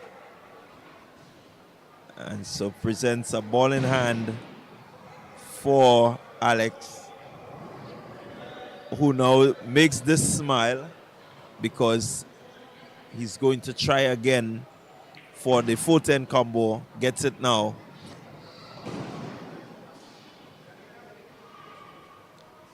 So it's really a tough battle here between these two veterans. They're bringing all their experience, bringing all their skills into play.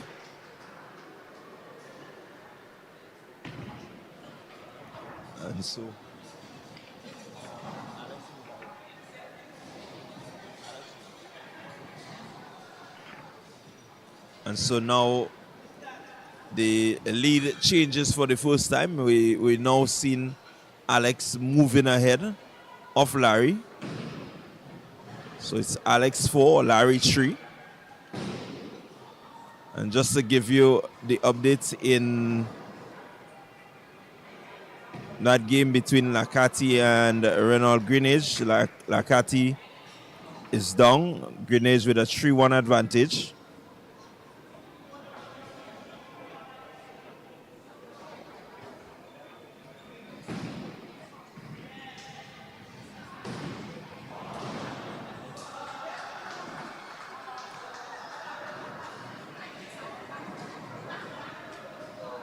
So here on table 2, it is Alex leader, and he's in the lead coming up against Larry Noel.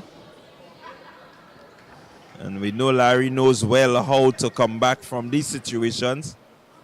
So, two very experienced players in the race to 6. We have a break.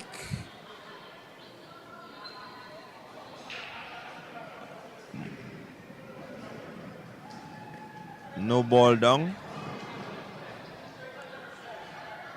And so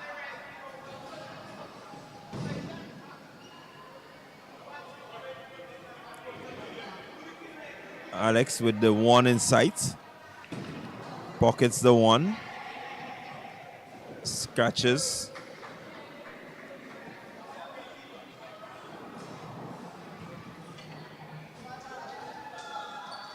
And so presents an opportunity to Larry.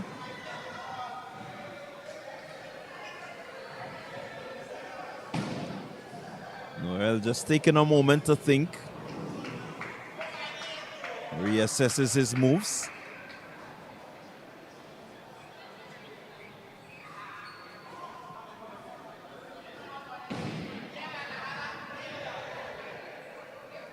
We look to pocket the 2.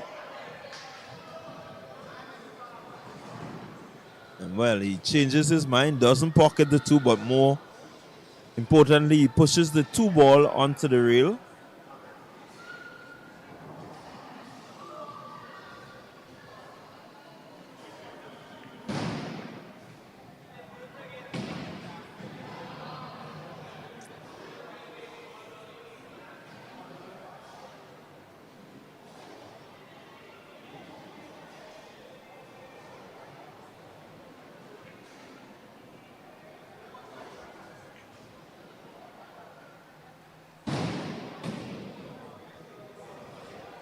Pretty decent safety there by Larry Noel.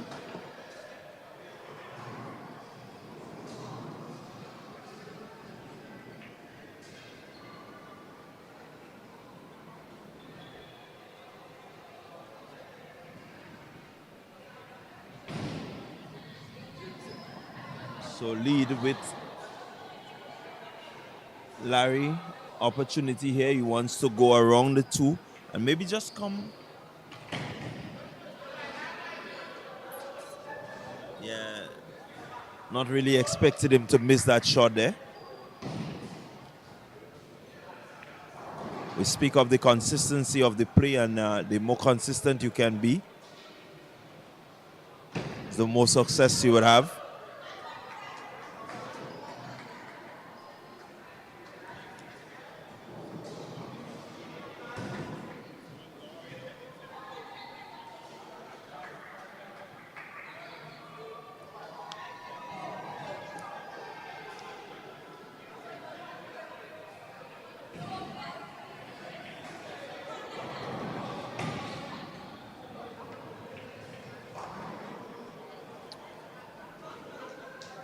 Yeah, Larry going there for the 2-10 combo.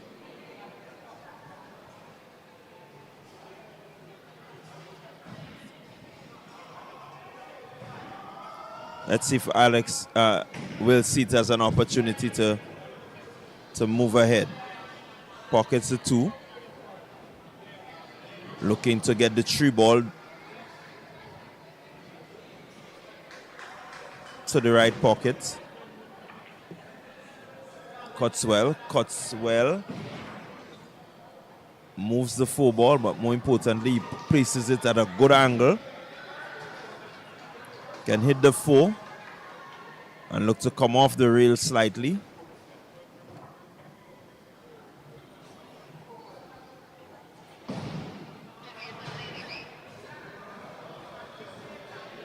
not so clear. Just looking to avoid the 7 and maybe pocket the 5.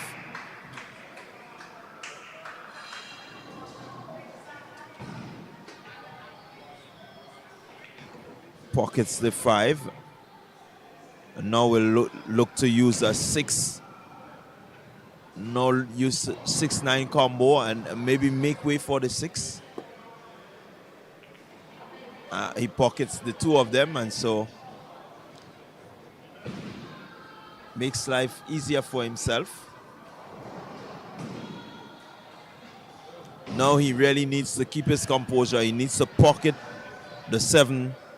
He has a clear shot at the 8 once he can get the 7.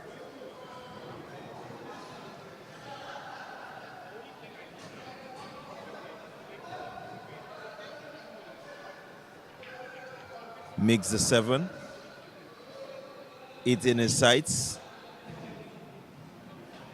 Can get the 8 and just bring the cue ball back over the 10. Does so.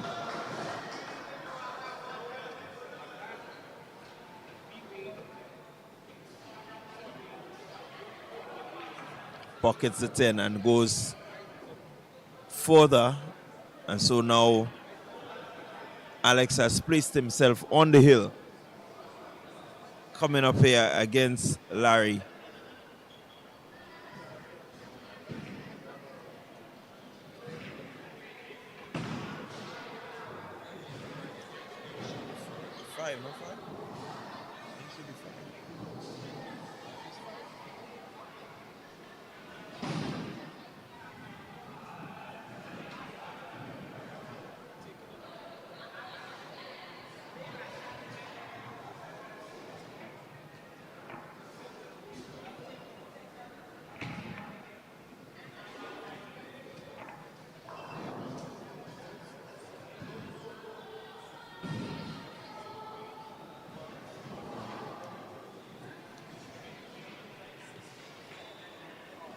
And so Larry needing to come back because Alex has taken a 2-game advantage.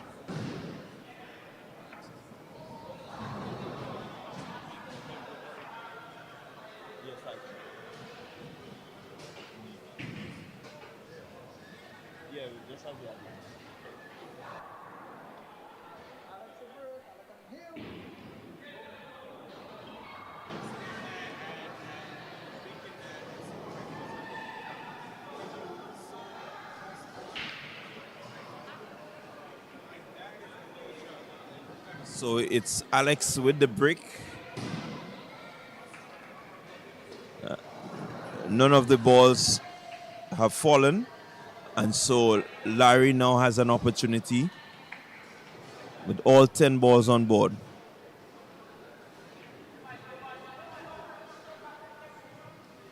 Going for the safety very early.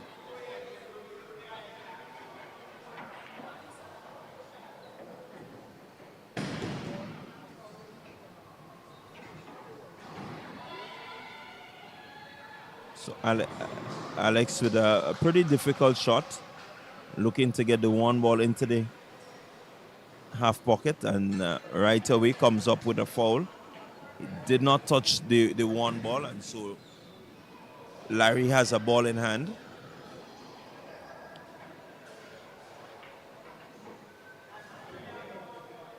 Balls on the board are pretty open, so will be up to Larry to decide how he wants to go about this.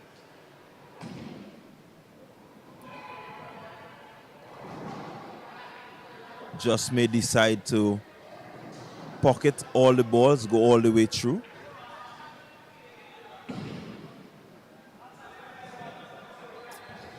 But instead, he uses the safety option. Seems to be ready to push Alex all the way. Allow Alex to make the errors.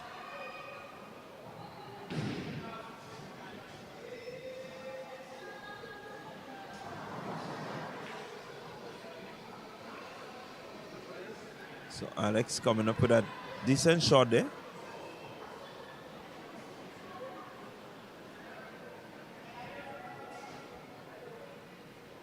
May just use the 1-5 combo. Let's see what happens. Instead, he just looks to hide the cue ball.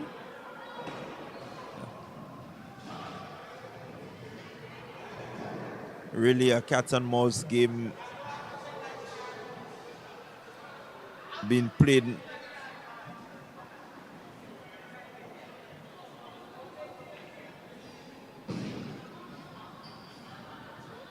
So Alex will come up with a foul there.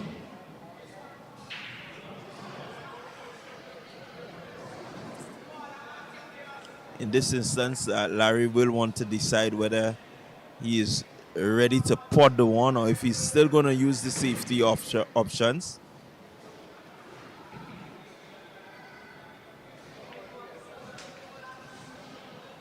Continues to use his safeties.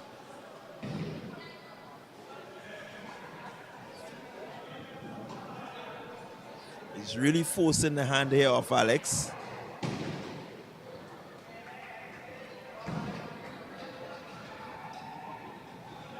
Importantly, Alex gets a touch onto the one ball.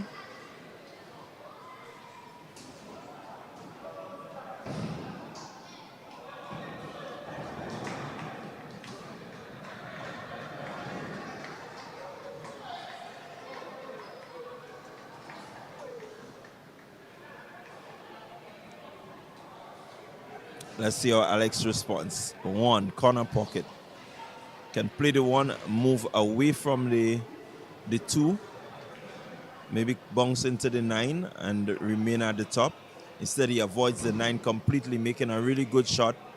Unfortunately, the cue ball ends up in a pretty difficult position.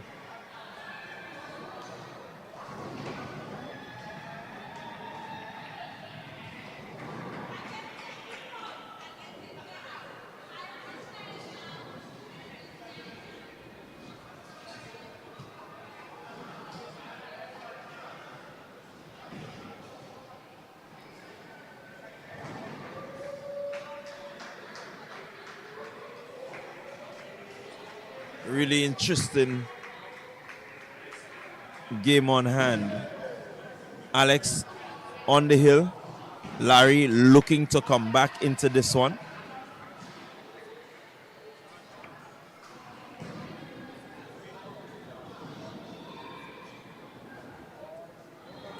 Ball in hand to Larry.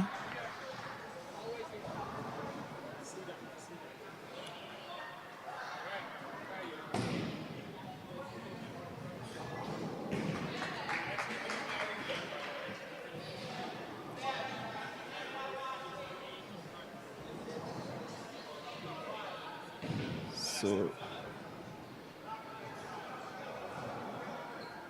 Alex, difficult shot.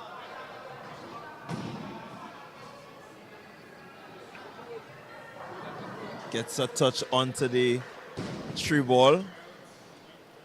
So really Alex made to work here. Let's see if Larry could take this home. Does he decide to take it home? Let's see. Seems ready to take it home.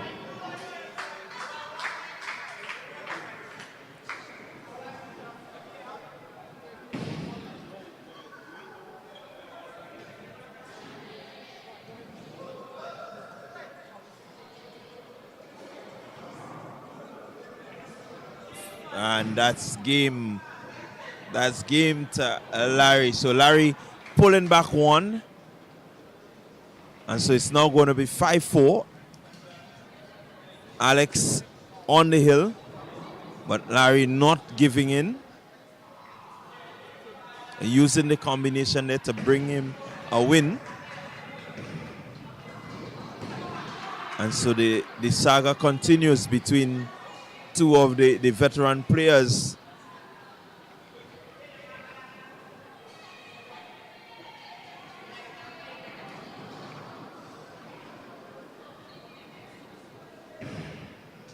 So we're getting down to the top 4.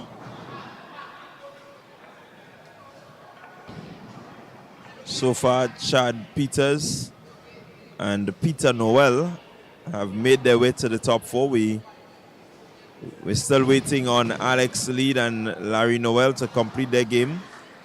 Also, Renald Greenage and Laurie Lacati, their game to be completed to determine the top 4.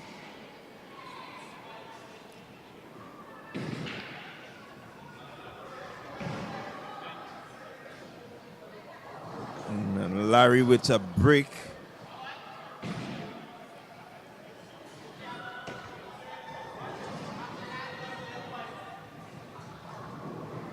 Has 9 balls to pocket.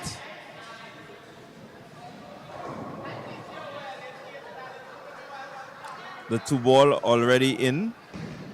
Has his eyes set on the 1. Makes a pretty decent shot.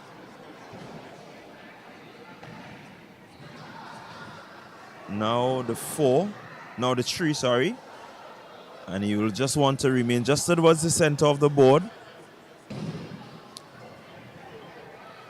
Just pushing it a little harder than anticipated.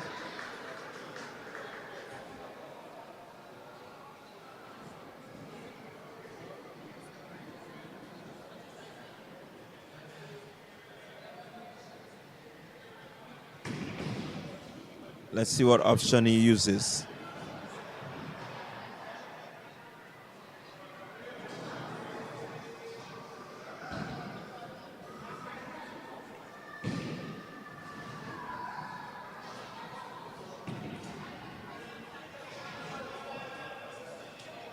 Really a lot of thought going into this play.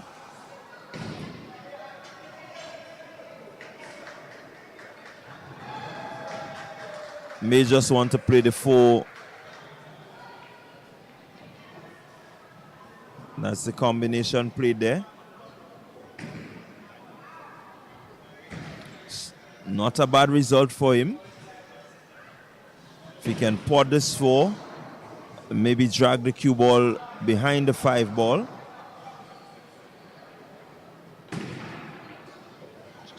And that's could have gone a little further, but still.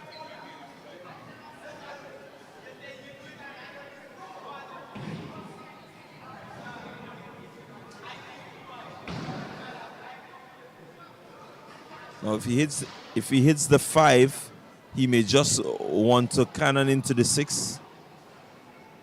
Bring the 6 closer to the pocket next to his hand.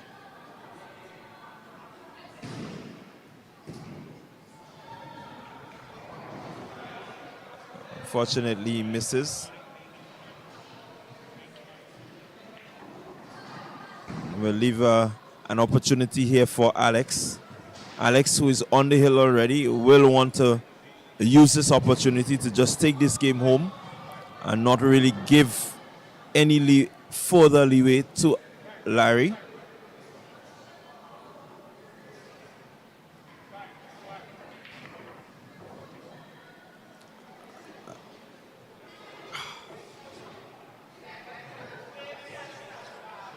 Alex really making the shot, but just playing a little too hard there, coming up with the foul. And so what he didn't want to do has been done. Opportunity is given for Larry to complete this match. So he takes the 6, has the 8 inside, half pocket.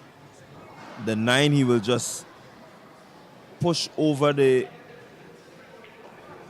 9 slightly, 9 half pocket. And has the option of sticking the cue ball, or he may just want to pull back the cue ball slightly. He uses the stick option.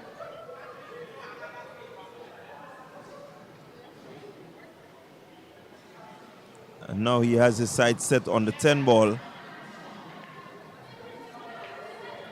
And so it's all wrapped up. It's hill. It's all wrapped up hill in this match between Larry Noel and Alex Lead.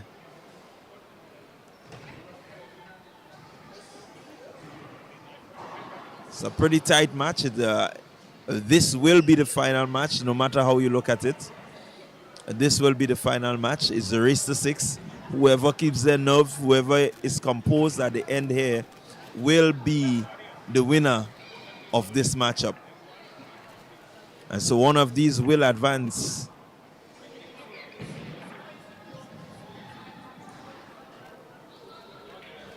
Really, two of your most experienced players in terms of playing.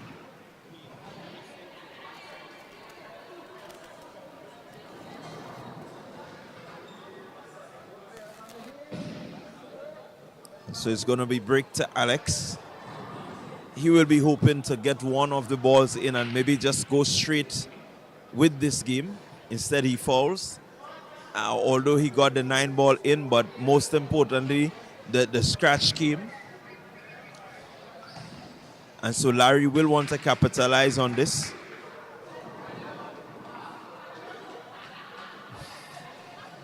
And right away, he sets up for the 110 combo.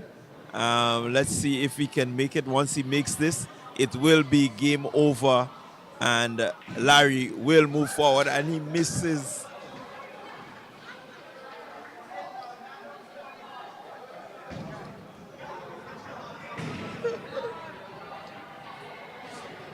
And he misses the 110 combo. Really, really hard-pounding action here.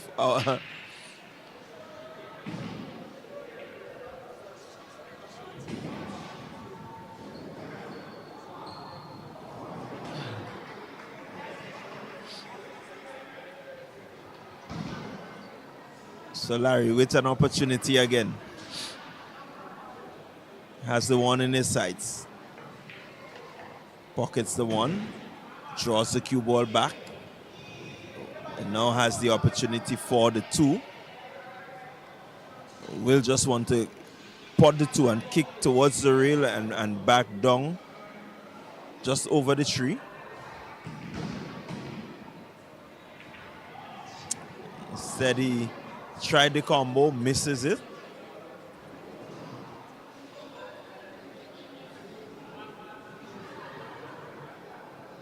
Leaves a quite difficult position for Alex.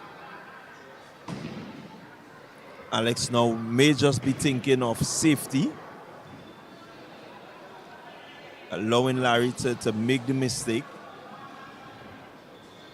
May just want to push the 2 ball somewhere behind. I was hoping to push the 2 ball behind the 4 and the 7. Doesn't work out.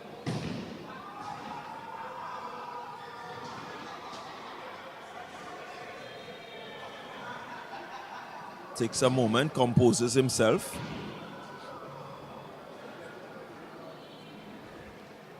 Tries to get his mind clear as to what he needs to do. It's hill. Winner advances.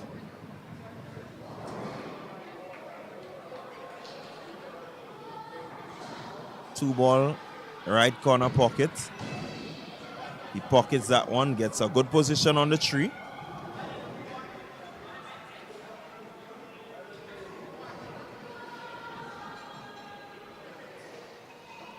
Will want to use the rail and maybe come back up.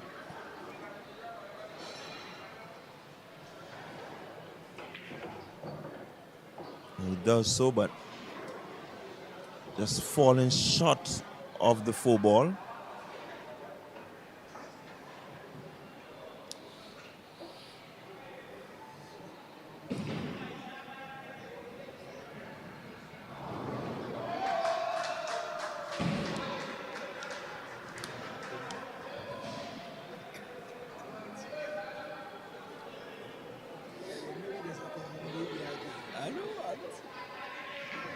So let's see what Larry does.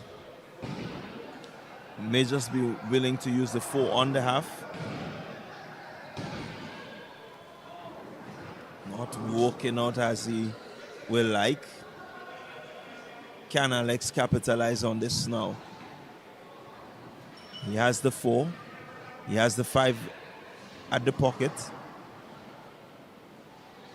6 is in the middle of the board. Come off. Can use the angle there now to get himself over the 6.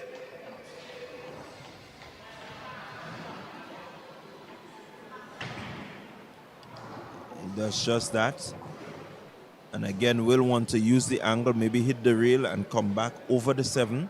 He can get the 7. So let's see how he goes about. Pockets comes back.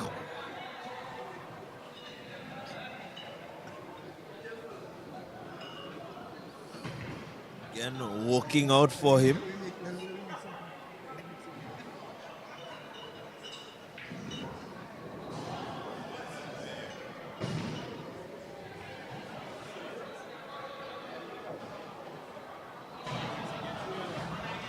So I have with me Rohan, and Rohan, you've just seen the end to a really interesting game. I mean, these two players, Hill, as we said, two of the veterans in this competition are going at it. Someone had to win, but I mean, you look at what they've done, and it was just really awesome. How would you summarize that matchup? I wouldn't tell you two of the veterans, and I'd say two of the best of the elites that we have on island today. So I was expecting the game to be a very tough and defensive game, which exactly what it turned out to be. You know, unfortunately, congratulations to Alex. He got the better of Larry. You know, I think he's a happy guy tonight. You know, in and out of tournaments though, both of them always going at it though. You know, so I think that's the highlight of. Well, I mean, you look at the gameplay from these two gentlemen from the onset. The first game, the second game, it was really tight. No one really going far ahead. But what was interesting is that when Alex got the opportunity to take the lead, he took the lead. He went 2 games up, and so Larry had to come back. You know, he tried his best. Definitely. He brought it to Hill. Definitely. And Alex just keeping the composure, keeping his consistency, and coming up victorious. Definitely. You see, that is good sportsmanship, you know. And like I said, these two guys are two top competitive guys. So whenever they meet on the board, they always have a close call, you know. Nobody never win a 3 games straight, 4 or 5 games straight. It's always 2-2, 1-1, and that's how they usually go. So it was a good battle between the both of them. It was a good battle. Yeah, really, really good battle there. And so it means that Alex has drawn closer towards the championship. Very much so. He has joined the likes of Chad Peters, Peter Noel, and we're still waiting on the result from Greenwich and Lakati. Yeah. That would determine your top 4 positions. That's another interesting game too. Because I mean, Lakati is one of the elites as well, and Greenwich, you know, he's a good and upcoming player. You know, he's leaving his mark wherever he passes on the pool table. He's leaving his mark, even among the elites. You know, so that's a very interesting game to look at as well. And so we saw him. He didn't have the best of the preliminary rounds, but he is here today, and when it all counts, seems to be making his mark. Yes, yeah. Yeah, well, and in the preliminaries, I think he had a few hiccups where, you know, he wasn't at his best, but, you know, he kind of get over and settled in now, and he's playing his game now. He's playing his game. Yeah, it's really good to see that he's playing his game. And so we have a very interesting scenario here now where Alex will meet Chad, and Peter is awaiting his his person, game with either Lakati or Greenwich, Greenwich, yeah. and then from here it will be the road to the finals. It will be the road to the finals. It will be the road to the finals. And I think we have two other guys. I think Corey as well is waiting to play somebody. I'm not sure if he might be going up against Larry on the loser's end. But he is actually waiting to play someone on that side as well. Okay, Yeah. so it will be Melvin going up against Larry. There is a possibility. We'll have to wait and see how it goes. How We it cannot, goes. definitely say that as Okay. yet. So we ain't counting with chicken, before they hatch. Before the hatch. All know, right, so- understand. But I mean, all in all, though, how was it? Your experience in the tournament. Going through the tournament. Well, I must say it has been a really eye-opening, very interesting. I mean, hard-pounding at times. Definitely, You've seen good quality pool being played. Fellas coming from 4-1 and winning games. Definitely. Fellas coming back hill, Yeah. and just having the composure to maintain. We've seen where guys are just blown away, but Yes. what is important, and I would echo the sentiments of Nathan, the fact that you had 3 rounds, preliminary rounds, and now these guys are here. I think this is, for me, is the biggest part of this, because you got to see these guys in action. Exactly. Not Exactly. once, Not twice. Not 3 times. not 3 but 4 times, times. but 4 times. Yes. Of course. Yeah, Of course. and that says that where we are now, to get there, they could have done a good assessment Of course. of what they need to do in order to become victorious. I mean, generally, the 16 guys, win or lose, they need to congratulate themselves. They did well. They put down a marvelous performance. Some of them, had a rocky day or a rocky game, but, they bounce back well, and the performance is untouchable. These 16 guys, they perform. They played to their best, and like we say in the sport, the best one come out on top. Yeah, you know? definitely. So, yeah, The more consistent, the ones who are able to keep their nerves under the pressure, yeah. they are the ones who Yeah. came out on top. And now I guess on the table we have Chad and Alex. That's going to start. I do believe that Alex has won the lag. Race to 6. So this is your first semi-final. All right, the winner here will be placed into the final. Into the final, yeah. And so it makes for interesting viewing.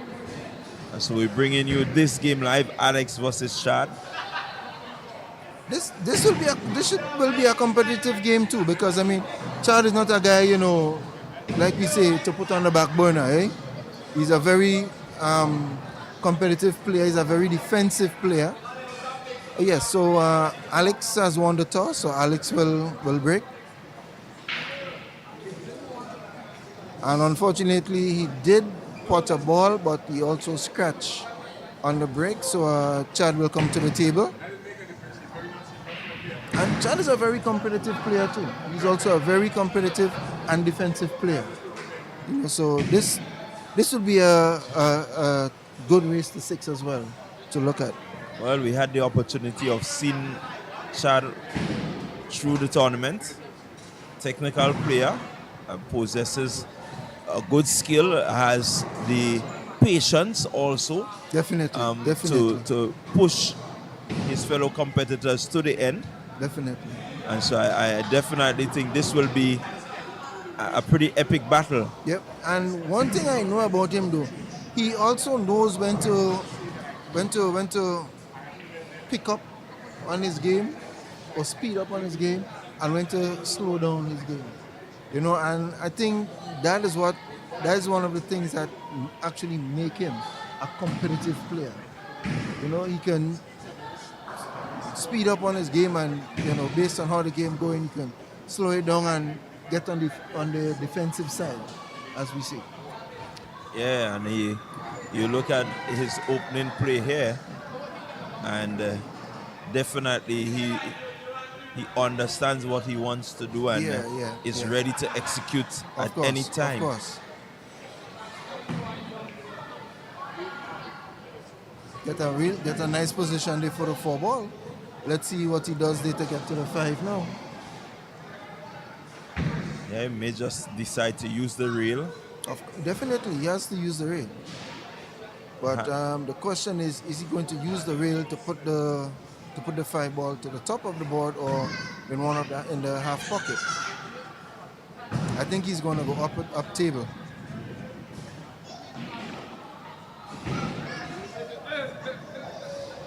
Not hard enough. He was looking to put it on a half pocket. Unfortunately, he didn't get it as he wanted. But knowing Chad, he always pulls some things out of the bag.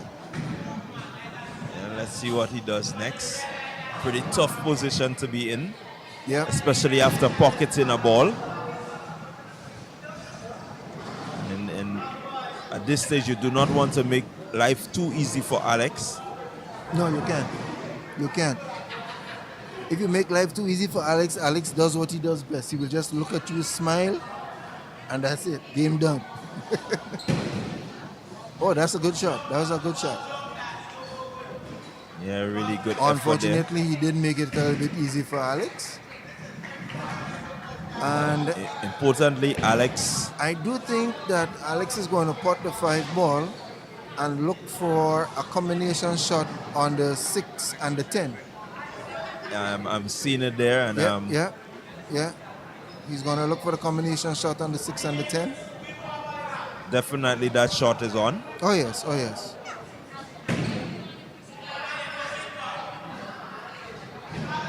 And that's the only lead. Alex has won the first game. Only lead there by Alex. Really seeing clearly what he needs to do and doing it well, not taking any chances. Oh no. You see, in this stage of the tournament, there ain't nobody taking chances, bro. There ain't nobody taking chances. Because picture me and you in a tournament at this stage. We ain't gonna be taking no chances with one another. No, definitely. As much as we may know one another and we may, be comfortable. Yeah, the winner has to be the winner. once we get on the table, bro, I've vexed with you. That's the idea. I've vexed with you until the game is over. We shake and we sit by the bar, have a drink and discuss it. But once we get to the table, once you give me a chance, it's because I'm gone. And that's the way it goes. That's the way it goes. That's why it's called competition. Yeah, that's why it's called competition. When you have friendlies, it's friendlies. But when it's competition, you go all out. And what I like between the players, although it's competition and everybody, wants to win and everybody wants to get into the final, but it's a friendly competition. In the sense that at the end of it all, nobody has no qualms or remorse or, hold anything against anybody, So at the end of the day, everybody get together and we talk, we laugh, we discuss, So it's going to be Chad with the break. He actually had a good break. I think the 8 ball and another ball fell. The 8 and the 2, I believe. He have a shot at the 1 ball. Let's see what he's going to do. Okay, he called it back in the half pocket. Not certain that he wants to make this one.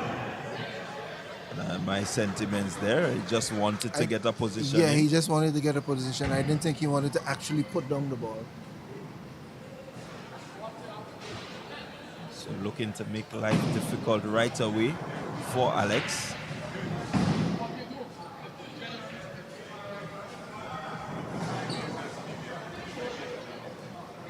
Alex coming up with a good shot, but Good shot, but not. I was looking to see him come back to the table before I say what I needed to say. But that was a good, a good shot. But unfortunately, he didn't call it. So let's see how Chad responds. Pockets the tree. May have just drifted slightly further than he expected, but the shot is still on. he still have a nice shot at the 4 ball on the half pocket.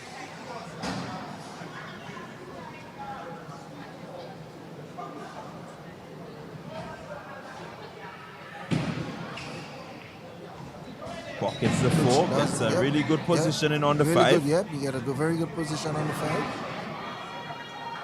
This stage he may just want to reverse the cue ball slightly to remain over the 6. Does exactly that. I think after this tournament done, I need to take you up in a race to, let's say, 10, 7. Well, we'll see about that. Yeah, because I get to realize that over the couple weekends you understand, oh, that was a foul shot. That is a foul shot. That is something that as a player in this stage of the game you don't want to do. So that is a foul shot, and Alex will actually come to the table, and that will be game done. Yeah, at this stage in the game you don't want to be making them kind of mistake. It is very detrimental to you to be making them kind of mistake at this stage in the game. Yeah, really a cardinal sin committed there. Yep.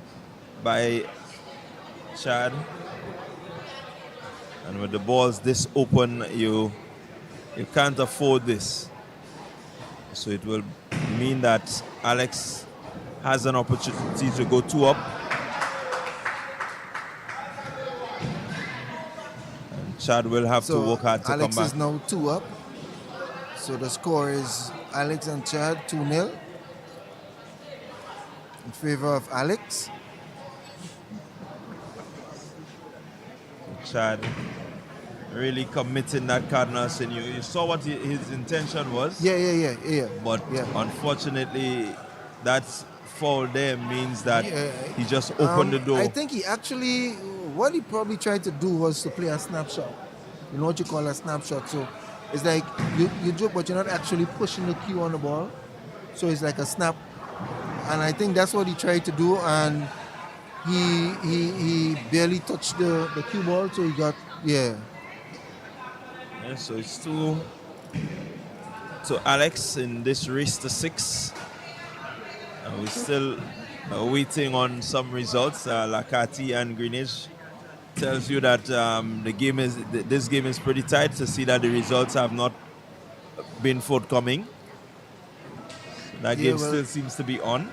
when I joined you, we had agreed that will be a tough game as well, eh? I think the last time I looked at that score, Greenwich was 4 or 5, and Lakati was about 3. So now I guess it's probably a really close call now. So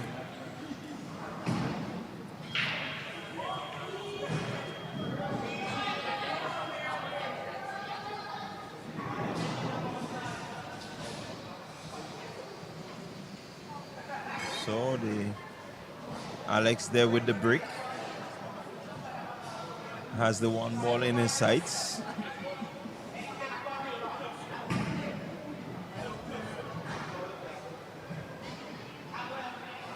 Let's see what he does. Can go for the shot, or he can go for the safety. Goes for the shot. Has a clear sight of the 2.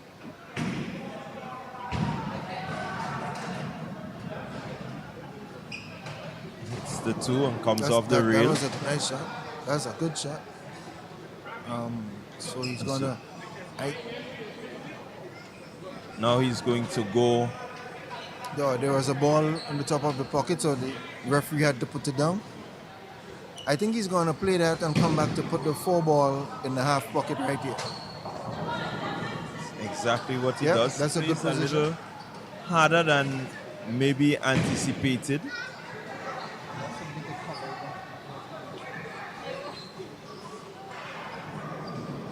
Here he goes. 4. No, Just yes. draws that cue ball. I think, I'm not sure, but we could speculate on this. I think he's going to go for the combination shot on the 10. Oh no, he changed his mind. He's going to put the 6 ball back on the half.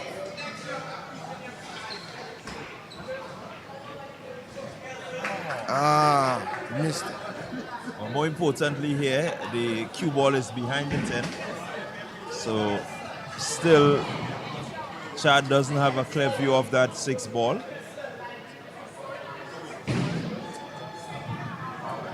So Chad will depend on the band shot.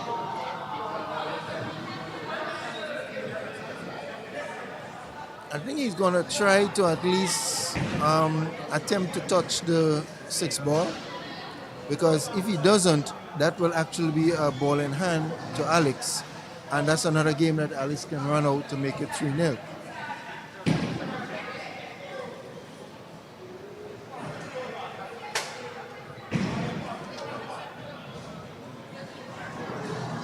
Oh, unfortunately, he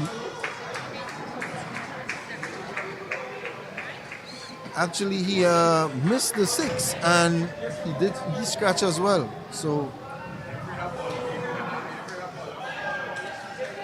Yeah, so that it's will going to be a actually ball in hand. Yeah, a ball in hand to Alex, and possible game done as well.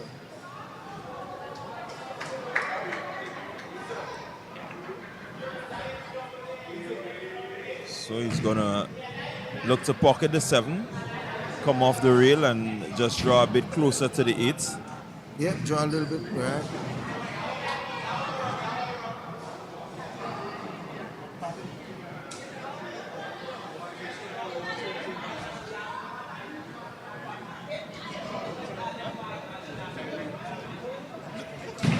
So he's going to pocket the 8 and look to drift over towards the 9.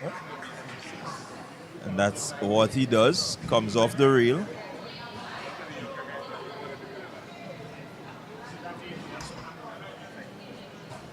He's looking to pocket the 9, draw the cue ball back, as he has just did. That's what we just say. You know, once Alex get that table, he will do what he needs to do. And so it's So game that is number 3. Game number 3. Alex leads 5-0. Greenwich and Lakati, I was just told that it's 5-4 in favor of Greenwich. So it's a tight race down there as well, competitive games. I think Chad needs to settle a little bit, you know. I think he needs to settle a little bit, because Well, as we keep saying, when you get to this stage, it is the person who's able to keep the nerve, you know, use the opportunities given. And a little bit of the nervousness, you know, it kind of kicks in at this stage, you know. So is all about keeping the composure, you know, and thing. But at this stage, no, I can tell you that, you know, Alex has his composure. Yeah, well, we know Alex. He's not afraid of this stage. No. You know, he relishes being at that competitive level, that big stage level. Of course. Knows how to bring it, you know, in circumstances like these. Hence, he is 3 up. Chad yet to really get on board. It's going to be Chad with the brick, and he will be hoping that this is a good break. Maybe get a couple balls down and look to take this game straight home. Well, from the looks of things, he didn't get anything, did he? Yes, yep, he did. I think he did. Yes, he did. So he have a fairly open table, you know. More importantly, access to the 1. Yeah. He can come around, get to the 2. Yeah, get to the 2. The 3 is still open. The 3, yeah. So pretty well set. I think he gave himself a tough shot on the 2 ball, though, if you ask me. Yes, definitely think so. Although I think he's still going to try to put it on the half pocket, once he get that, where would he put the tree? I don't know. I guess Well, he we just can have to he wait can and- continue Oh. up and have the tree Yeah. access to the tree. The tree can go go So down. just a little tops and Yeah. want to just drift behind the 2 ball. So I guess the 3 ball is going to go down the board.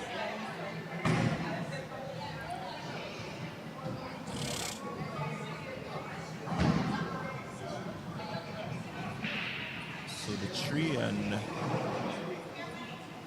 But then after that, he has to come back and get a shot on the 5 ball, which is that's Really a good skill. really good Really, shot, really really good skill. good shot, good shot, good shot. I That don't one- think he actually get what he wanted, but he still have a good shot because I don't think he wanted the 8 to come and jam on the 5 ball, but he's still gonna put it in the half pocket anyway. yeah, that was a really big shot. In the circumstance, he needed that shot. The 8 just making it a bit more difficult.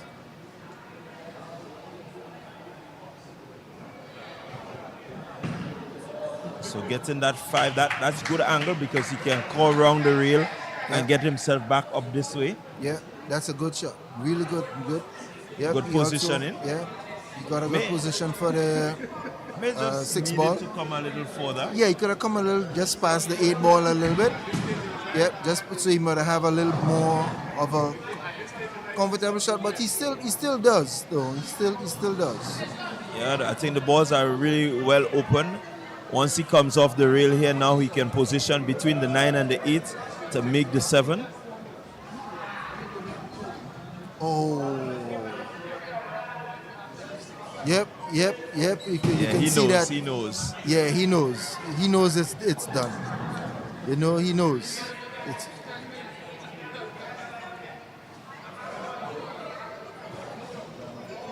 So Alex with the opportunity to go 4 up in this match.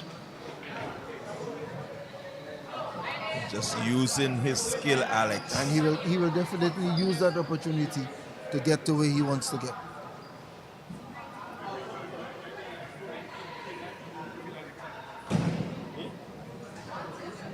So looking to pocket the 7, avoid the 8.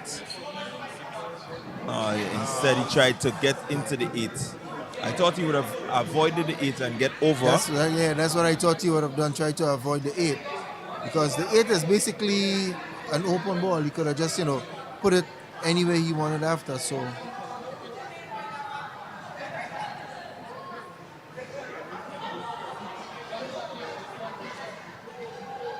So let's see how he goes with an opportunity to get himself back into the match. 7 inside, just needs to get to the middle of the board, pocket the 8, can have the 9 on the half. lovely shot, well positioned.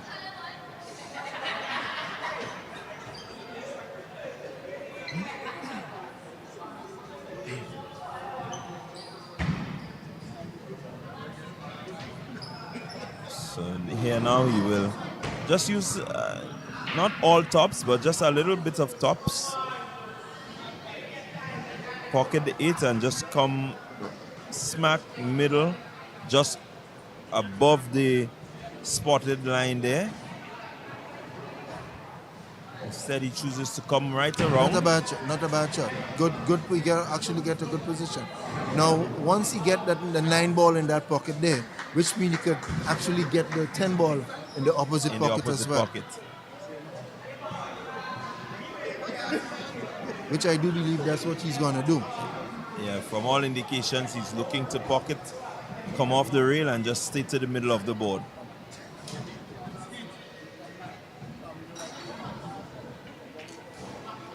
Yep, nice shot. He's gonna go back, so he's gonna put it on the opposite pocket. Yeah, just as you said, Yeah. he's going to get it into that pocket. So I guess that's that anxiety he had about I guess it's fading off gradually now. And definitely he's faded, and that game will give him a bit of confidence. A bit of confidence, yes, definitely. I think there was an issue somewhere where the referee is speaking to the both players about it. I think something went, somebody probably did something, so the referee was actually speaking to the two players about it, which is, a good camaraderie between, referees and players, When there is a mistake, you can actually pull the players together and say, listen, this is what, and this is, so you all have that understanding. Well, as in speaking to Nathan earlier, most of the guys, they know the rules very well. Of course, yes. And your referees, they're on top of their game in terms of the rules. And so it makes life easier as a referee. Very much, very much. So Very it's much. maybe just something that they both missed. Yeah. But the referee, in his diligence, picked up on it. And, talking about that, I have to say hats off to Mr. Green once again, I definitely have to say hats off to Mr. Green and his team for not a good but a marvelous job. Well done, And I think I had mentioned to him that on the next tournament next year, I don't think I'll be refereeing, I'll actually be a player. He actually looked at me and said, we go see about that. Well, definitely. So I guess come next year, I think I'll be coming back in the referee uniform again, Well, I mean, you look at the way the tournament went, and some of the guys that you've seen emerge. It was a well-structured and put-together tournament, if you ask me. I mean, it's the first time we have a tournament of this magnitude in years. So of course there will be little hiccups, along the way, and but all in all, it was a well put-together, tournament. The players, they was on time for the games, very. Yeah, so at this time, bro, I think I have to get back to one of the tables, so I will leave you now. All right. Okay, thank you very much, Rohan, for the company. No problem, just man. Anytime. bringing the insights as we draw closer to the finals. Anytime.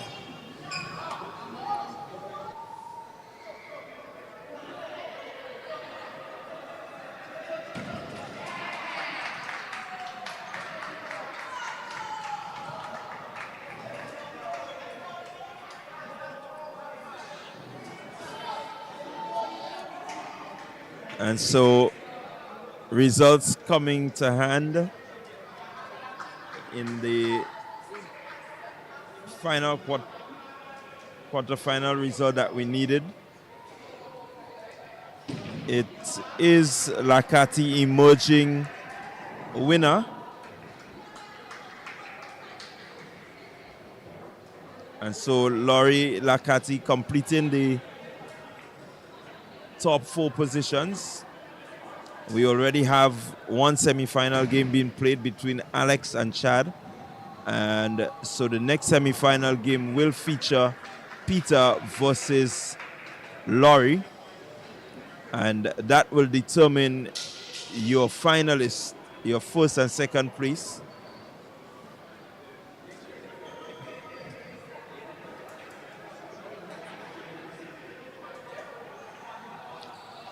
And then you would have the playoffs between the losers. And so we will then have our finals and our playoffs.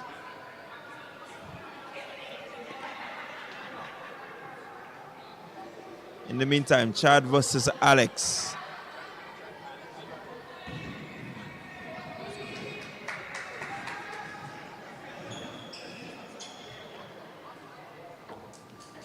Alex with a pretty tough shot at the 1 ball.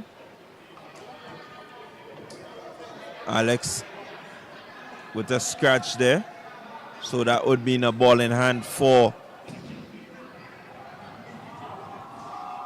Chad. Chad will want to take advantage of this. He has to come back into this match.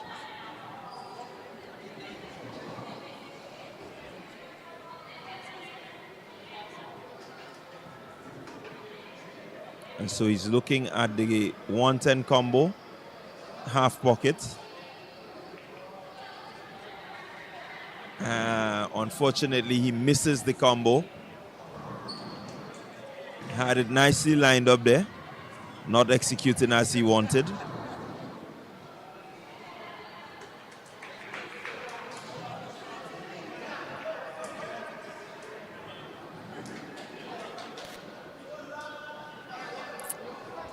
Good safety there by Alex, leaving Chad with a very difficult shot.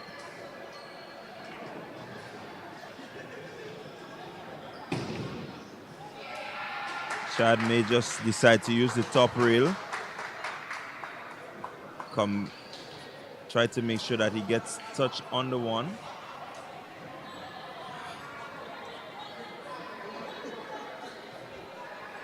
Really thought he had the shot there.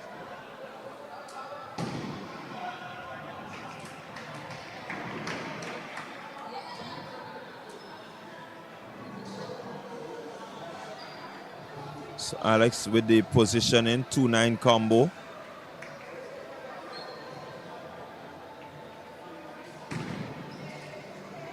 Fortunately, the results is not what he wanted.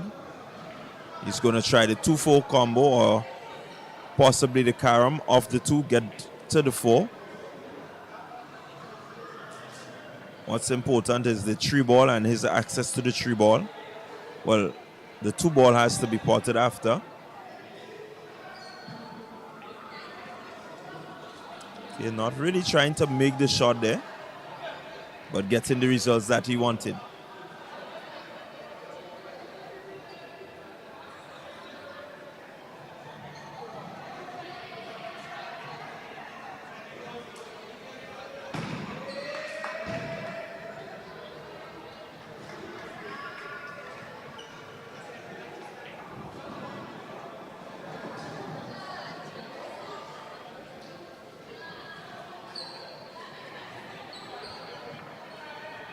So ball in hand to Alex. Let's see how he goes.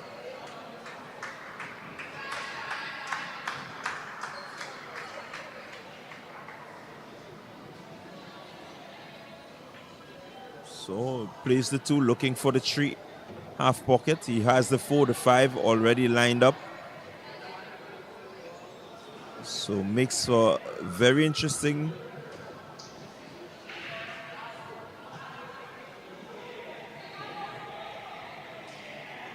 Pockets the 4.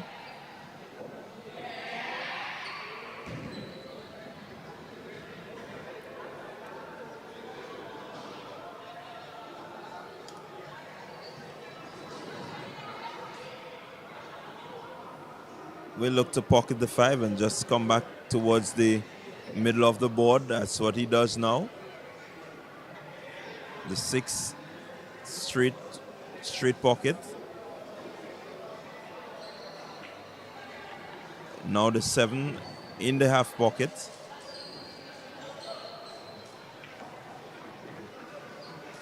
Now, what is important here now is he has to determine whether he wants to go down and come back or whether he's going to reverse the cue ball and just draw it slightly towards the middle of the board.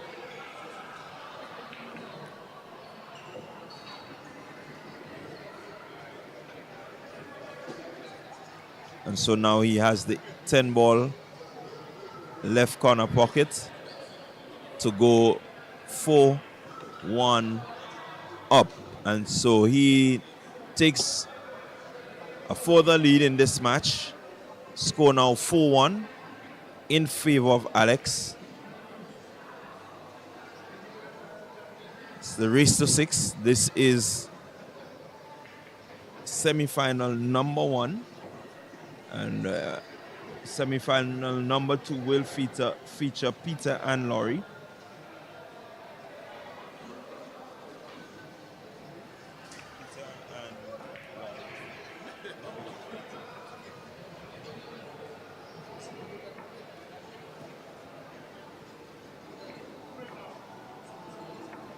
And so Alex having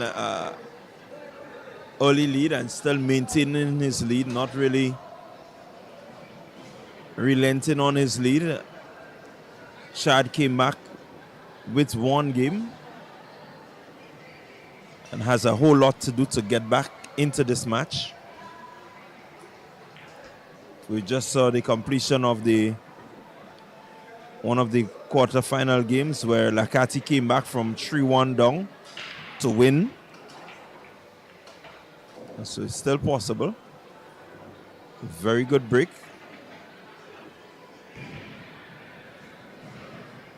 Pretty open go there now for Chad. One in sight. Will want to pocket the one. Maybe just stick the cue ball.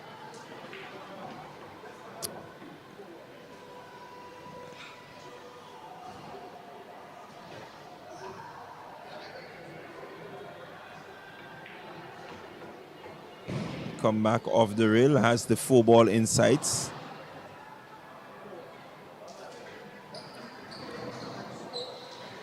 Well, reverse slightly, or he can go around and just remove the 7.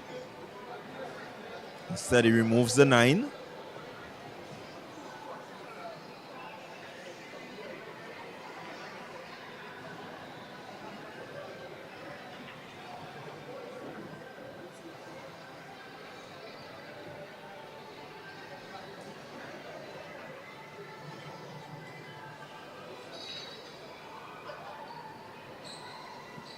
Now has a shot at the 7. Let's see how he does.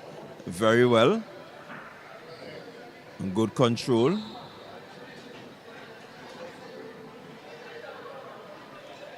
Pocket the 8 and will just look to maybe come around over the 9, which he does now. Really good shot there by Chad. Has options available. Quite a few options. And getting a really good position in there. 10 ball.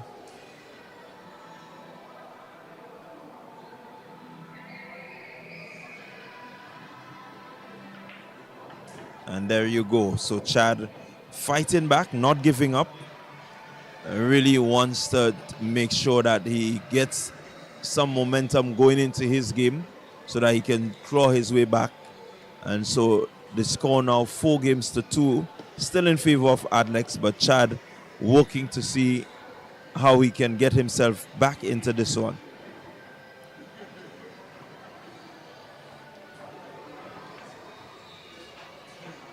So results coming in one of the playoff matches. Melvin Charles, he lost 3-2 to Larry Noel. Remember, these are the losers. They go to the race to 3. And so Larry was the first to get to 3. After being 2 games down, he rolled back, taking 3 straights. And so he will end up with 5th or 6th place.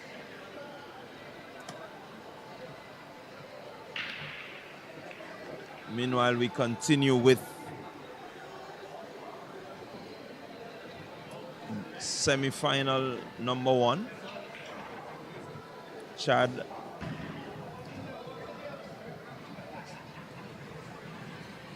coming up against Alex. So Chad looking for an opportunity here. Looking for the 110 combo, which will give him another game in the bag. And so momentum going with Chad, taking advantage of the 110 combo. And so he has won himself another game there.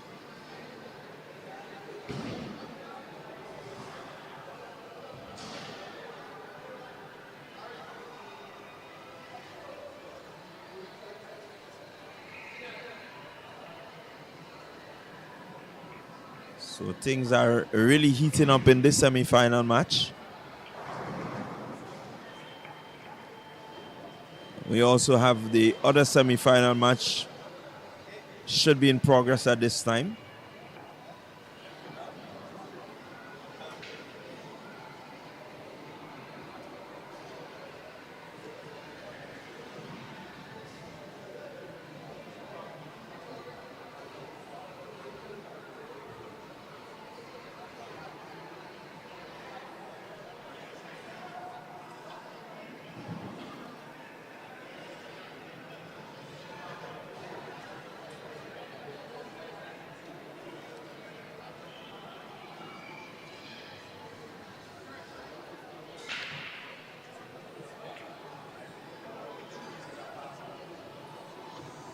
So Chad with the break.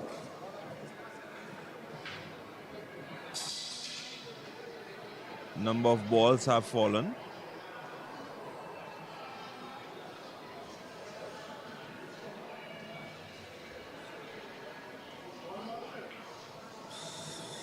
So he has the opportunity to pocket the one.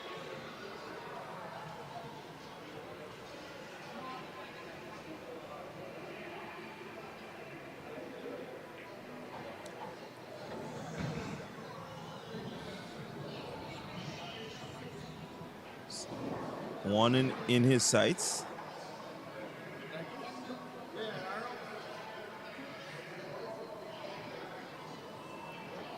Let's see how he goes. Misses the one.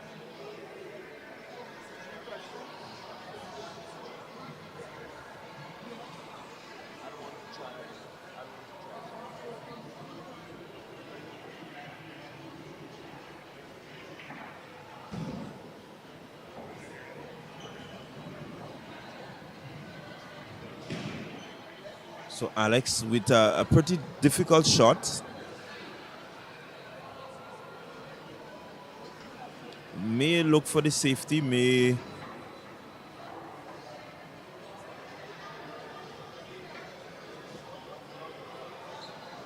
just try to get that cue ball away from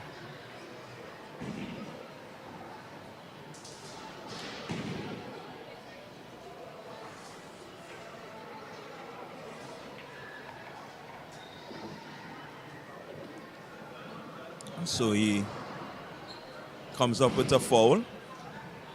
The 10 ball which was pocketed will be spotted now. And more importantly, Chad will have a ball in hand.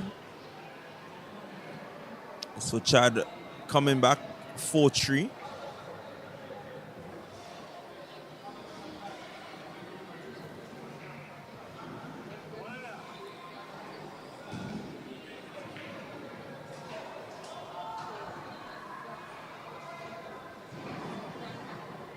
Was looking for the safety there, but unfortunately not working out as he wanted. So now leaving an opportunity for Alex.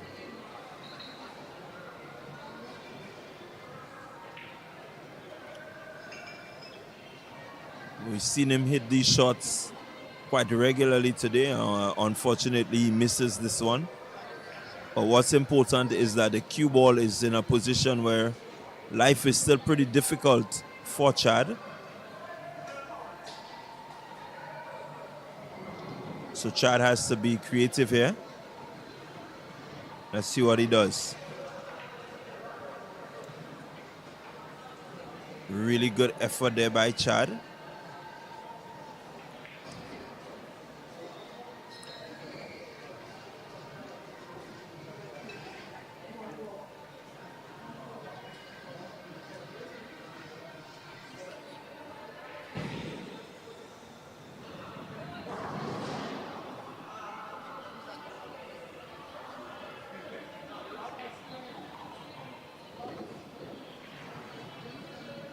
So that's the one ball down.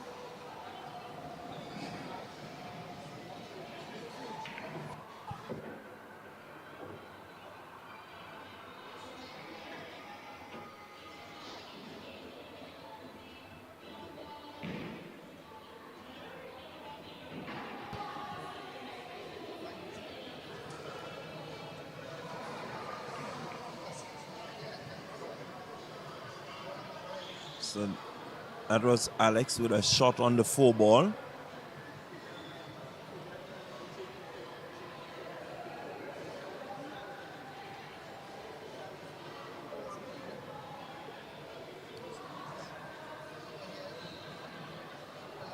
Let's see how Chad responds. Not looking to make the shot, but just looking for the safety.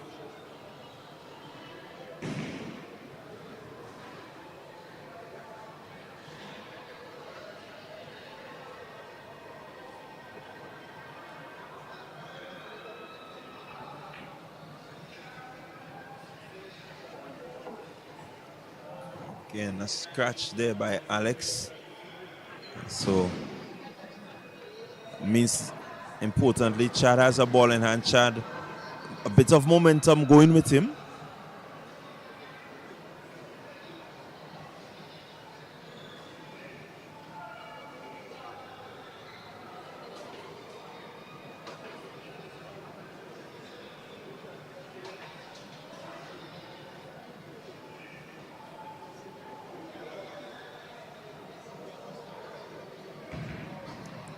Ball in hand to Chad. Let's see what he does.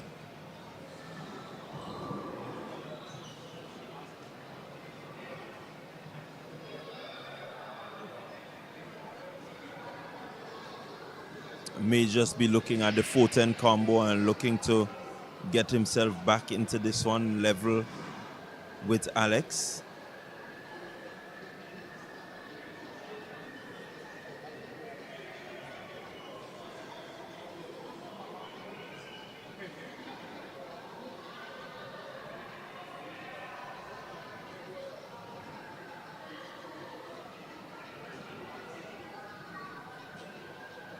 Surveying his board and just thinking about it.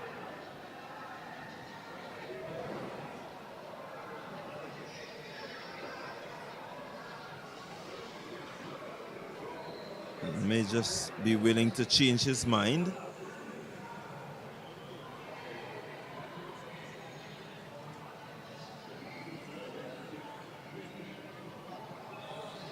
Bit indecisive there, Chad.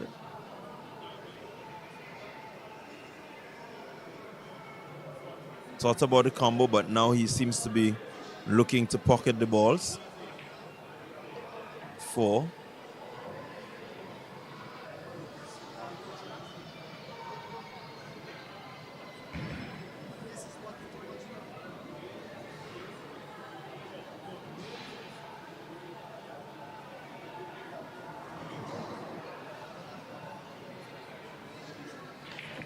Pockets the 5, breaks the 6.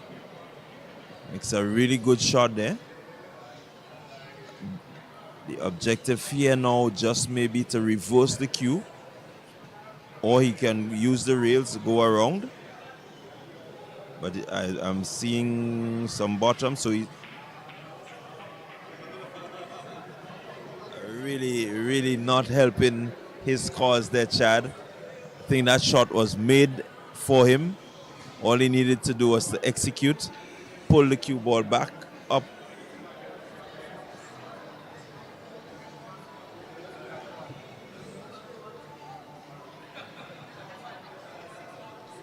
So Alex will now demonstrate to him what he needed to do by shooting and pulling the cue ball back.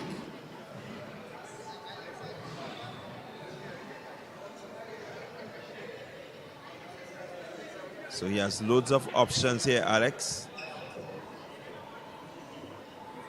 Loads of options.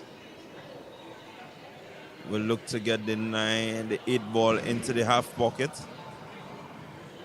And go down the rail and come back over the 9.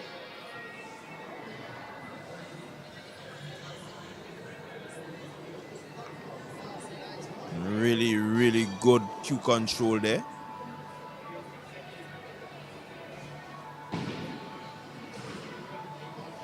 So you may just want to follow the 9 ball slightly and just get that position for the 10.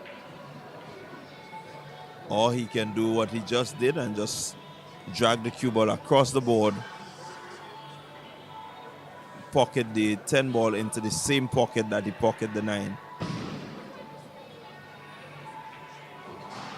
And there you have it. Alex on the hill. So he's one game closer to winning this match and being the first into the finals.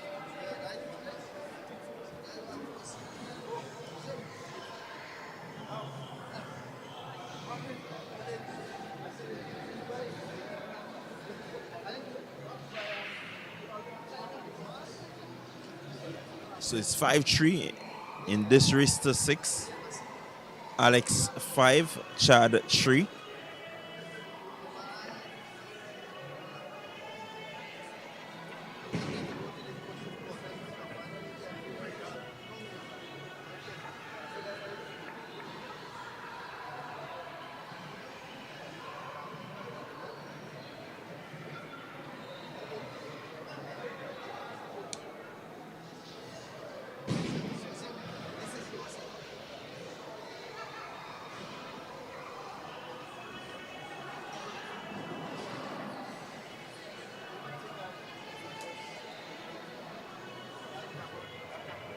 What will be important here is that Alex has the brick.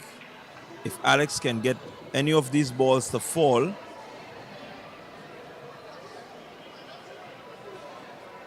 he has himself an opportunity right here to go straight in this match. Let's see how it goes. One ball in sight. Pockets the 1.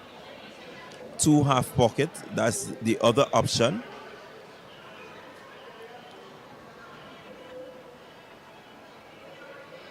Now he may just decide to go down the rail and come back. That he does. Good cue control. Slight angle. Can use that angle to his advantage.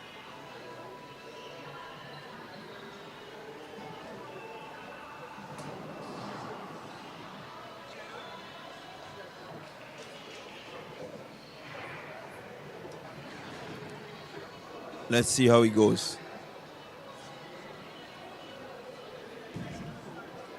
Has the 4.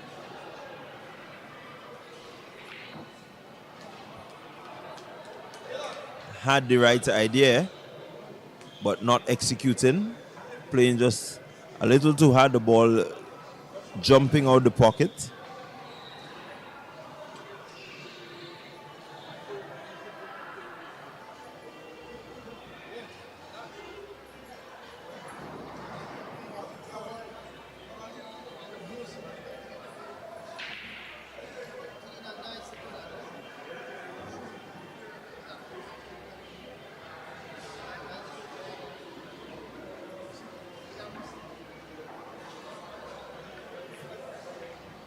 Good shot there by Chad, but unfortunately he comes up with the scratch.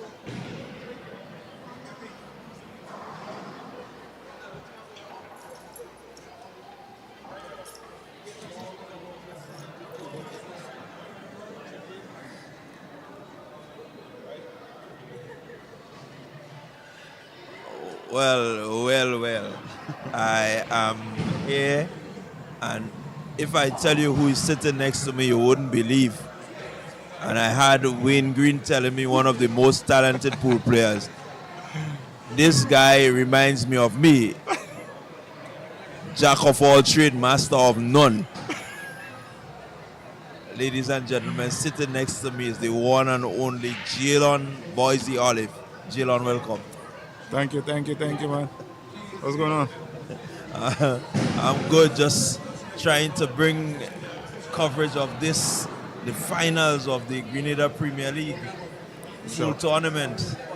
And I'm hearing that you're a good pool player, cricketer, singer, songwriter. May add DJ to it too? Nah, not yet. I mean, it's good to have you with your skill set. Tell us, what are you doing in these parts? I just came down here to look on because I used to be a part of the Grenada Pool Association as well. I played a couple pool before. Pool has always been a part of me. Just see Alex.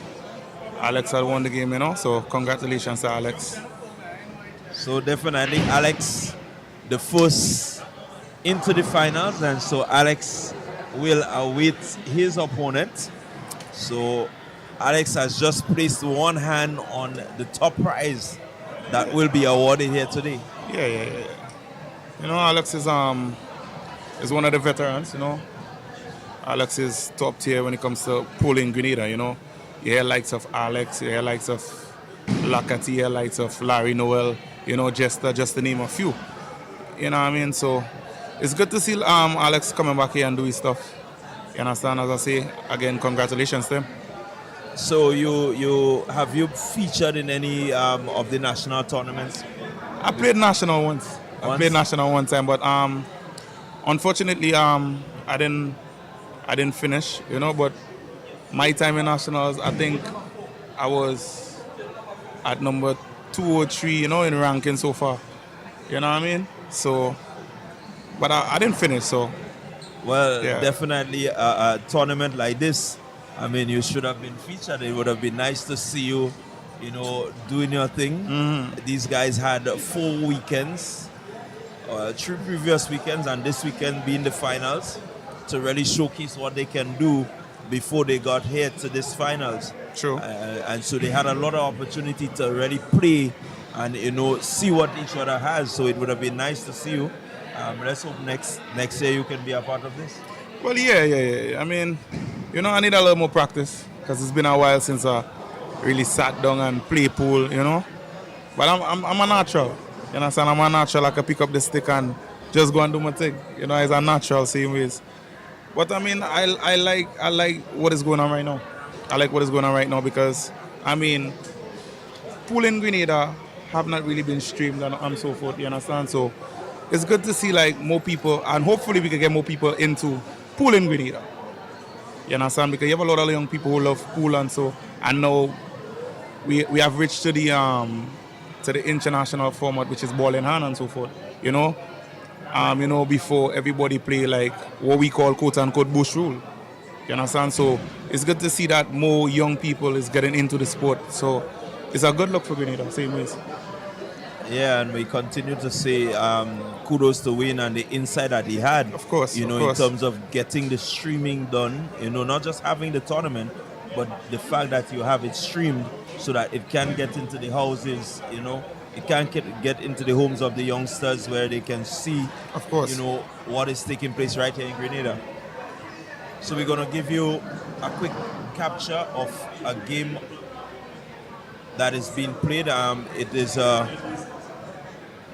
one of the qualifiers for 5th place, isn't it? 5th place, yes, 5th qualifiers. Yeah. Melvin. No, that seems to be Corey coming up against. No, I think it's against Larry. So yeah, I think it's Larry. Played Corey. Yeah. All right. So that is one of the playoff games for 5th place. Definitely.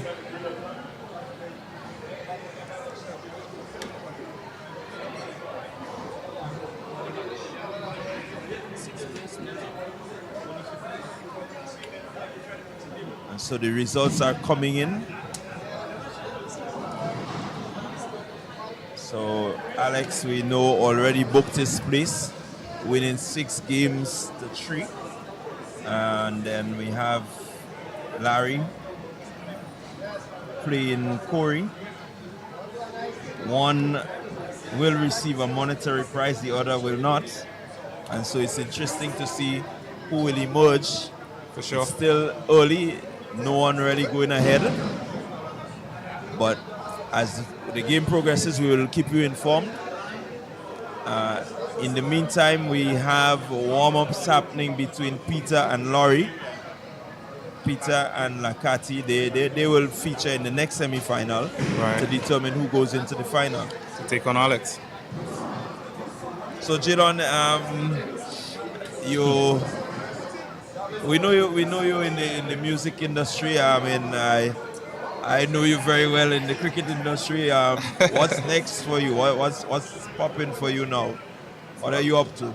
Well, I mean, music as usual, right? Music as usual, and trying to master on the craft, trying to get everything, trying to do everything different. Because I mean, this year is a year. I don't think I'll be in competition. You understand? So I'm just trying to do things for outside right now, and also, as I say, big up to each and every artist, same ways, because I'm an artist myself. You know what I mean?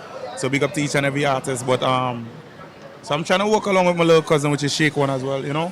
So, we all had a start.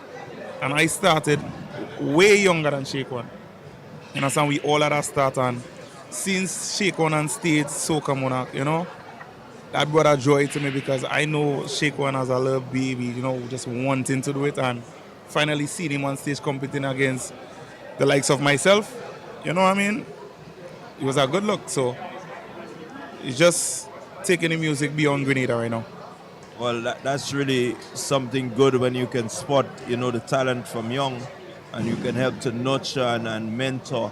How about other youngsters within the parish, or within the art form, coming under your wing? Do you plan to take a few more, or is it that you focus on Shake One, get No. into a standard, and then? Anybody who want help, I will help. Because let me tell you the honest truth, right? When I started off, I asked bigger artists, in the industry for help. Some didn't.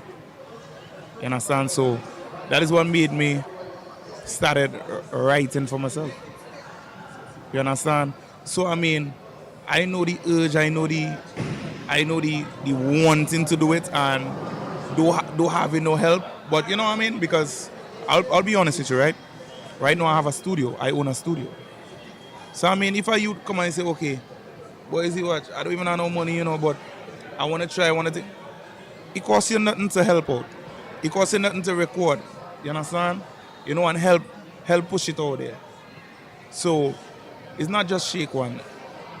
Whoever have the potential and whoever is willing, it's not about having the potential alone.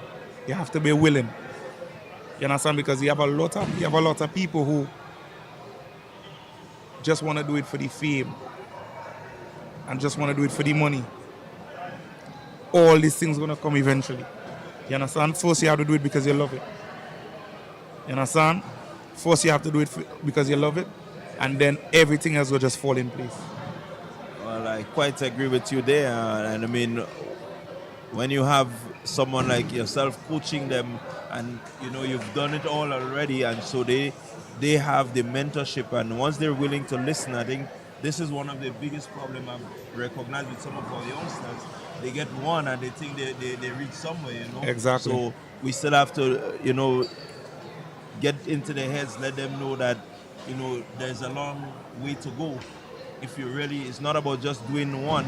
I remember speaking about Rockman Powell and breaking a window, hitting a six, and we're saying, look, guy, West Indies is losing. You hit a six and you want to take that as the biggest thing that happens. Get West Indies winning, and I think he has gone foot and short. So this is what we need. We don't just need you for one time, but we need you to continuously bring that, and we've seen it from you. You've brought the energy time and time again, winning not just one, not just two, but over and over, Yeah. And so being able to transition this into the youngsters, I think Grenada and the art form that you're in can really, move far and take its place, although it has started taking its place.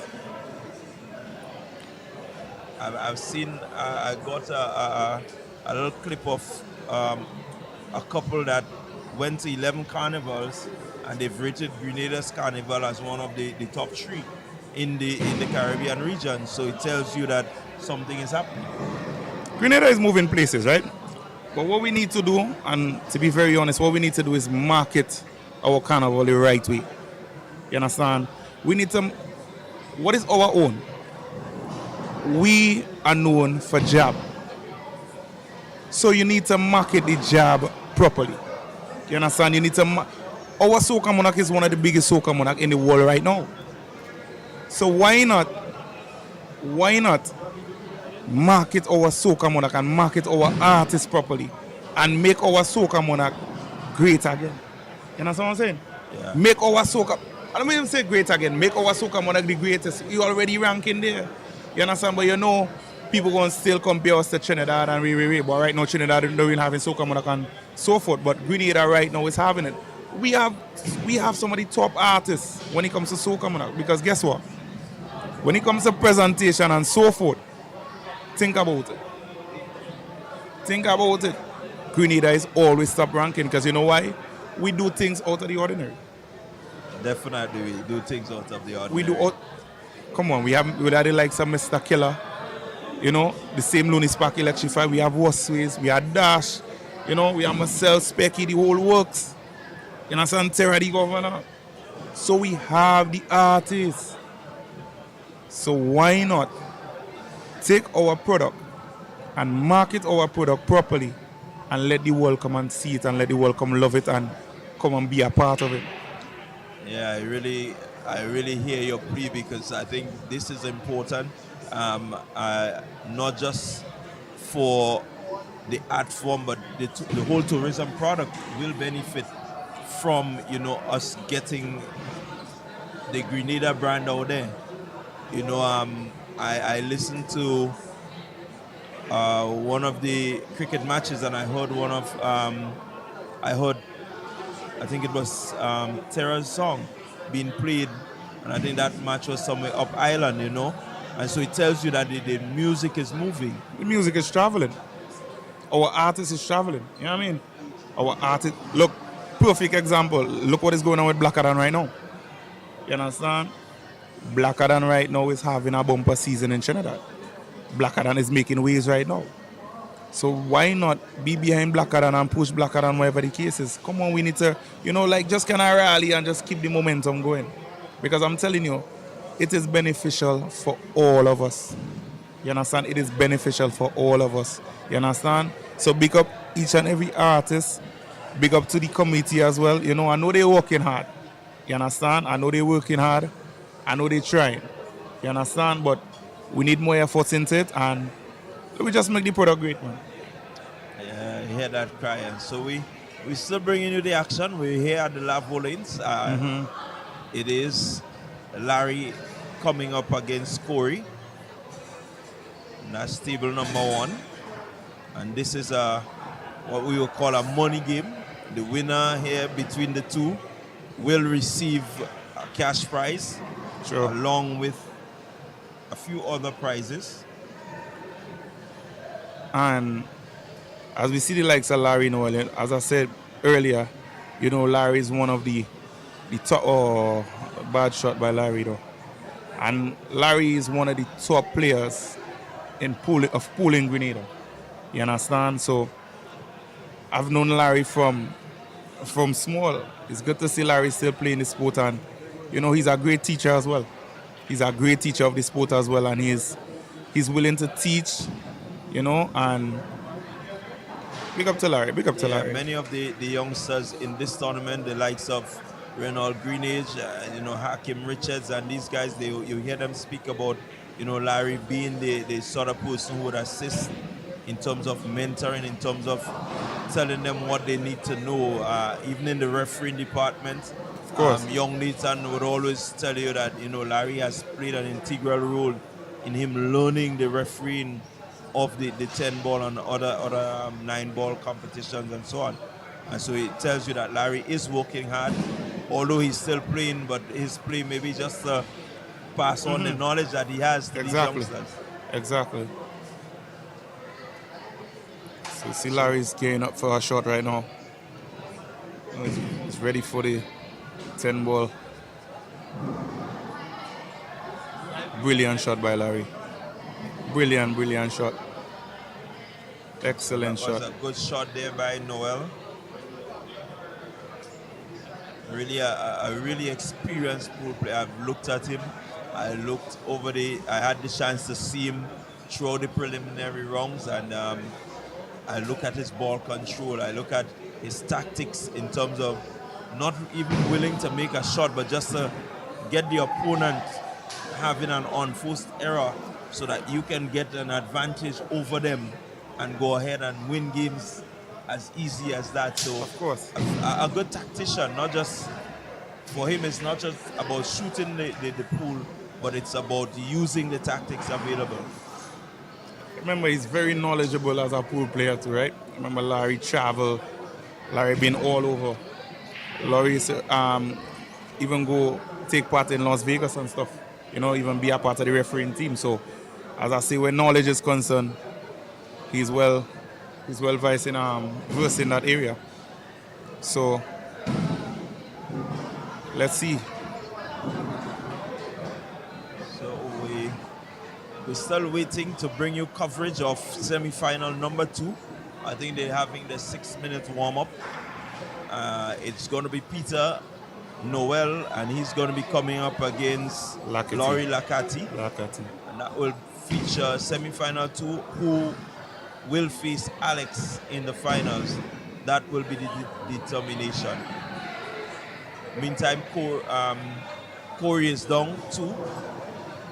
Larry with a 2-0 lead, playing for the 5th place. 5th place, 300 in cash, and they will receive 300 plus a pool glove, while the 6th position will receive a pool glove, a chalk holder, 2 chalk, and a pool ball keyring. So still 5th and 6th place going away with something. Yeah. Not monetary, but they still have something that they can remember that they took part in the Grenada Premier League pool tournament. And look, we just had a miss by Corey, so it's ball in hand for Noel.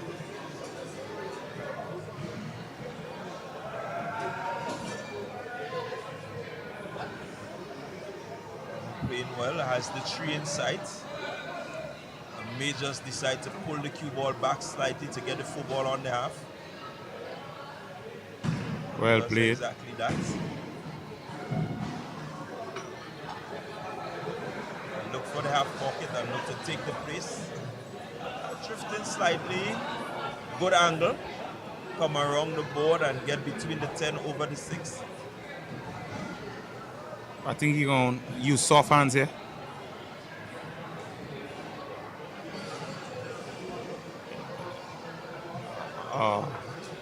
Good little touch anyway.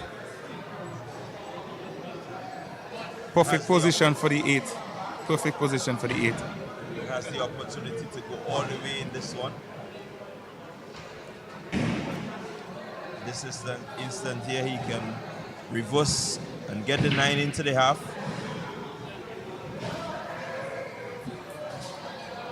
I think right now he's going to drag back a little for the 10, you know, to get a perfect angle on the 10. And he did just that.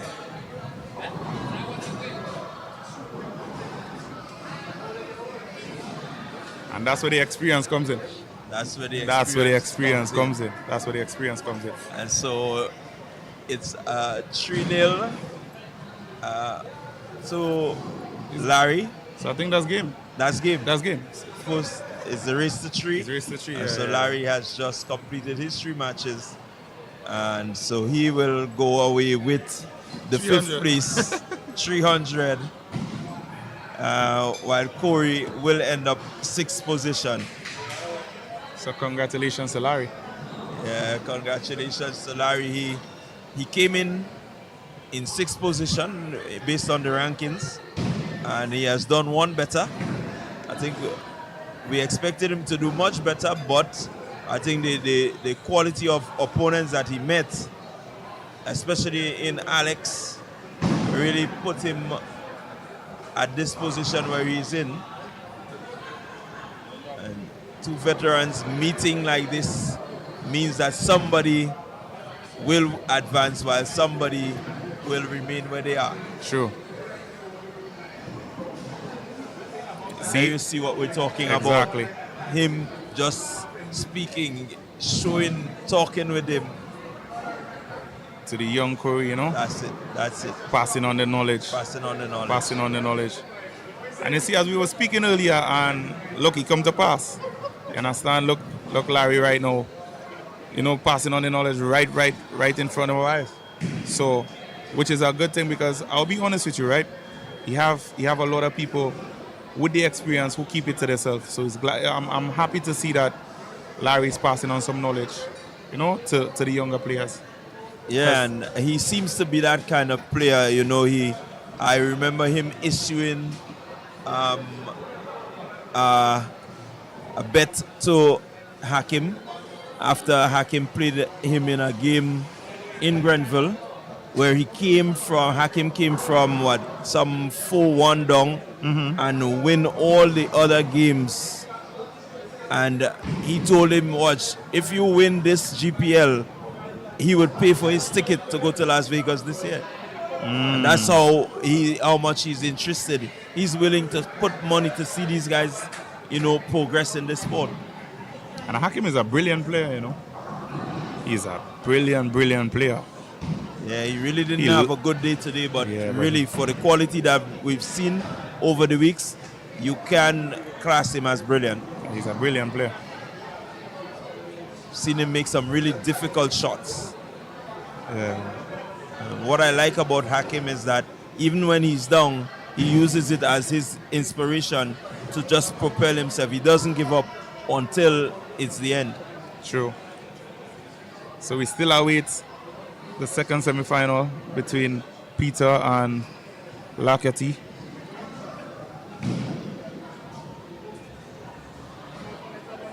Between Peter and Lakati. So what do you think about Peter and Lakati? Who's your coin on? Really, Peter being a bit more aggressive, Lakati more patient. He will wear you down. I think right here, right now, I will give the edge to Laurie. Not taking anything away from Peter. Peter is a really good player, but the fact that the methodology, I've seen Lakati come from I would make it 4-1 against Ali and come back. He wore him down. That was one of the longest games that we had. He just wore him down. He made sure that he played the safety even when he had the opportunity to pocket the balls, just wearing him down that he would make mistakes. And he got into the head of Ali. I think he did the same thing to Reynolds because Reynolds was up 3-1 at a certain stage, and he came back and he won that game. Another lengthy game. But I would tell you from my experience playing against Lakati, where Lakati has an edge, his advantage is even if you put him in a safety, your safety have to be very good that he doesn't have sight and he doesn't have enough space, because one of his qualities, he can jump the cue ball. You understand? So that is what makes him dangerous as a pool player as well. You understand? So as I say, Lakati is also a brilliant player. But in this race, it's been very interesting because both players have the patience. Peter play a lot of safety as well. Peter is a player a lot of safeties. You understand? So it'll be a very interesting match because, as you say, Peter is a little more aggressive. Lakati is a little more reserved. You know, he pulled the trigger at the right time. He also pulled the trigger at the right time. So it's an interesting game to witness. It really does make for interest. Yes. You know, in as I said earlier, when you're playing persons like Lakati, when you get a chance to be on that board, you want to take that game all the way. Of course. That's the way to put him under pressure. Whenever you get an opportunity, you want to just sniff the life out of him and make sure that he knows that he has to work hard to come. You know, and so if that doesn't happen and he gets to put you into a position where you're on the defensive, man, he will wear you down. It's true, because talking from past experiences as well, my first year playing nationals, I played against Lakati in Grenville. Even though I beat him, he was a player as I say, he's very, he's very tricky as a player. He's a smart player. So he was giving me the shots that is more difficult to me because I cannot jump, but I could do everything else. You know what I mean? So Right. even though I was trying to give him a lot of safeties, he was getting away from them because, as I say, one of his qualities, he could jump the cue ball and so forth. So, I mean, as I say, it's very interesting. It's very interesting. But my coin on Peter. My coin on Peter. Because Peter just have, let me tell you why. Peter just have a oil on him. When I say a oil on him, he just have a way to get away. Like you grease up your skin and it's like a greasy pole. Yeah, that's what Peter is. Peter, he just always have an escape plan. He always, because even if you watch the game, when Peter played against Larry, Peter come from down and edge out Larry again. He always have an escape plan. Definitely. Yeah. So my coin on Peter tonight. My coin on Peter. Well, I spoke with him earlier. He was on air earlier, and I mean, He told me. yeah. No, he told me as well. He going up with a big prize. So let's see. So he's really, really confident. He's backing himself. He knows what he can bring, and so I think a confident Peter coming up against Larry makes for a really extremely interesting matchup. Seeing how they both progress will be very interesting, and so I can tell you, in a few minutes we're going to have live action. But in the meantime, we're saying thank you to these persons. We're going to let the sponsors get their time. Of course. I'm going to take a bathroom break and be Of back course. with you shortly. All right.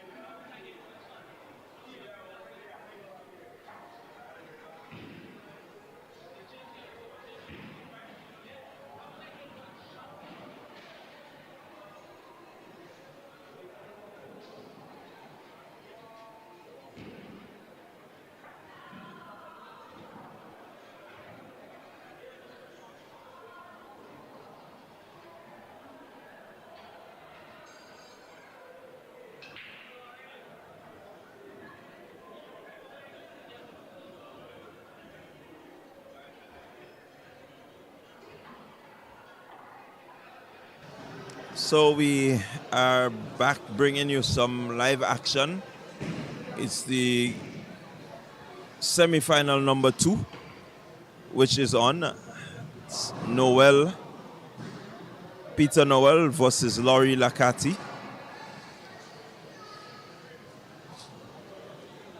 And so far what I can tell you is that the game is tied 3-3.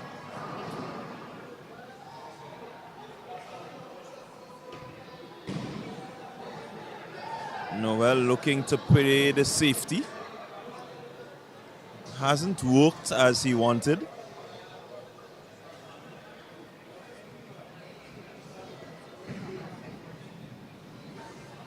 So the winner of this match will come up against Alex in the finals.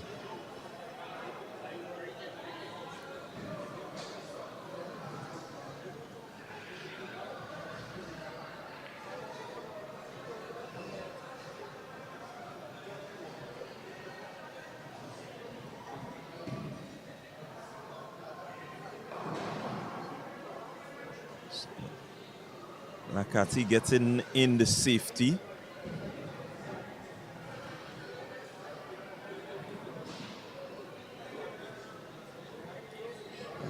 Noel coming up with a scratch there. He just wanted the cue ball to stay to the top rail, not really to scratch.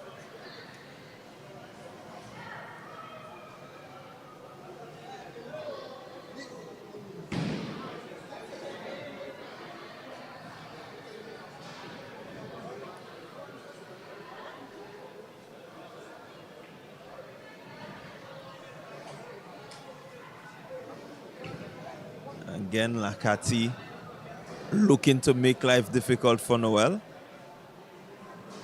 As we've been saying throughout the night, this is one of his features.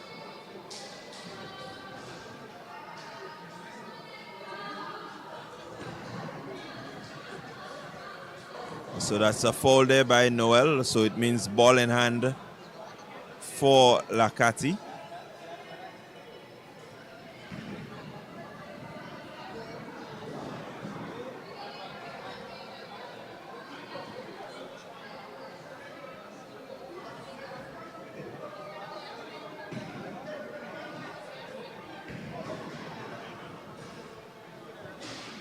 Let's see what Lakati will do from here. Pockets the one.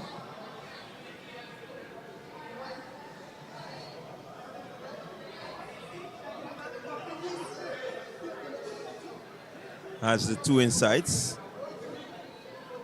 I just want to pull the cue ball back.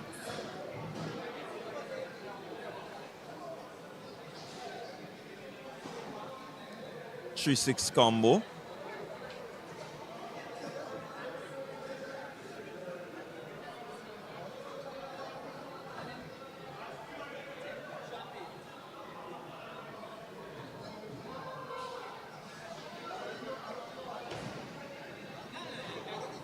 Not really getting what he wanted.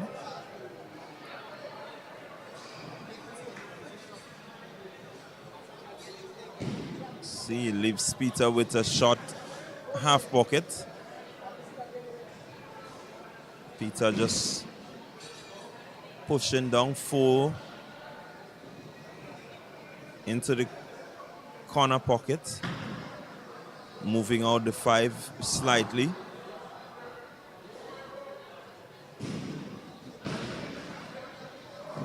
Looking to go 5 all the way down, next to the 6. Come back towards the middle of the board. Good result.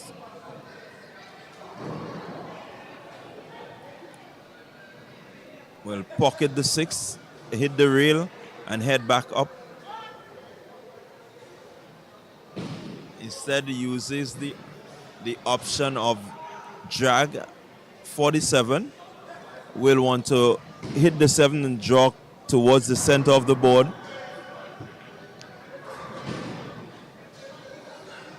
Well executed shot there by Noel. Wants to make this one now. makes it, and he comes a little bit further than anticipated. He will now seek to play the 10 ball corner pocket, and he does so. And so Noel taking the lead now. It's going to be 4-3 in favor of Noel.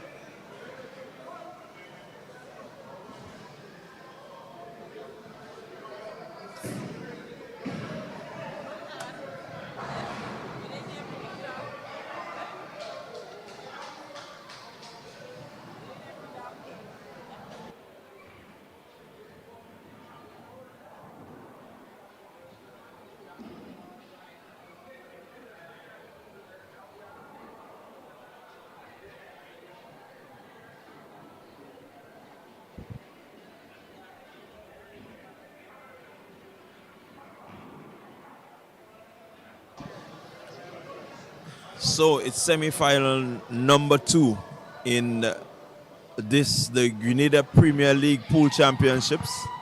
It's 4 weekends, all culminating right now with Laurie Lacati and Peter Noel playing semi-final number 2 to determine who faces Alex Lead in the finals.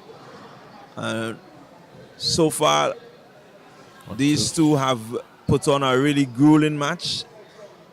Noel with an advantage, 4-3. Can he press home this advantage? What does Lacati have in the bag that may stall Peter Noel? We've seen Lacati. He's come from behind in almost every game that he has played to wear down his opponent, make sure that they get more or less tired. But Noel seemed to be moving fast and trying to put Lacati off his game. His game is a more slower, patience game, but Noel not allowing him to settle.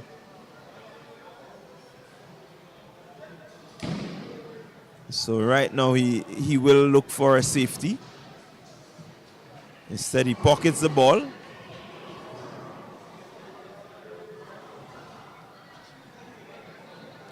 And the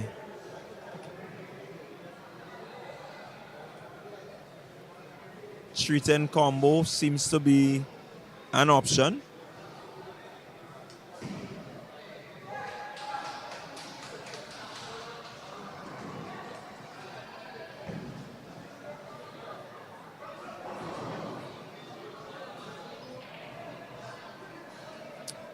Misses.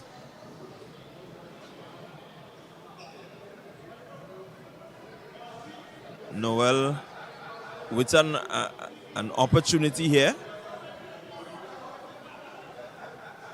Needs to pocket the 3. He has the 4 on the half. Instead, he comes up with the scratch.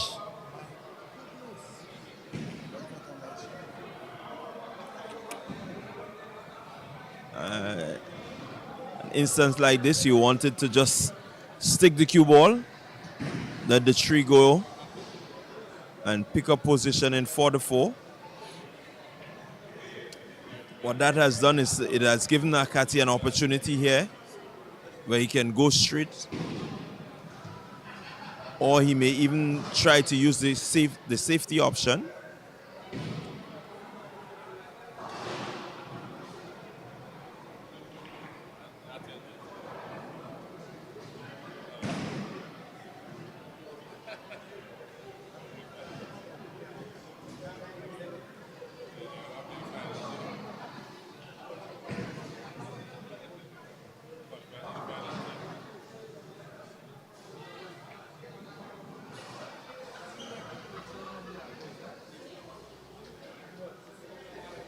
Let's see what he does. 6 ball corner pocket.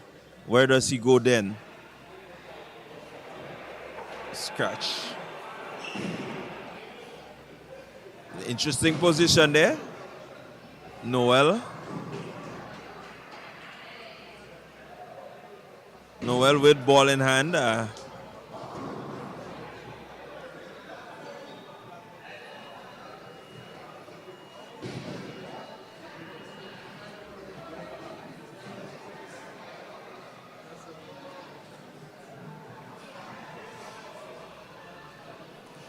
Okay, so Noel pocketing the 7, has the 8 insides, may just move the 9 ball slightly to get it off the rail. That would give him the option of getting it straight down.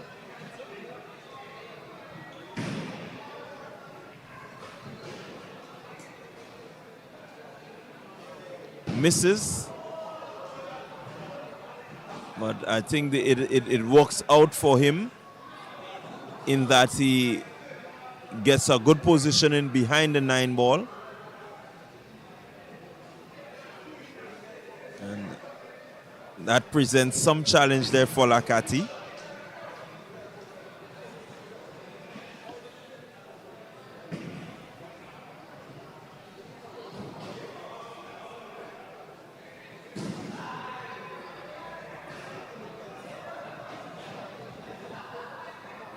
Kati just surveying his board again, trying to come up with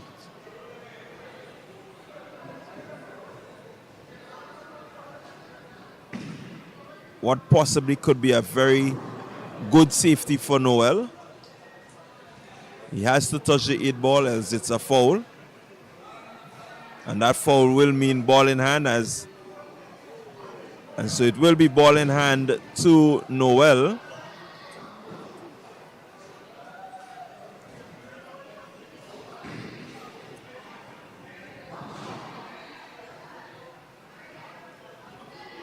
Noel will look to pocket the 8, pull the cue ball back. So instead he goes forward and just gets a decent position on the 9. Will execute here and come back towards the center of the board.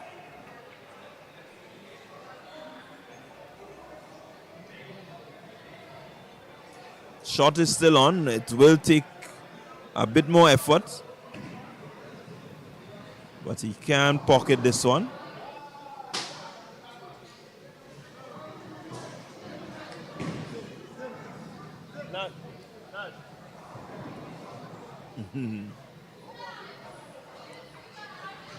And so Lakati coming up with more or less a pretty easy opportunity to go 4-alls and to tie this game yet again.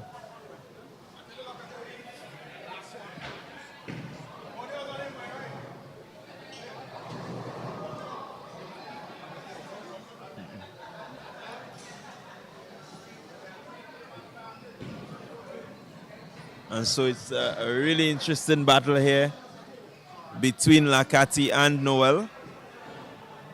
Your winner here will be featured in the finals. And so it's a really, really interesting standpoint.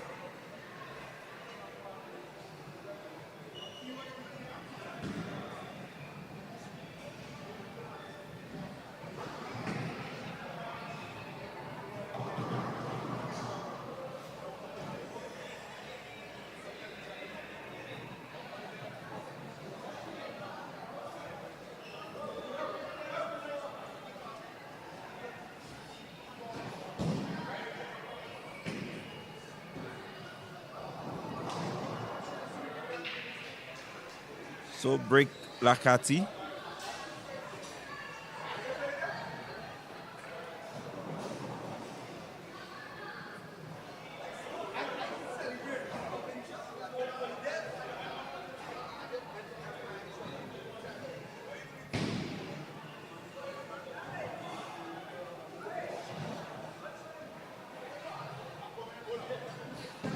So all 10 balls on board.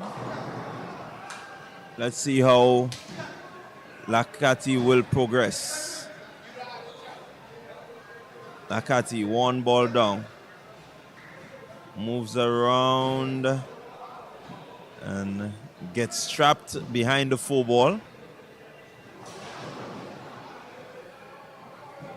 And so will play at the 2 ball.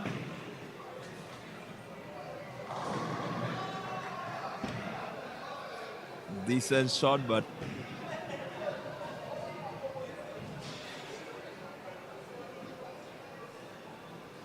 does end in safety for Lakati. And this is the feature that I spoke about. Noel really rushing him, giving him no time to really slow the game down.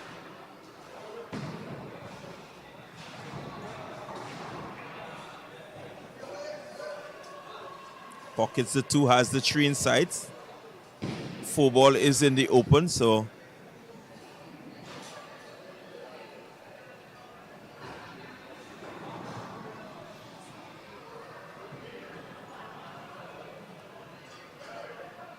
not much work there for him. Just needs to pocket and comes up with a scratch there. Lakati giving Noel an opportunity for ball in hand.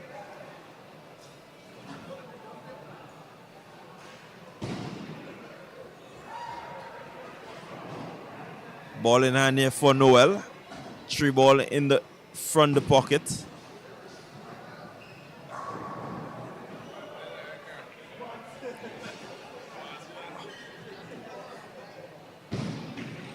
For a while, one may have considered the cue ball falling. Noel with a good opportunity, go around, takes a good position, comes off the rail slightly, will play the 5.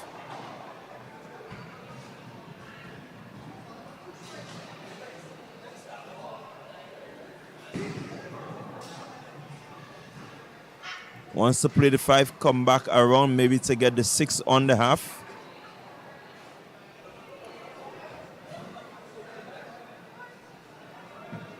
So Noel coming up with a scratch. This point in a match, and you're playing the likes of Laurie Lakati, you do not want to be making all these unforced errors.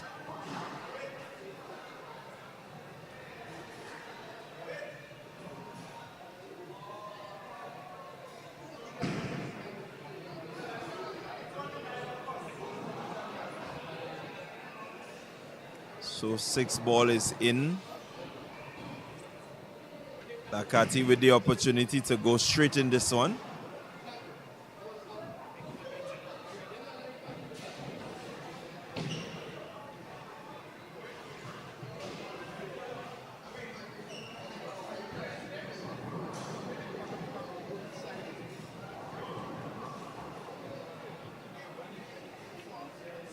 Lakati misses.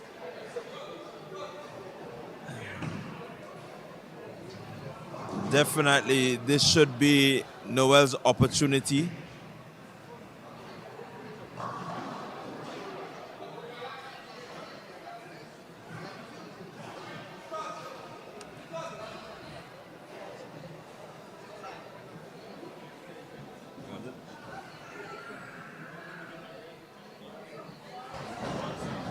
So I'm joined again by Rohan.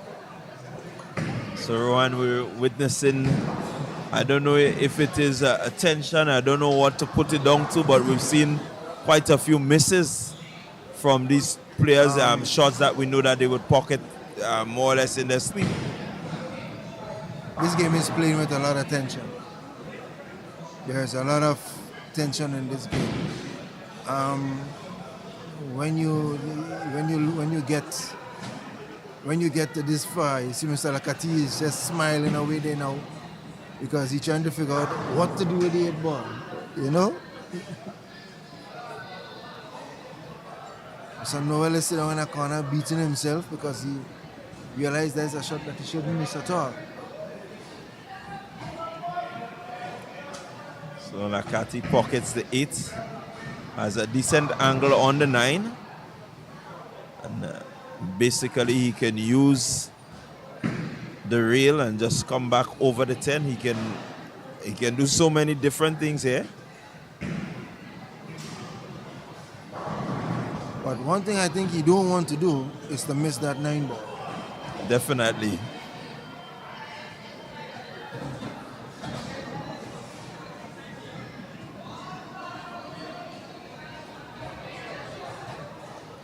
So he surveys his board.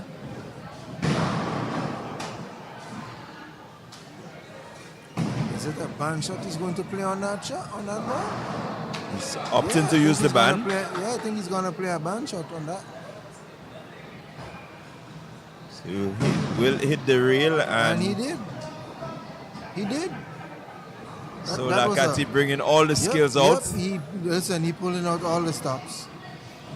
He's pulling out all the stops. And Jalen was speaking about his gameplay earlier, in the fact that he has a wide array of shots. He can jump the cue ball, makes him very, very dangerous. One of the players who can jump the cue ball with really good accuracy. Definitely. And He's good at his jump shots and so. I would say 99 out of 100 he gets. You know, and now there is you can actually jump a ball, you can get the ball, but then get bad position on the next shot.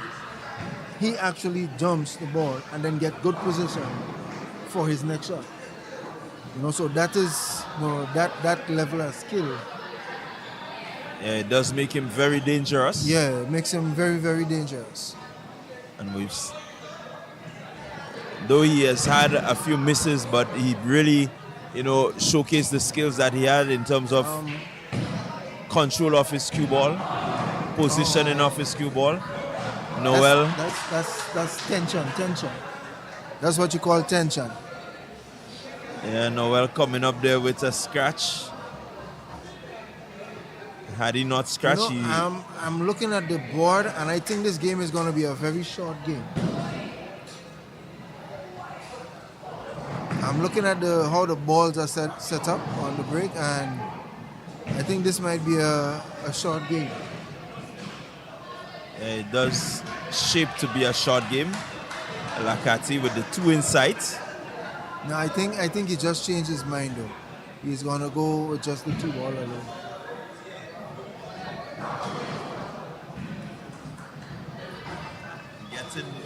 Getting the 2 ball now means that he wants to drift the cue ball over to the 5 ball. Oh, he still had 4, my bad. I think he's gonna jump that one. No need to, it's in the open, so he may go around the rail and come back between the 7 and the 9. Mm-hmm.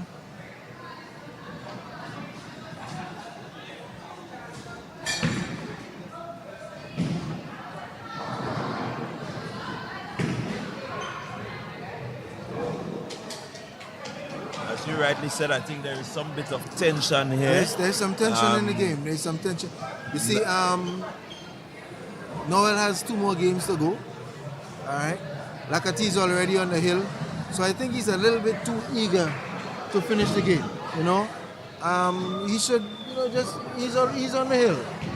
He should just relax. You know. And this is one of the features that I said earlier. Noel a bit more aggressive, so he's going to push Lakati to play a bit faster than Lakati may really want to. Yeah. And so that's one of the strengths of Noel Yeah. in terms of getting Lakati off his game.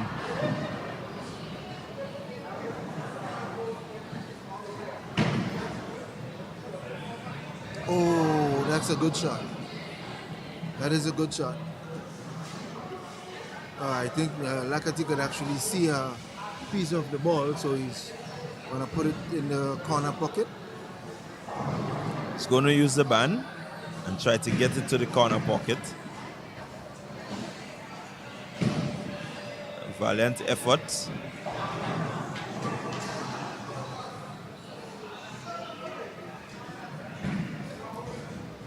What that does is leave Noel. Noel definitely has a clear shot on the half pocket.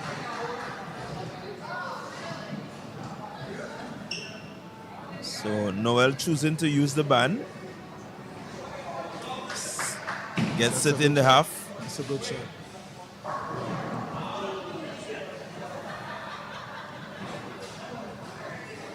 Now looking to get the 7 in the right corner pocket. makes it. Now we'll have a shot at the 8th, back on the halfway. That shot could be a bit of a tricky shot. I'll tell you why. Definitely. You see the referees looking at the ball. Now, if the ball is resting against the band, it's called a dead ball. So once you play that shot, you see the cue ball has to come down and touch the band, otherwise it end up being a ball in hand. Now to ban a ball like that, it's a little bit tricky to do. So Lakati just looking for his positioning.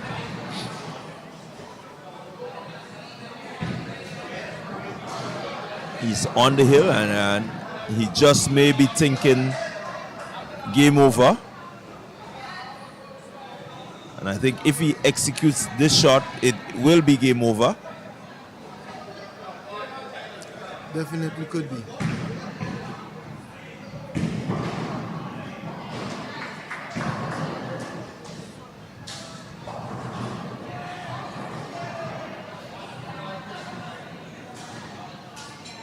Shot in. Cue ball just drifts a little further. I think he's going to put it on a half still though. Well, he has the option of using the half, or he can also go straight down the pocket and pull the cue ball back around. I think maybe use I think he's going to put it on the half. Okay, let's see what he does.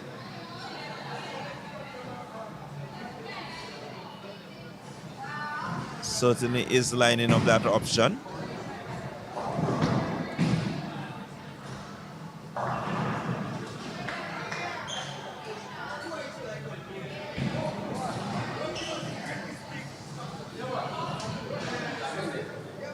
Half pocket.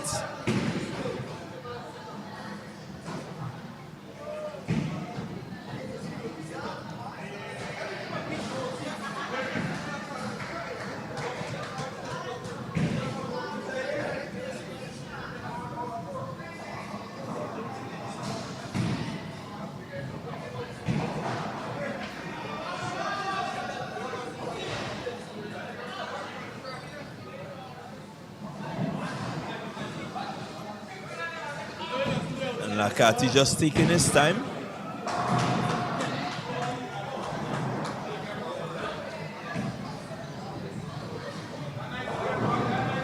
Knows the importance of making the shot and not scratching.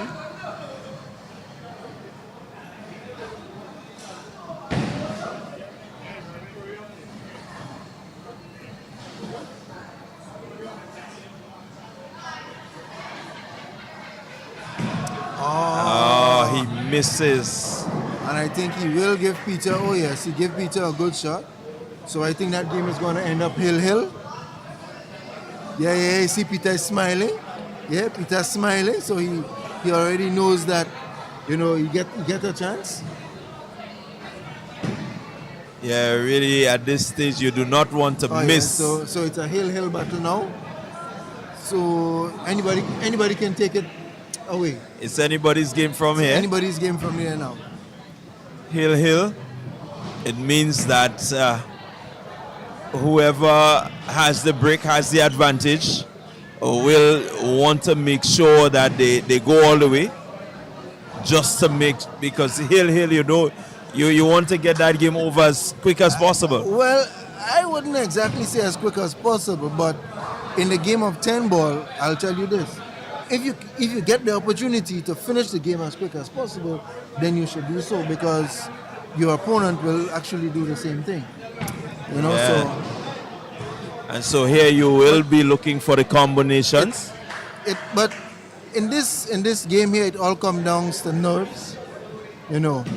How cool you can stay. How much you can keep your cool. And just concentrate on your game, So there we go, Lakati with the break. Wants to keep the cue ball on the board, hope that a couple of the balls get pocketed. The 3 ball is down. And so... Just have a good shot on the 1 and the 2. And so advantage Lakati to start.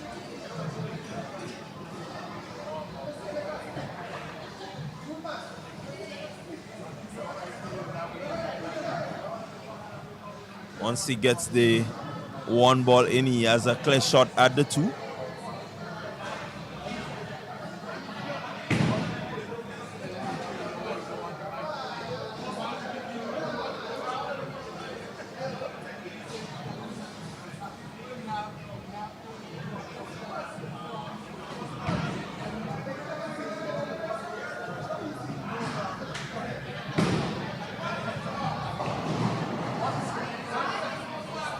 So let's see how it goes.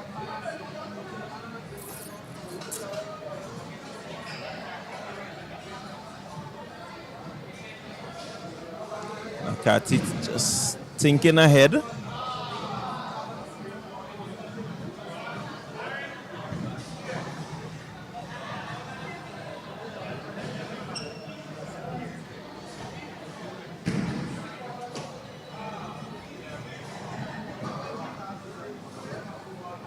Uses the safety option.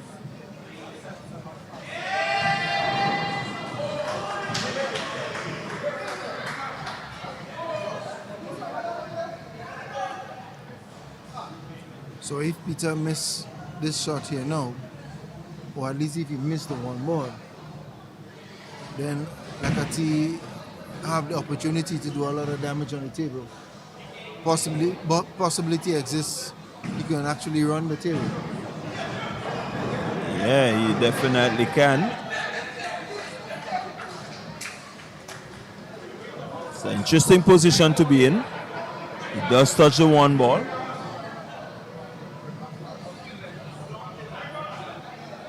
Good positioning there. Worked out pretty well for him. Definitely. Give Lakati a bit of a tough shot, you know. Let's see what Lakati comes up with.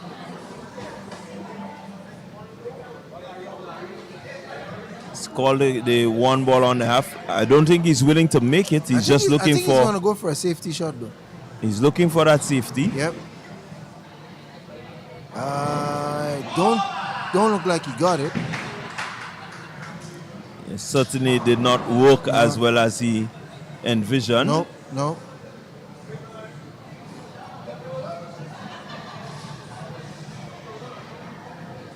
Noel just surveying his board.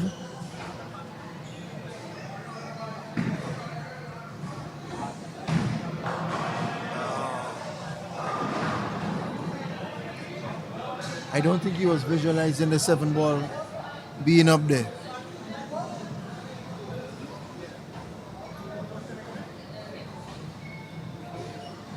Seem to be thinking carom here. And that's the carom ball. That's the carom. Yes. That's the carom. Yes, that's a winning shot. That's the carom. It's a winning shot. Noel. Yep, and Noel came out on top with a beautiful combination shot on the 10. Wow. Really, what a time to get a shot like this. Yep. It's hill. The shot was there. Yeah. And Noel coming up with the shot to advance to the final. Let's look at the replay on the screen. He actually take his time, look at his shot. He was speaking to the referee. I don't know what they were talking about. And perfect execution. You couldn't ask for a better combination shot than that. You know?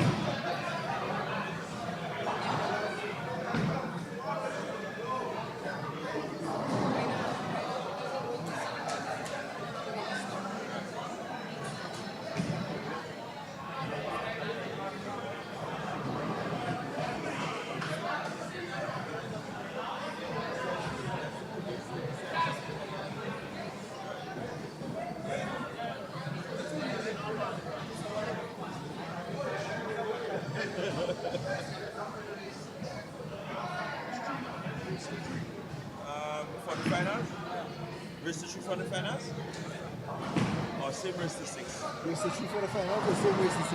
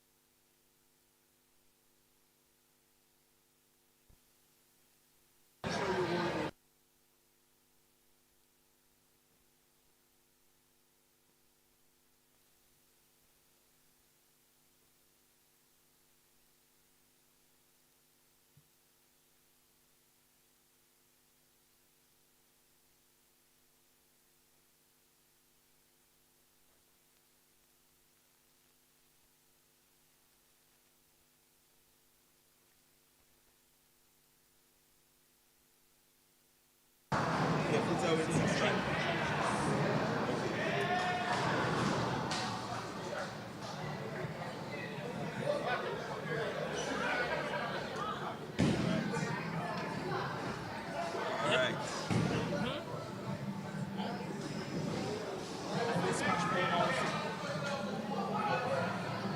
Chad And Larry playing for top place.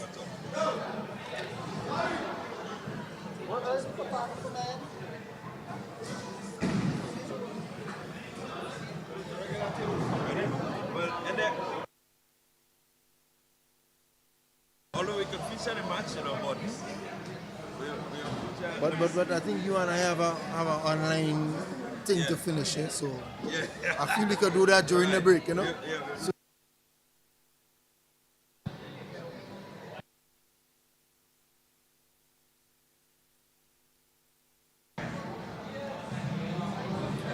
Okay, so earlier on we was talking, and since you're so versatile and have some knowledge and experience about the pool, I mean, you can pick you up on a challenge, race to 8-7, race to 10. You know, we could put it commentator against a referee or something of the sort. Make Well- it a day, don't be late. Well, certainly before I take you up on that challenge, I will need to go and get a refresher. I may possibly need to speak to Larry. You know, it's been a while. It's been quite a while since I've last, held a stick in my hands. But certainly, I will not back down from a challenge. Even if I get whipped. But just to have that experience, Well, I will take it. I will give you the early heads up. I will have a little mercy on you. Well, I just may surprise you. Often I don't say much, when I'm issued Challenges. these type of challenges yes, because yes. I often would say it's on the day and let the stick and the ball talk for you. I like that. I like that. So I will prepare myself and I will let you know when. I know it's a little practice you want so that you can enter in the tournament next year. Listen, but I have no problems. The 8-ball nationals is coming up soon, so I think I need to get some practice for that. Yeah, so definitely, it's a game that I played a lot while I was, much younger. And I enjoy playing pool as a little relaxation. Sometimes you want something just to tease the mind a little bit. It gives you that sort of thing. Definitely. And so Definitely. I think it's really, good to be featuring this 10-ball tournaments. Oh yes, of course. Getting it into the homes and having it out there that persons can view. Of course, definitely. And so we are anticipating the big final. Alex Lead is going to face off against Peter Noel. Yeah, that's a game. That's a game to look at. That's a game. If you're at home, pop some corn, get a few beers, get some juice, get a soda, something, and sit in front the TV or your laptop, your phone, whatever you're using right now, because this is a game of all games. This is what it comes down to. You know. And so while the final game is taking place, we're also going to have the third and fourth place playoff between Chad Peters and Laurie Lacati. Oh, that's another good game as well. That is another good game as well.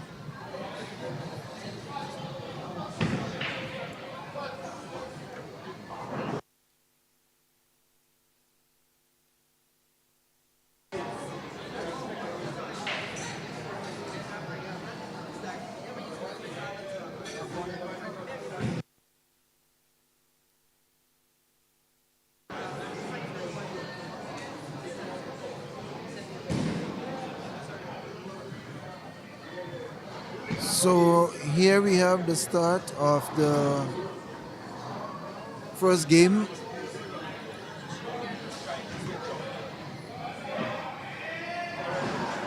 Between Alex and Peter.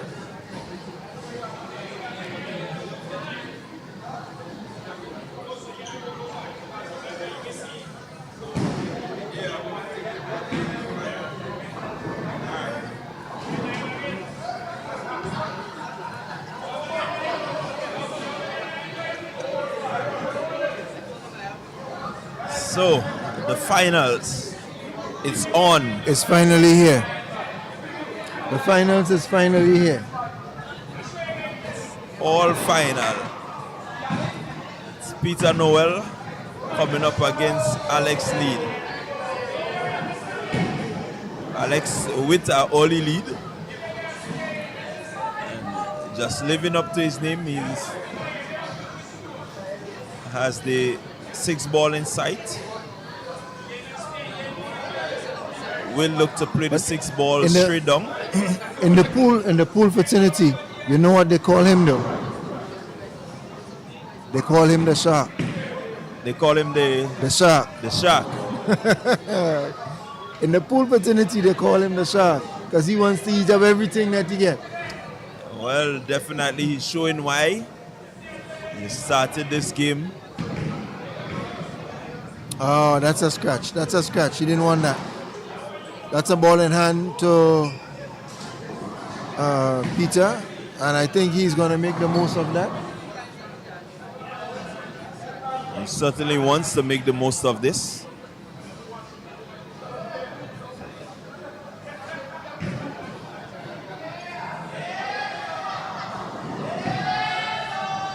Really good shot there by Peter, Yeah, just dragging the cue ball closer to the 9. But I think he'd have wanted the cue ball a little bit more up. It works out well for him. He uses the rail and comes back around and gets a position like this. Wonderful shot. Right wonderful there. shot. Wonderful shot. So Noel with the opportunity to take the first strike. And he does. And he definitely did. Game 1 in the bag. Peter Noel over Alex Lead. It's the race to 6. Let's see who emerges as the champion. Knowing Peter, I said earlier to Jaylon that Peter is a pretty aggressive player. He doesn't waste much time. He wants to get on with the action. If he really can, then he will play a safety. But once he sees the opportunity to go all the way, he tends to go all the way. Yeah, he will go all the way. And this is what makes him dangerous, along with the confidence, because speaking to him earlier, even before he played his first game, he said he came here to win this. Well, actually, I was speaking to him outside myself, and I know he said, Ron, listen, these guys pulled me out of retirement. Because everybody keeps saying, oh, Peter can't play pool again, and Peter resigned from pool and Peter hung up his sticks and and all of that. So he decided, say, you know what? I'm coming in this tournament and show them that I ain't retiring yet. I know we're close to retirement, And he did just that. He did just that. So kudos to him. Yeah, definitely kudos to Peter. Yep. Has really done well to get to this position. Yeah, of course. He was always confident, and he went out there and executed with that sort of confidence. And I think he's looking at a 10-ball combination, 1-ball, 10-ball combination. He is that kind of guy. Yeah, definitely looking to close off this one early. It will make for a good shot if he gets it. Almost. It was there. That was a really close call.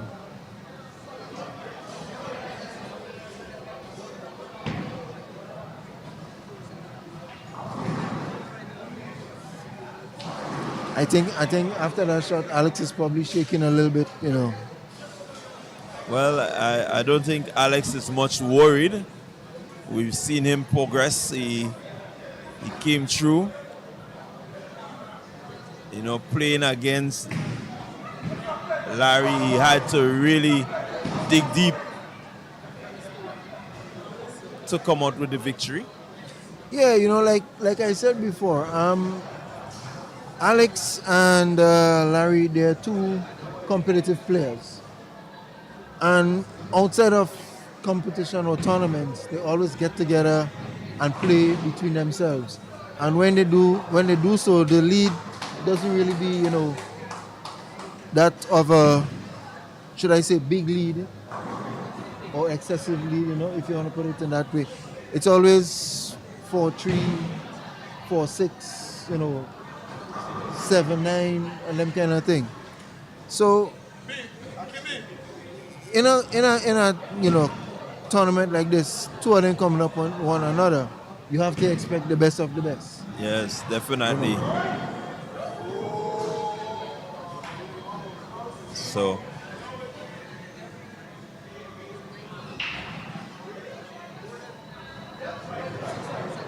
Noel looking to pocket the two, misses. Yeah, I don't think he wanted to miss that. that. He wanted to pocket. I don't think he wanted to miss that.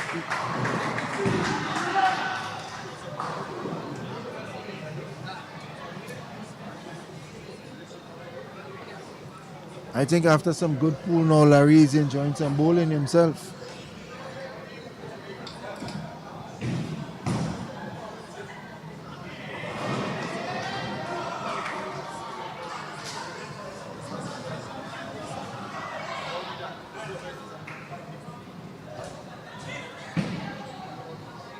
That's an unpredictable shot.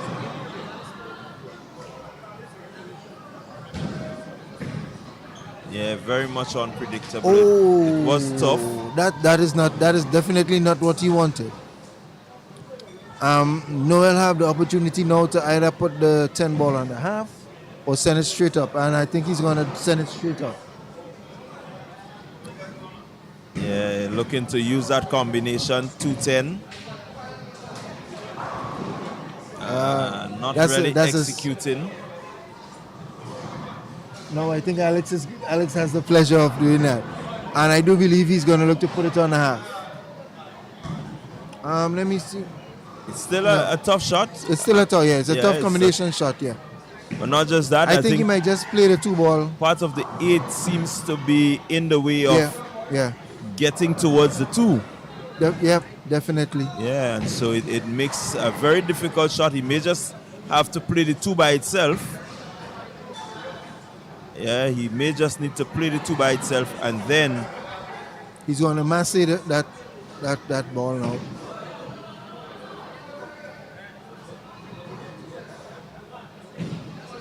Still a good shot.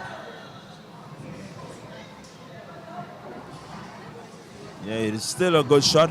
Noel has the option here now. Once he can see the 2, It means that he can get a good angle to come around the board for the 3 ball.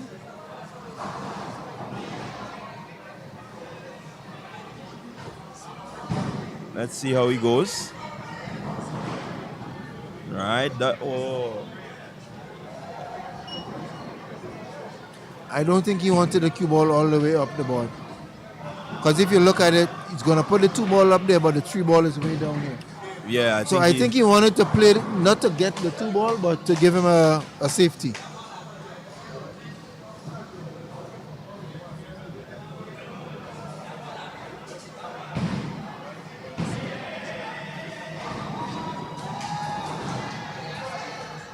And I think Alex is going to make the most of that situation there right now. Yeah, I must agree with you. I think he's going to make the best.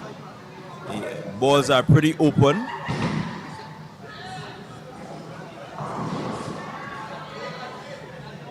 May have wanted to do a little better. A tricky shot on the 5 ball, but I think he's going to send it straight up.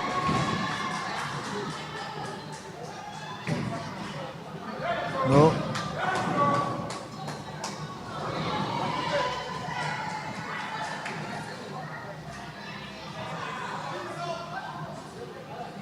So Noel going for his shot. He's going to look to pocket the cue ball, the 5 ball. Oh, what and a come marvelous around. shot. That is a nice shot. I think he can still put the 6.5.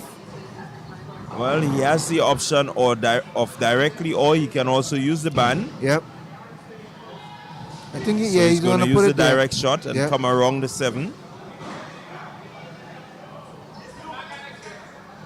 And that's what I'm talking about. We definitely gonna have to get that race going on, boy. We definitely have to get that race going on. And so now he's looking to hit the. Oh. I was just about to say he's going to hit the rail, come back over the 8. Well, he actually did, but it's just that he didn't pocket the ball. He didn't pocket the ball. He missed the shot. But that was the intention. And I think Alex rushed that ball a little bit aggressively. Yeah. You know, he didn't really take much time on it. So Noel with the 7. 8 in the pockets. Can go down and just come back to the middle of the board. And he will have a 10 ball. Straight up. Straight up. I think Peter is looking for his second game. Yep. And well done, Peter Noel. Well done, Peter Noel. So he goes up 2. At this point, you could see the little relaxation on his face. He have that little smile, you know. He's like, "Yeah, fellas, we get in there." Yeah, and it could be a very dangerous position to be in. Definitely, in a finals, definitely. Because Alex is a guy not to be taken lightly, eh? You know, I saw tournaments with him already where he came from the back. You know, his opponent had one game to win, and he just come and, you know, show them exactly why they call him the shark. You know.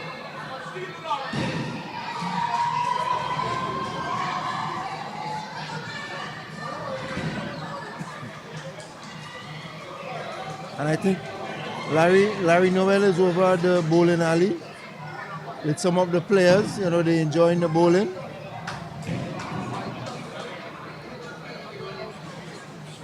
Yeah, and you know, he's a guy of many talents. You know. Yeah, definitely. Plays pool. Once he has a ball in his hand, he knows what to do. Bowling.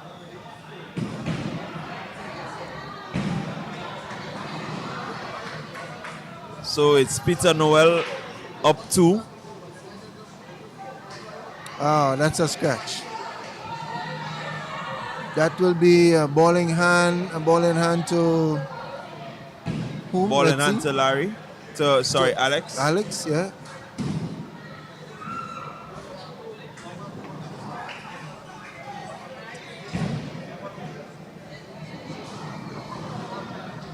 So Alex will with ball in hand. Pockets the 1-3 combo.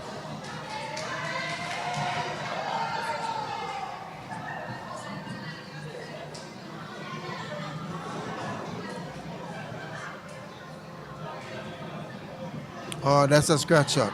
Noel with a scratch. So Yeah, again, that's a scratch shot on Noel. So it will be a ball in hand to Alex once again. And I think this time he's gonna make some use of it, eh? well, he needs Because to. looking at the board, he could either give him the 3 foul out, or he can just run the board, which I think he's gonna go looking for the second. Yep, he's actually looking for the second foul, and if he does get through with that, he has a nice combination shot on the 10, the 1 on the 10. So let's see what Mr. Noel is going to do here.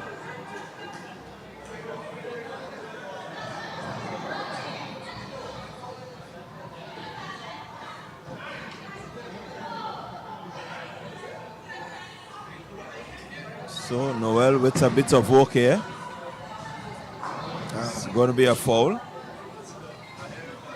And that's the game.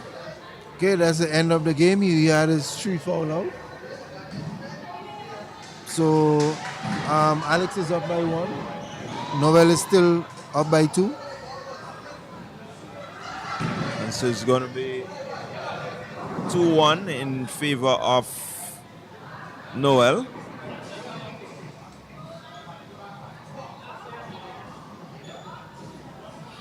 In the meantime, Chad and Laurie Lakati is playing the race to 3 to see who will emerge in 3rd and 4th.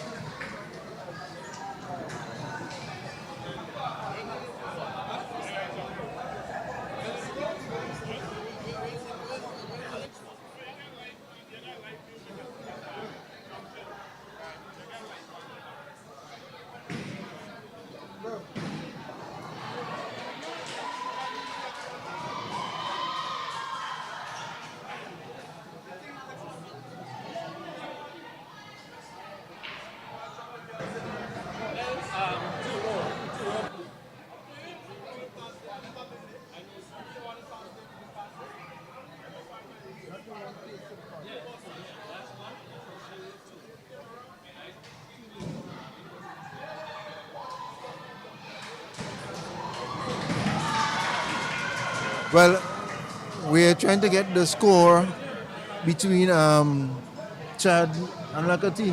That's a game for 3rd place. So hopefully somebody should be able to give us that score in a little bit. And as soon as we get it, we will let you know.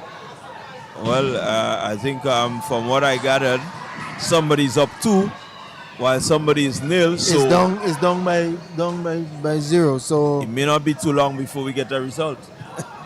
may not be too long. In the meantime, Alex is back on still at the board, sorry. And showing us exactly why they call him the shark. Yeah, making some really good shots so far. Has a lengthy shot here. Yeah. But we know that he can make these shots using the ban option.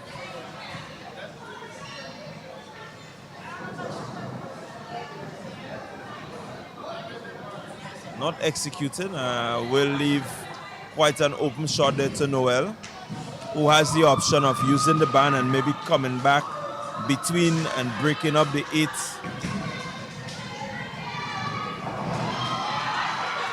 Well, he missed the shot, but he have to work. Alex has some work to do.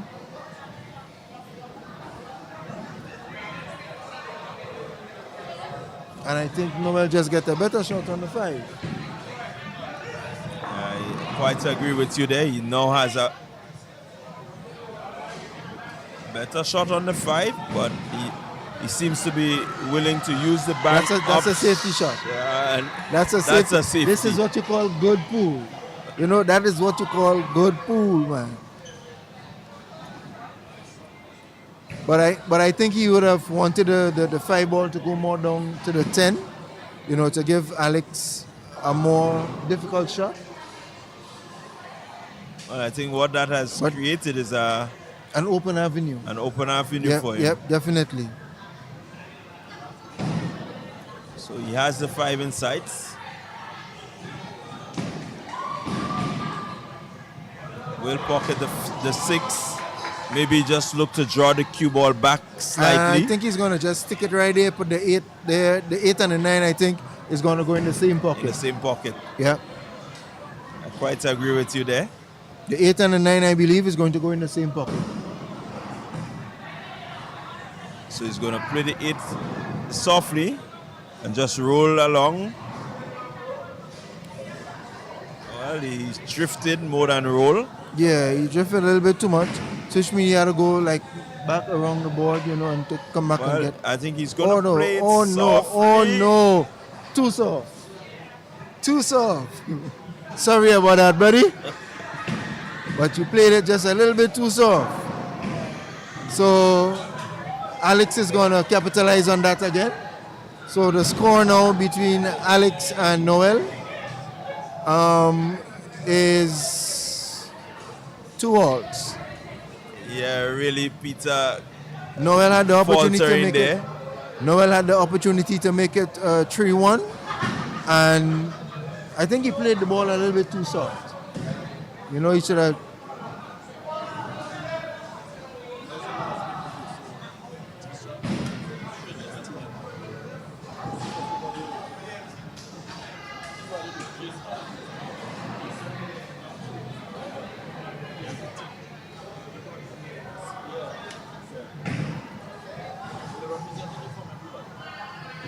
And so Noel making the cardinal mistake of missing a ball that was pretty straightforward Yep. and playing it just a little too soft and giving this game. After playing a nice safety, having the board to run, you know. But it happens. It happens. You know, it happens. As for the third place, it seems like who's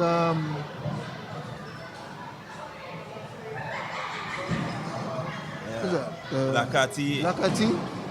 Laurie Lakati he's gonna take the third place, defeating Chad 3-0. So he's gonna go home with one of the monetary prizes. And some other prizes. And some other prizes, Some other so- nice prizes, I might add. He has won himself $800 cash, a bronze trophy, and that bronze trophy sponsored by Sunshine Promotion, a pool glove, a pool stick rack holder. So that's his prize. Going home with third position in this year's Very well. Premier you know, League. I must say that there's a long time I haven't seen a tournament with so many prize given, you know, at one time. And I think that's a good thing. You know, it's more of an incentive to get the players to come out. Because when you do these things, you know, you see, okay, I can win, I can get, you know. And at the end of the day, you have something to say, hey, this is what I got, you know. So it's a good thing. Alex is at the table with a bit of a tricky shot on the 1 ball, so he just decided to just bank it and leave it in the middle of the board. And I guess Noel is going to come to the table. So Noel has an opportunity here. The 1 is pretty open. The 2 is in a pretty open position just the same. And may need to go up and down the board to get at the 3. And let's see how he goes. I think after that game that he lost, I was just thinking about we had to go look for him. You know, I mean, missing that 9 ball. You know, they have a saying, so close but yet so far. I know. Let's see what he does here. He is in a good position for the 2. Really good shot. Also get a good position for the 3. Really good, outstanding So shot. let's see how he's going to capitalize on that. Let's see how he goes. 3 ball, corner pocket. Yeah. Will move the 7 ball slightly. Slightly. Yeah. It just may. That's a good What a shot. wonderful shot. That's a beautiful that's a shot. wonderful shot. That's Well a beautiful executed. shot. Has the opportunity for the 4. I can still come back and get the 5 and very easily. Very easily. There you go. Oh, but he missed it. Again, he gave Alex. And Alex, as usual, will capitalize on it. And of course, let's not forget we have the man of the hour with us, Mr. Green.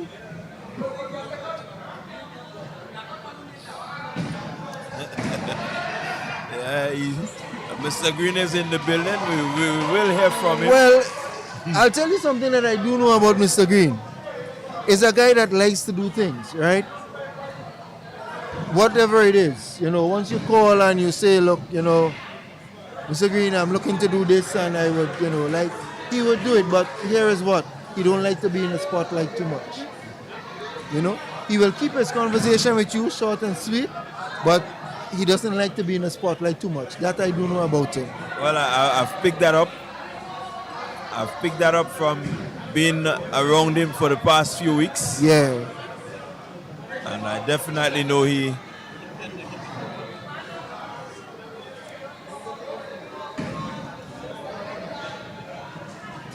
So Noel with the 6, opportunity for the 7. 8 is still right there. Yeah. And I think he's going to get it. He's going to get it. What he does not want to do is to play too softly. Neither too hard. So if you Waited notice, he has nicely. been very skeptical of the shot. Very, very attentive.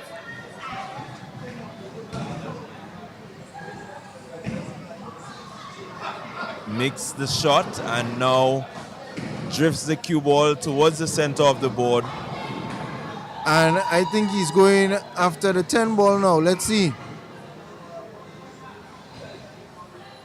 10 ball in And that his was sights. a wonderful shot. That Taking was a wonderful advantage. shot. So the score is now 3-2. So Noel is back on the lead. And our standing position is Larry Lacati in 3rd place, Chad Peters in 4th, Larry Noel in 5th. So Noel and Alex, they're playing for 1st and 2nd place.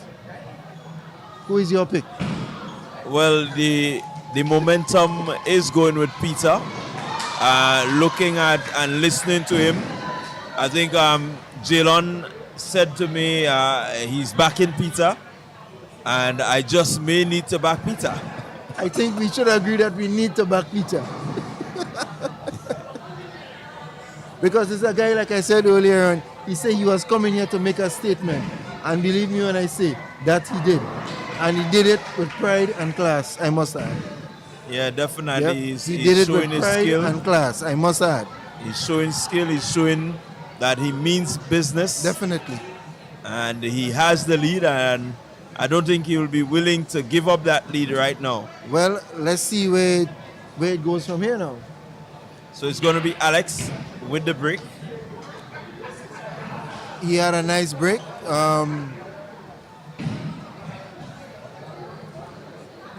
He actually has a good shot on the 1 ball on the half pocket. And from the looks of things, there is a possibility that there may be a combination shot with the... I think he may just play the 2 ball by itself. Yeah, definitely. Yep, He has yep, the option yeah. of the 2. He's going to play the 2 ball by itself. May just need to reverse the cue ball slightly to get a shot on the... On the 3, and that he did. And so he has the 3. I think I want to make a predicament in this game. Yeah, go ahead. He's going to run the table. Well, let's see about that. He has the opportunity. I think it's an open It's board. an open, yes, it's an open table. All he needs to do is execute. Nothing really difficult. I think he just gave himself a bit of a difficult shot. Something that, well, he decided he wasn't going to put that. He's just going to play a safety shot. Noel has an opportunity to do the same. Or, well, he actually called it on a half. Yeah, he's going to be looking to play the safety. That's a wonderful shot. That's what he was That's a looking good for, shot. safety. Yep, that's a good shot. And what was good there is that he actually stuck the cue ball directly where he wanted it. Yep, he did. He did. Alex made a good bank shot. At least he didn't get a ball in hand. But There goes Noel executing pretty well. Has a cut shot to one of the corner pockets. The 8 ball could go straight down. Nicely played. Nicely played shot by Peter. The 8 ball is going to go straight down. And I guess he's going to stop the cue ball somewhere around there for a half pocket shot on the 9. Let's see. Quite agree with you. There you go. And so Noel really bringing out the skills. He's going to play. Let's see what he does for the 10. Yeah, I think he needs a little bit more angle. Yeah. He can play the tops, come around. I think maybe if three the rails. cue ball had stayed a little bit more to the top, he would have been able to play it and send it down so he can get the 10 ball across. Instead of giving himself such a difficult cut shot. But he actually called a bank shot, so he's going to put it back up.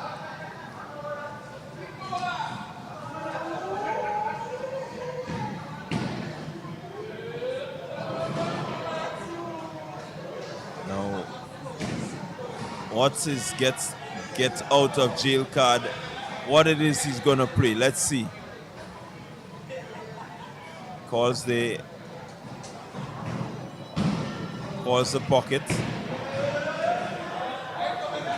And almost made that shot there. Well, I know Alex ain't going to miss that one.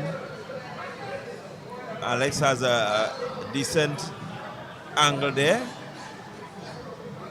Right away coming to the board, Alex called his pocket, so he definitely knows where he wants to put the ball. He didn't get through. And Noel has the opportunity once more to bring the score up a little bit. And he definitely did that, 4-2 in favor of Peter Noel. And so Noel doing well. I think he knows that lots of persons are backing him. Definitely. And so he's doing the business, doing it well. I think his 2 number 1 fans is a commentator and a referee. Would you agree? Well, I must agree. He has played some really good pool to get himself where he is. Yes. And so you have no doubt, whether he wins, whether he loses, but you can back him because he has shown the pedigree. He has shown the reason why, he could come out of retirement and do what he does. And just to give you a recap, ladies and gentlemen, we have Laurie Lacati in 3rd place, Chad Peters in 4th place, Larry Noel is actually in 5th place, and we have the finals going on right now between Peter Noel and Alex Lead for 1st and 2nd.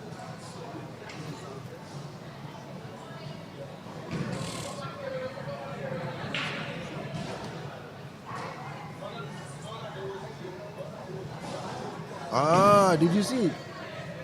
The 8 just come and touch, the 4 just come and touch the 8 and everything.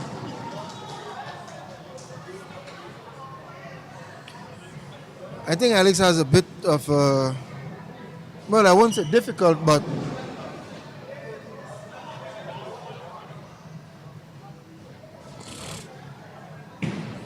Looking to play the safety there, yep, he Alex. played a safety there.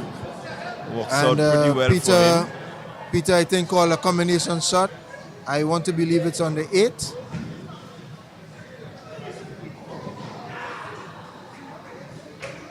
And I do think Alex is going to do the same. He's going to do the combination shot. I want to believe it's on the 8 as well.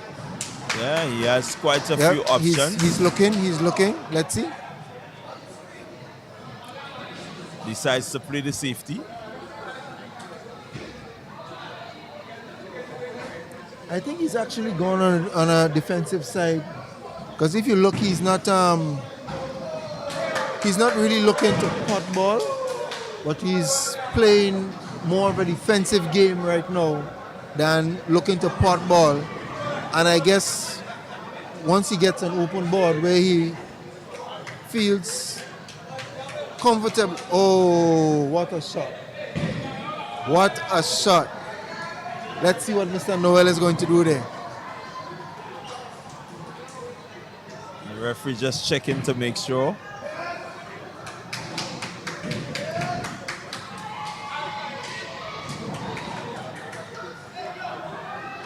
Wow.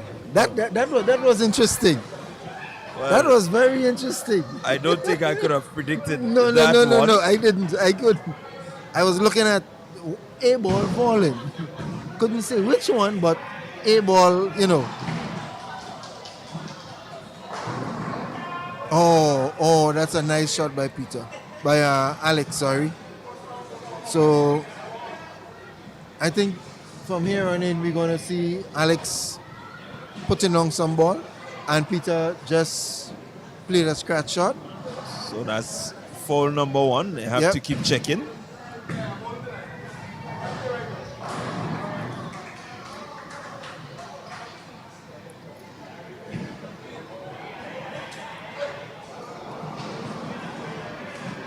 I cannot see clearly, but I don't think he's looking. Yeah, I think he's looking for the combination shot on the 10. Is it? Yeah, he's going to try the carom. Yep. He's going to try yep. the carom. He misses. He misses Leaves and an opportunity for Noel. And I Noel think- can try the Oh, yes, combination. definitely.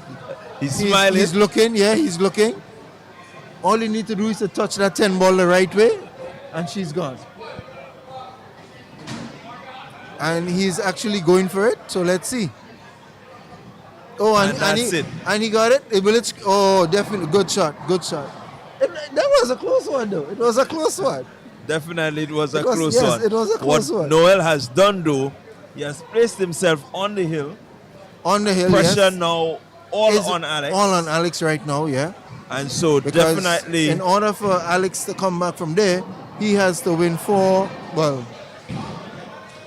games in a straight to meet Noel on the hill, and then they will battle for first and second place. So right now, it's fair to say a lot of pressure is on Alex right now. yeah, definitely the pressure is on. Again, you want to be as composed as possible. It's not over until it's over. No, But Noel it's will not- be in a it's not- smiling. It's not over until the fat lady sings. Well, the fat lady may have just entered the door. We need to look to make sure she's here. I think we may have to give her a mic in a minute too, because she'll need to sing. All right, well, let's see how it goes. Alex may just have a different thinking. Like I said just now, I think he went on a defensive mode, because if you notice in his 2 previous games, he hasn't been playing more shots whereby he wants to put down ball. He's been playing more defensive shots. Well, open board. Many of these in the clear sight. I think he's going to go for this one though.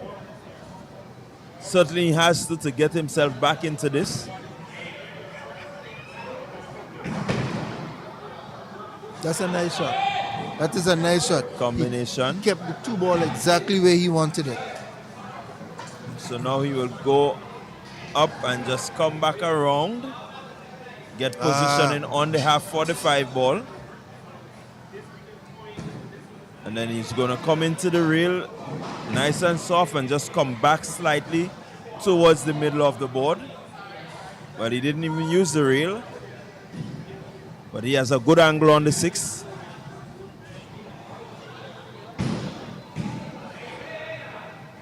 Makes this one That's position a nice shot. That's a nice shot. 47. That's a nice shot. 8 into the half pocket. And so I'm one step ahead of him. That's it. He has two options. He can either play a bit of bottoms, drift down to the rail, get the 9, or he can come back. I think if the cameraman go back to Noel just sit down in the corner there whistling a sound. It's like, boy, I'm on the hill. Give me this thing quick. That's a marvelous shot. That's a nice, really that's a good shot. Pretty good shot. That's what we call a winning shot. Definitely. Now he's going to go up and just come a little closer, getting the 10 ball into I think he wanted the cue ball to come down a little bit more though. So left corner pocket. Shot on and he misses. I think we need to get the mic for the fat lady now because she's about to sing. Peter is taking a deep breath. Call his shot. Attentively looking at it.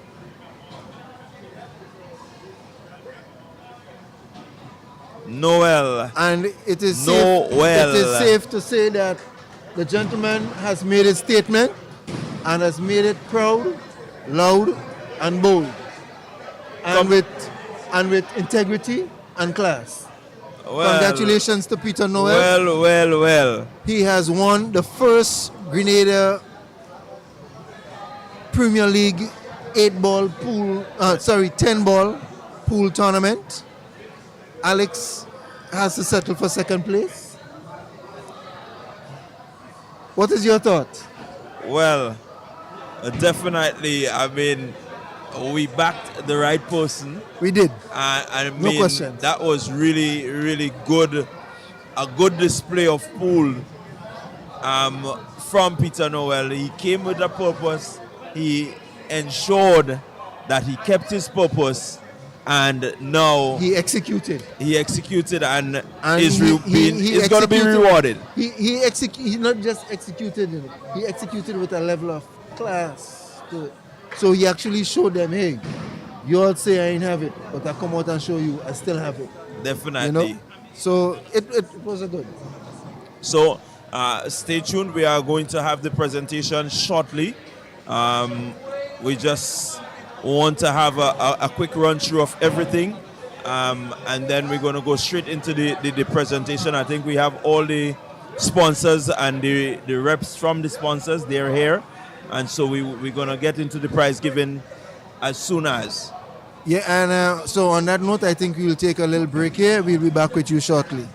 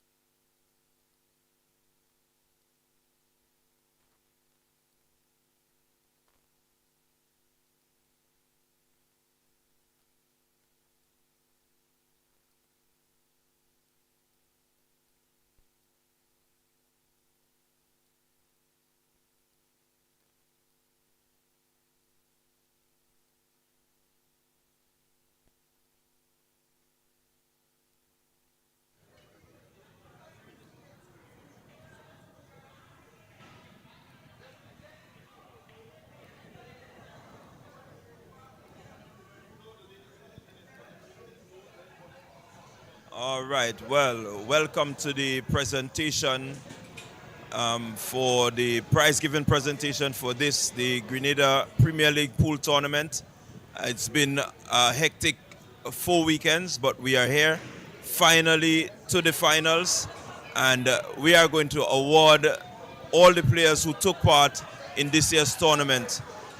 We must say apologies to the sponsors for the lateness of this presentation. I know they've been here quite a while, and so we do not want to hesitate. We don't want to hold up. We're going to get straight into it. And so I'm going to invite to come to present prizes 6 to 15, Miss Donica Smith. And so I want to invite Miss Smith to come, and she's going to present the prizes to the players 6 to 15.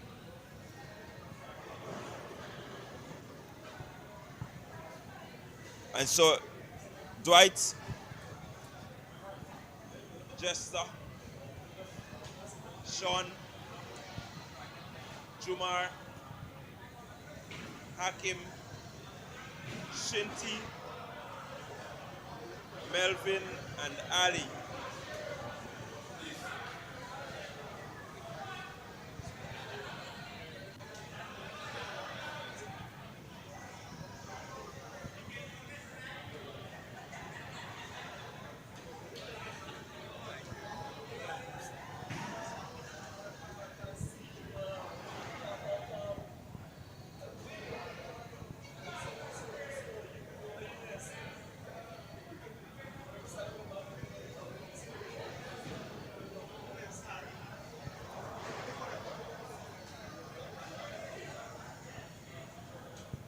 All right, thank you very much, Ms. Smith.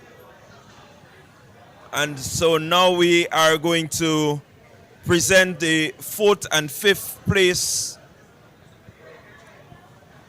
prizes. And so for that, I'm going to call Miss Anisha Lessie. She is for the Goldfish manager, and so we want to invite her to come and to present these prizes.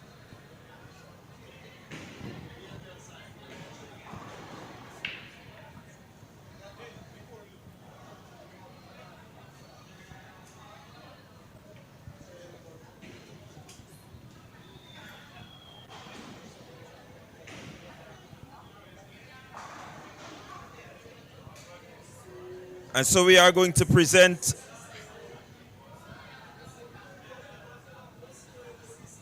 sixth position, Corey Wilson.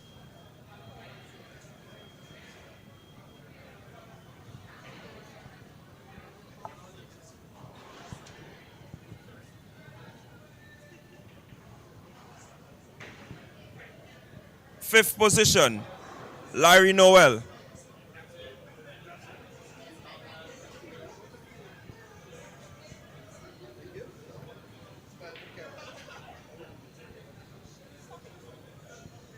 And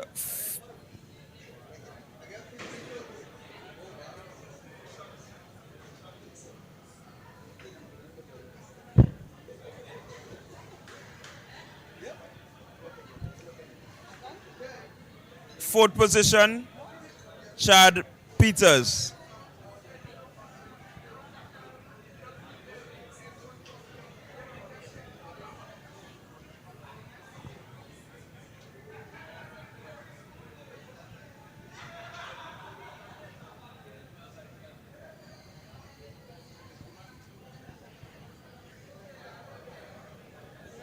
All right, thank you very much, Ms. Leslie.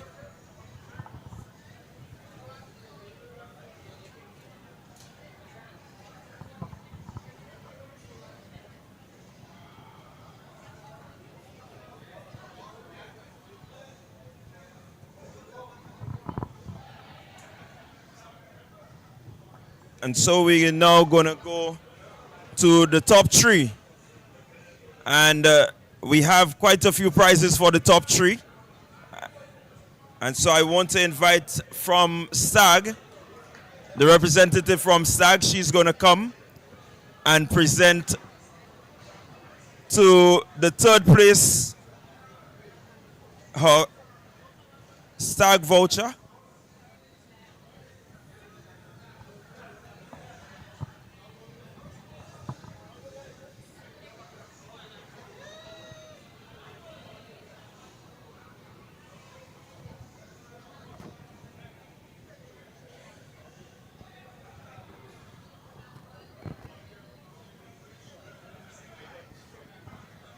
And so the check for the third place winner.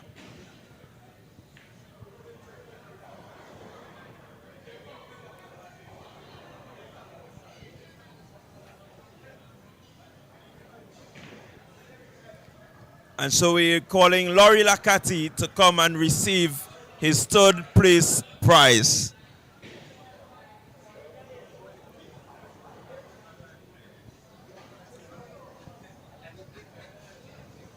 So he receives a bronze trophy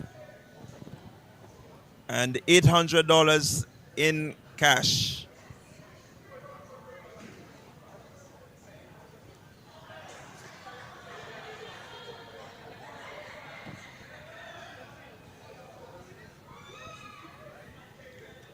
All right, ladies, so you're remaining still. We are now going to call on the second position to receive their prize.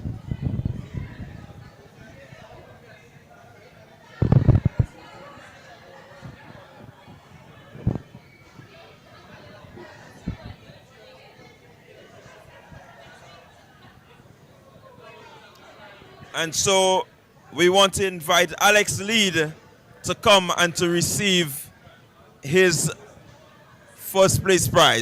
second place prize rather.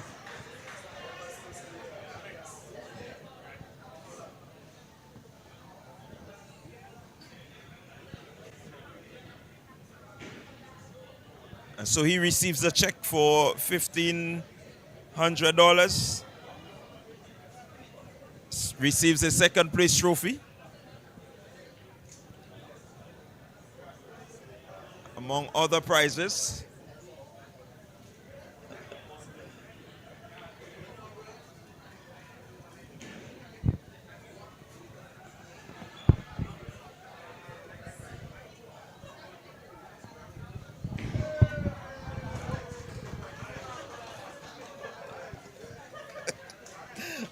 All right, well done, Alex. And now, the man of the moment, our first place winner, the man who has come out of retirement and is now the Grenada Premier League pool champion, Peter Noel. And he's going to receive his prize.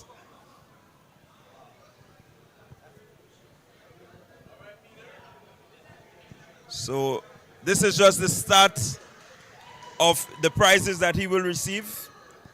He's receiving his prize of $2,000.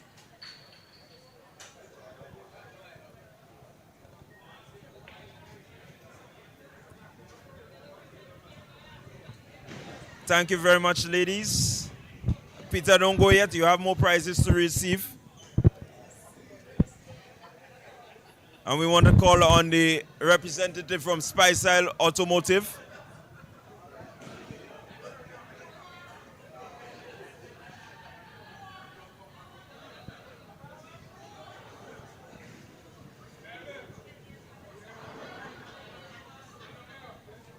I think you have to go on the next side, Peter, or both all you come. And so part of his prize will be an air conditioning unit sponsored by Spice Automotive.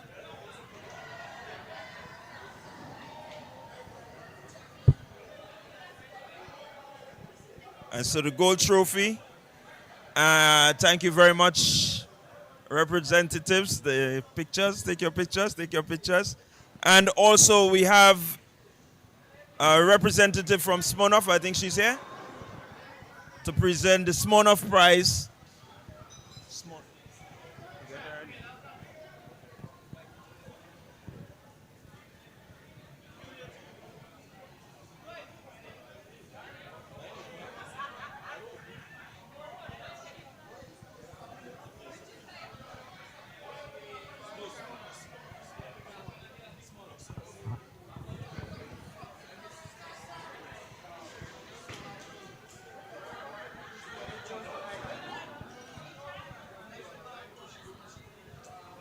All right, so So, Peter, congratulations. We just take the opportunity just to have a quick word with Peter. Can you just tell us how you're feeling? You came, you said that you were going to win. You are the champion. How does it feel? It feels like a job well done. Actually, it didn't bother me because I felt it from the onset. I felt I was going to win. The finals, I didn't feel at any moment, I didn't feel any bit of pressure. I realized the player was, I mean, he's a better player than me, generally. He's man to man, he's a better player than me. Statistically, he's a better player than me. Um, According to everything else, he's a better player than me. But they always say he's on the night. And at no point in time did I feel any pressure. After all, I'm a representative of the Gunners. It's the Gunners, right? Yeah, but I felt it was a good fight. Well, you did really well. I mean, you took advantage where you needed to. I mean, you went through the rounds really well, and so we just want to say congratulations to you. Your name goes down in the history books as the first winner of the Grenada Premier League. Congratulations, Peter Noel. Well, from us here at the Lavo Lanes, we do want to say thank you to all our sponsors. We also have a prize for the most valuable player of the tournament, which will be handed out now. And so we want to call Alex Lead. He has been awarded the most valuable player of the Grenada Premier League Championship.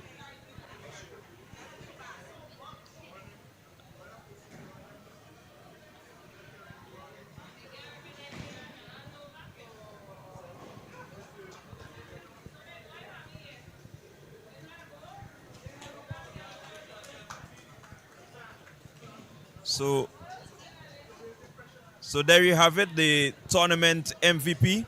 And again, we want to say thank you, the Quasi Bar, the Goldfish Bar and Slots, the Twilight Bar, and of course, Lavo Lanes. We want to say a special thank you for hosting the Grenada Premier League.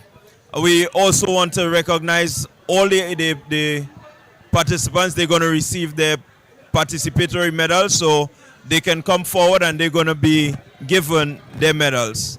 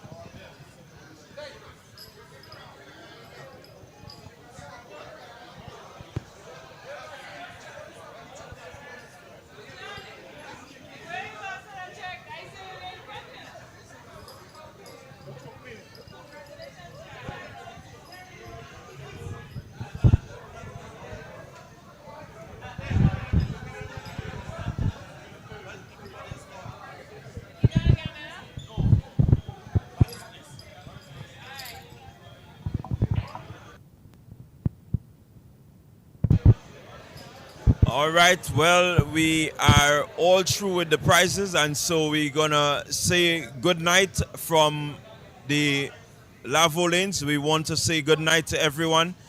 Special big up to Wayne and his team. We also want to recognize, before we go, the officials, all the referees. We want to recognize the referees. They would receive their prize. All the referees, we're just calling the referees just to come forward. The guys that made this tournament the success that it is.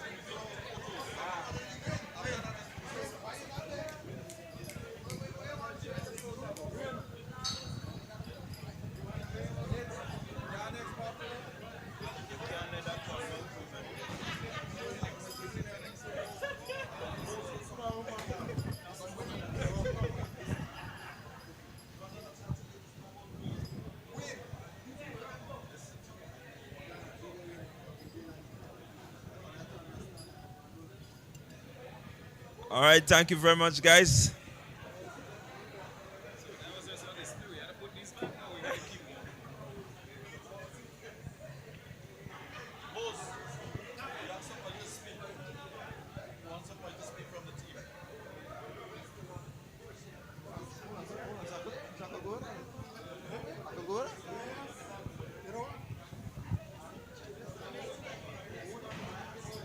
All right, so we are slowly winding down, and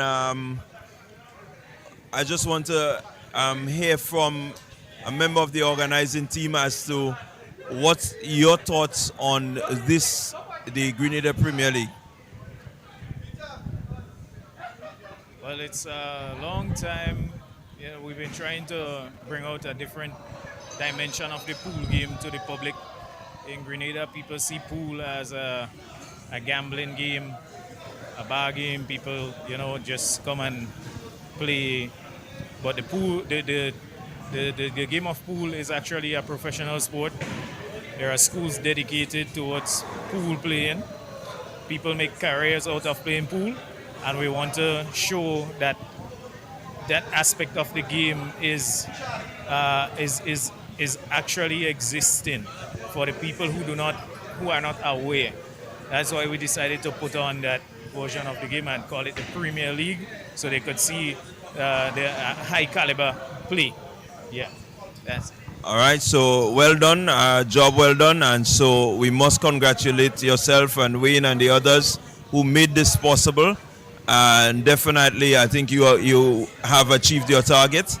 What you needed out of it, you got to show these 16 athletes on show for over 3-4 weeks, and today you have prize giving ceremony awarding them for their efforts. I must say that I think all who have viewed the stream will be satisfied. Yeah. The hope is that more persons will get into the game of pool and take it seriously, and hopefully we get international players emerging from opportunities like that. All right, thank you very much. Job well done. So, on behalf of myself, CR John, Party Grenada, Nazim Kolan, this is us saying good night. Thank you for viewing. See you next time.